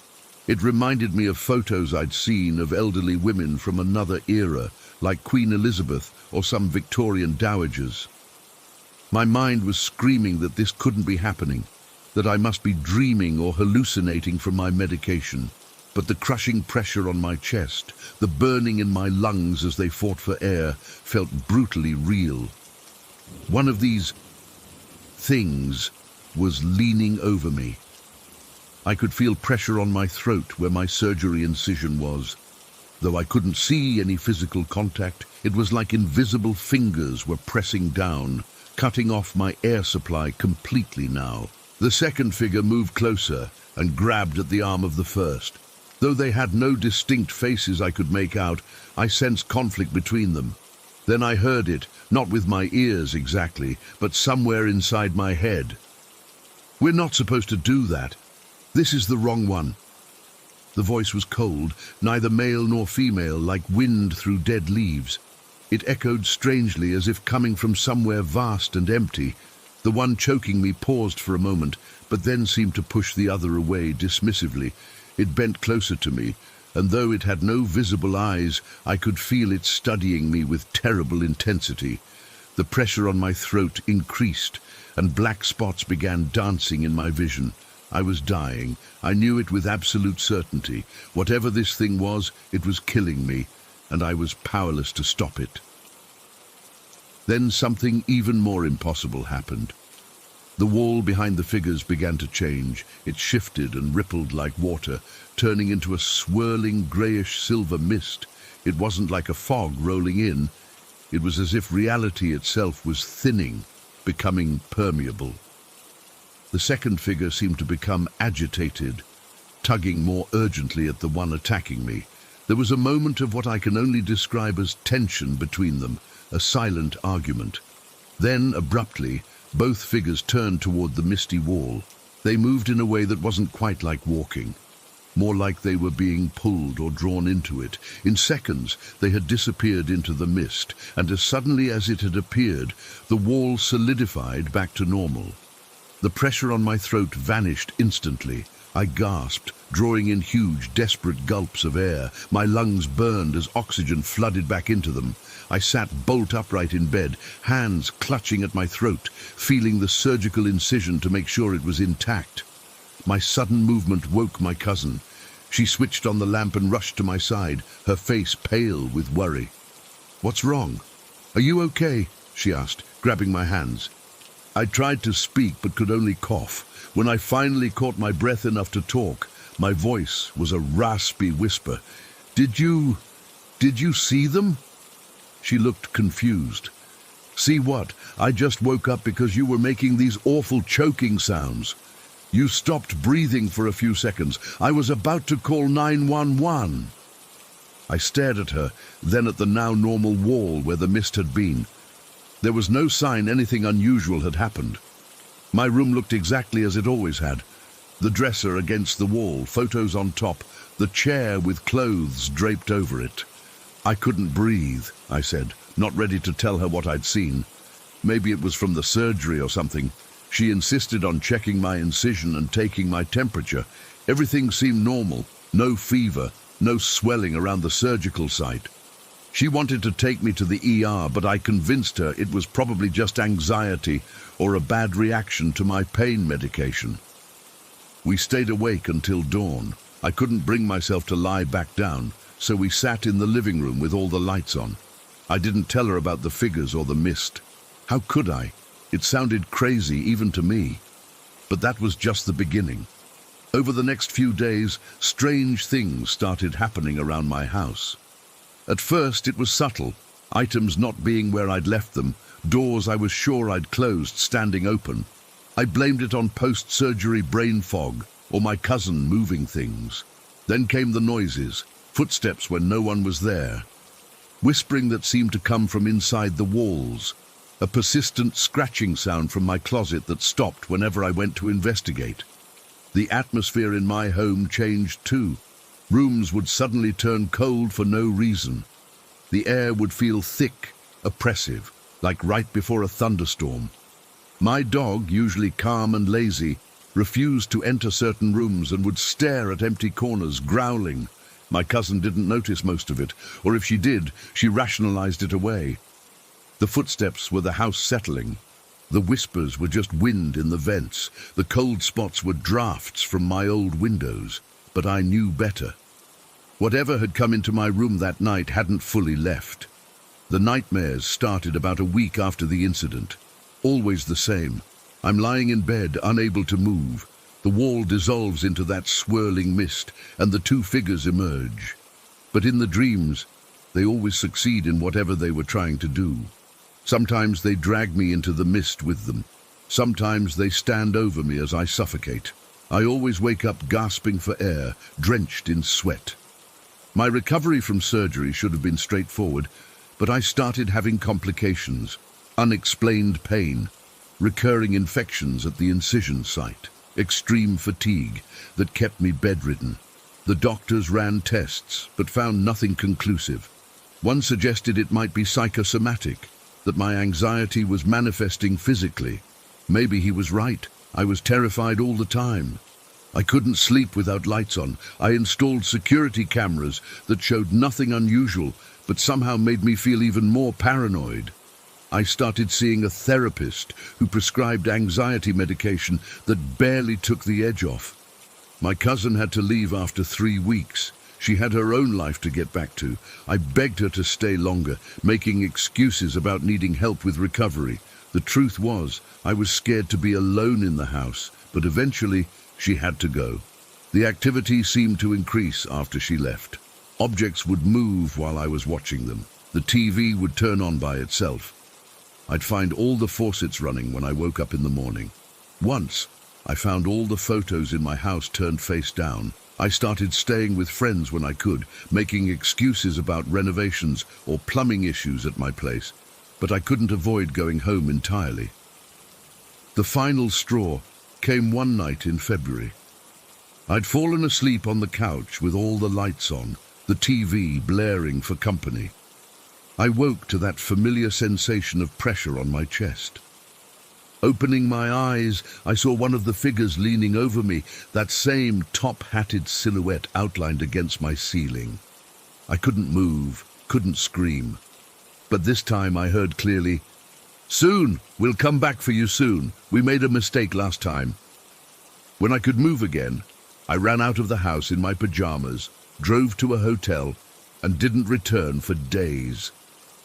Since then, my life has fallen apart in ways I can't explain. I lost my job due to excessive absences. I couldn't tell my boss that shadow people were keeping me from sleeping. My father passed away unexpectedly in March from a sudden heart attack. Friends have drifted away, put off by my increasingly erratic behavior. I've researched endlessly, looking for explanations. Sleep paralysis, but my cousin confirmed I stopped breathing. Hallucinations from medication, but the effects have continued long after I stopped taking the pain meds. A near-death experience from the surgery. That doesn't explain the ongoing phenomena. I've consulted mediums, paranormal investigators, even a priest. Some say the surgery might have temporarily thinned the barrier between worlds, allowing these entities to notice me. Others suggest they were trying to collect my soul, thinking I was dying from the surgery, and now they're confused or angry that I survived. All I know is that they're still here. I feel them watching, waiting. I hear that voice in my dreams. Soon. I'm writing this from another hotel room. I haven't been home in 3 days. I don't know what to do anymore. I don't know if they followed me from my house or if they can find me anywhere. All I know is that ever since that January night, I haven't felt truly alone, and I don't think I ever will again. Story 24. I've been struggling to sleep for almost 2 weeks now. Those old feelings of dread came rushing back when I heard my sister was taking her kids to our grandparents' old house next month. All those memories I tried so hard to bury just came flooding back, and I felt like I needed to finally get this off my chest. Maybe putting it into words will help me process what happened, because even 20 years later, I still can't explain it. When I was around 11 years old, my family would visit my grandparents quite regularly. They lived in this really isolated place, proper middle-of-nowhere rural. The nearest neighbor was about a mile down a dirt road, and the closest town was a good 20-minute drive. The house itself wasn't anything special, just an old farmhouse my grandpa had partially renovated over the years, with weird additions and rooms that didn't quite make sense. Whenever we'd stay overnight, all the kids, me, my sister, and our cousins, if they were visiting, would get stuck sleeping in what everyone called the back storage room. I hated that room from the moment I first stayed in it. But I could never really explain why to my parents. They'd just tell me to stop being dramatic. The storage room was exactly what it sounds like. A room at the back of the house, where my grandparents kept all their junk. It was full of these tall metal shelves packed with cardboard boxes. Some held old photographs of people I'd never met. Others were full of toys that had belonged to my mom and her siblings decades ago. There were boxes of old clothes that smelled like mothballs, and lots of canned food and other non-perishables my grandma hoarded just in case. Right by the door was this ancient deep freezer that made this constant humming noise, occasionally making these loud clunking sounds that would startle me awake at night.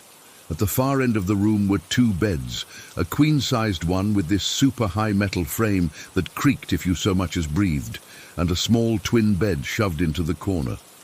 Between them was this little nightstand with a touch lamp, the kind where you tap the base to turn it on. But the worst part of that room The part that still gives me nightmares was the walk-in closet. It wasn't a proper closet like you'd find in a normal bedroom. It was this weird little space, maybe 5 feet deep and 4 feet wide, with no door, just an opening. Inside were more boxes stacked on top of each other, filled with old records, Christmas decorations, and other random stuff my grandparents couldn't bring themselves to throw away. During the day, that closet was just another weird part of an already weird room, but at night it was different. The room had one window on the wall opposite the closet. On clear nights, moonlight would stream in and cast all these strange shadows across the room. The way the light hit the boxes in the closet created this perfect shadow on the back wall, a shadow that looked exactly like a man wearing a top hat, just standing there, watching. The first few times we stayed there, I convinced myself it was just a shadow, just boxes and old junk casting weird shapes on the wall. Nothing to be scared of, but I always chose the twin bed, forcing my sister to take the queen, because the twin was further from the closet. One particular visit when I was 11, everything changed. It was early summer, probably June, and we were staying at my grandparents' for a week, while my parents helped them repair some storm damage to the barn. That night, I remember my grandma tucking us in around 9 o'clock. She left the touch lamp on its dimmest setting, because I'd been going through a phase where I was scared of the dark. My sister fell asleep almost immediately. She could sleep through anything, but I just lay there, staring at the ceiling, listening to the freezer's constant humming and occasional clunking. I must have eventually drifted off because I remember waking up suddenly, feeling like someone was watching me. The room was bathed in moonlight. It was one of those super bright full moon nights where everything outside looks almost blue. I glanced at the digital alarm clock on the nightstand. 2:17 in the morning. My sister was still asleep, breathing heavily in the queen bed. That's when I noticed the shadow in the closet, the man in the top hat. But something was different this time. The shadow seemed darker, more solid, and I swear, I know how this sounds, but I swear it was larger than it had been earlier that night. I tried to convince myself I was just imagining things, that it was just the moonlight playing tricks, or maybe clouds had shifted outside, changing how the light came through the window. I pulled the covers up to my chin and squeezed my eyes shut, trying to go back to sleep. A few minutes later I heard a sound, a soft shuffling like someone moving cardboard boxes, coming from inside the closet. My eyes flew open, and I stared at the closet opening. The shadow was still there, but now it seemed to be leaning forward slightly, as if peering out into the room. I wanted to wake my sister, but I was literally frozen with fear. My mouth went completely dry, and my heart was pounding so hard I could hear it in my ears. I couldn't even make a sound. Then I heard another noise from the closet, a soft, wet sound, like someone slowly running their tongue over their lips. I know that sounds weird and specific, but that's exactly what it sounded like. At that point I managed to reach over and hit the touch lamp, turning it to its brightest setting. The room flooded with light, and when I looked back at the closet, the shadow was gone. Just boxes casting normal shadows. I sat up for what felt like hours, too scared to turn the light off, too scared to close my eyes. Eventually I must have fallen asleep from pure exhaustion, because the next thing I knew, it was morning, and my grandma was calling us for breakfast. I didn't say anything to anyone that day. What was I going to say? That I saw a scary shadow, that I heard weird noises. They'd just tell me it was a dream or my imagination. So I kept quiet, but I dreaded the thought of sleeping in that room again that night. The second night was even worse. Same routine. Grandma tucked us in. Sister fell asleep instantly. I lay awake staring at the ceiling. This time, I left the lamp on its brightest setting, hoping that would keep the shadow away. Around 1:45 in the morning, the lamp suddenly dimmed on its own, going to its lowest setting. Those touch lamps were finicky, so I figured it was just malfunctioning. I reached over to tap it back to full brightness, but as my hand approached the lamp, I heard that shuffling sound from the closet again. I froze, my hand hovering inches from the lamp. Slowly, I turned my head toward the closet. The shadow was back, but this time it wasn't just on the back wall of the closet. It seemed to be standing in the doorway between the closet and the room, and it was definitely shaped like a man in a top hat, tall, thin, with unnaturally long arms that hung down by its sides. As I stared, paralyzed with fear, the shadow seemed to pulse slightly, like it was breathing. Then I heard that wet sound again, followed by a quiet, rasping noise that might have been a whisper, but I couldn't make out any words. I finally managed to hit the lamp, turning it to full brightness. But this time, the shadow didn't completely disappear. It retreated back into the closet, but I could still see the vague outline of it on the back wall, even with the lamp on, like it was getting stronger, more real. I pulled my blanket over my head and silently cried until morning. On the third night, I begged my mom to let me sleep in the living room. I told her I wasn't feeling well and the freezer noise was keeping me awake. She reluctantly agreed, and I spent that night on the couch, finally getting some decent sleep. But on the fourth night, my uncle and his family showed up unexpectedly. They needed the living room, so I was forced back into the storage room with my sister and cousins. With 5 kids crammed in there, I ended up on a sleeping bag on the floor, closest to the closet. I was terrified, but tried to take comfort in the fact that the room was packed with people. Nothing weird would happen with so many witnesses, right? Wrong. That night, I lay awake long after everyone else had fallen asleep. The touch lamp was off. My older cousin had insisted because the light bothered him. The only illumination came from the moonlight through the window, casting that familiar shadow in the closet. Around 3 in the morning, I heard the shuffling sound again, but louder this time, like something was moving through the boxes, coming closer to the closet opening. I held my breath, staring wide-eyed at the closet. The shadow of the man in the top hat emerged slowly from the closet. But this time, it wasn't just a shadow on the wall. It was like a 3-dimensional shadow moving out into the room. I could see the moonlight through it, but it was definitely there, definitely moving. It stood at the edge of the closet for what felt like forever, just watching. Then it took a step toward me. I tried to scream, but no sound came out. I tried to move, but my body wouldn't respond. The shadow took another step, then another. It was now standing directly over me, looking down. Then it crouched down, its face, or where its face should have been, just inches from mine. I could feel a cold sensation on my skin, like being outside on a winter day, and that wet sound again right by my ear, followed by a whisper that I still hear in my nightmares. Soon. Just that one word. Soon. Then the shadow straightened up, turned, and walked back to the closet, disappearing inside. The moment it was gone, I could move again.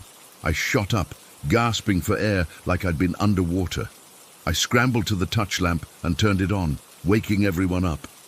They were all angry, especially my cousin who had wanted the light off. "What's wrong with you?"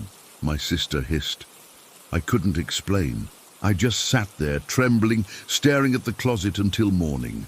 The next day, I faked being sick. Not that it was hard, since I hadn't really slept. I had a fever and everything. My mom let me stay in her and Dad's room that day and night. On our last day at my grandparents', I was feeling better, but still refused to go back to that storage room. I overheard my mom and Grandma talking about my vivid imagination and how I was getting too old for these nightmares. Just before we left, while everyone was packing the car, I snuck back to the storage room one last time. I don't know why. Morbid curiosity, I guess. In the daylight, it looked completely normal. Just a cluttered room with a creepy closet. I walked over to the closet and peered inside. The boxes were all exactly as they had been. Old records, Christmas stuff, random junk, nothing unusual. But as I turned to leave, something caught my eye.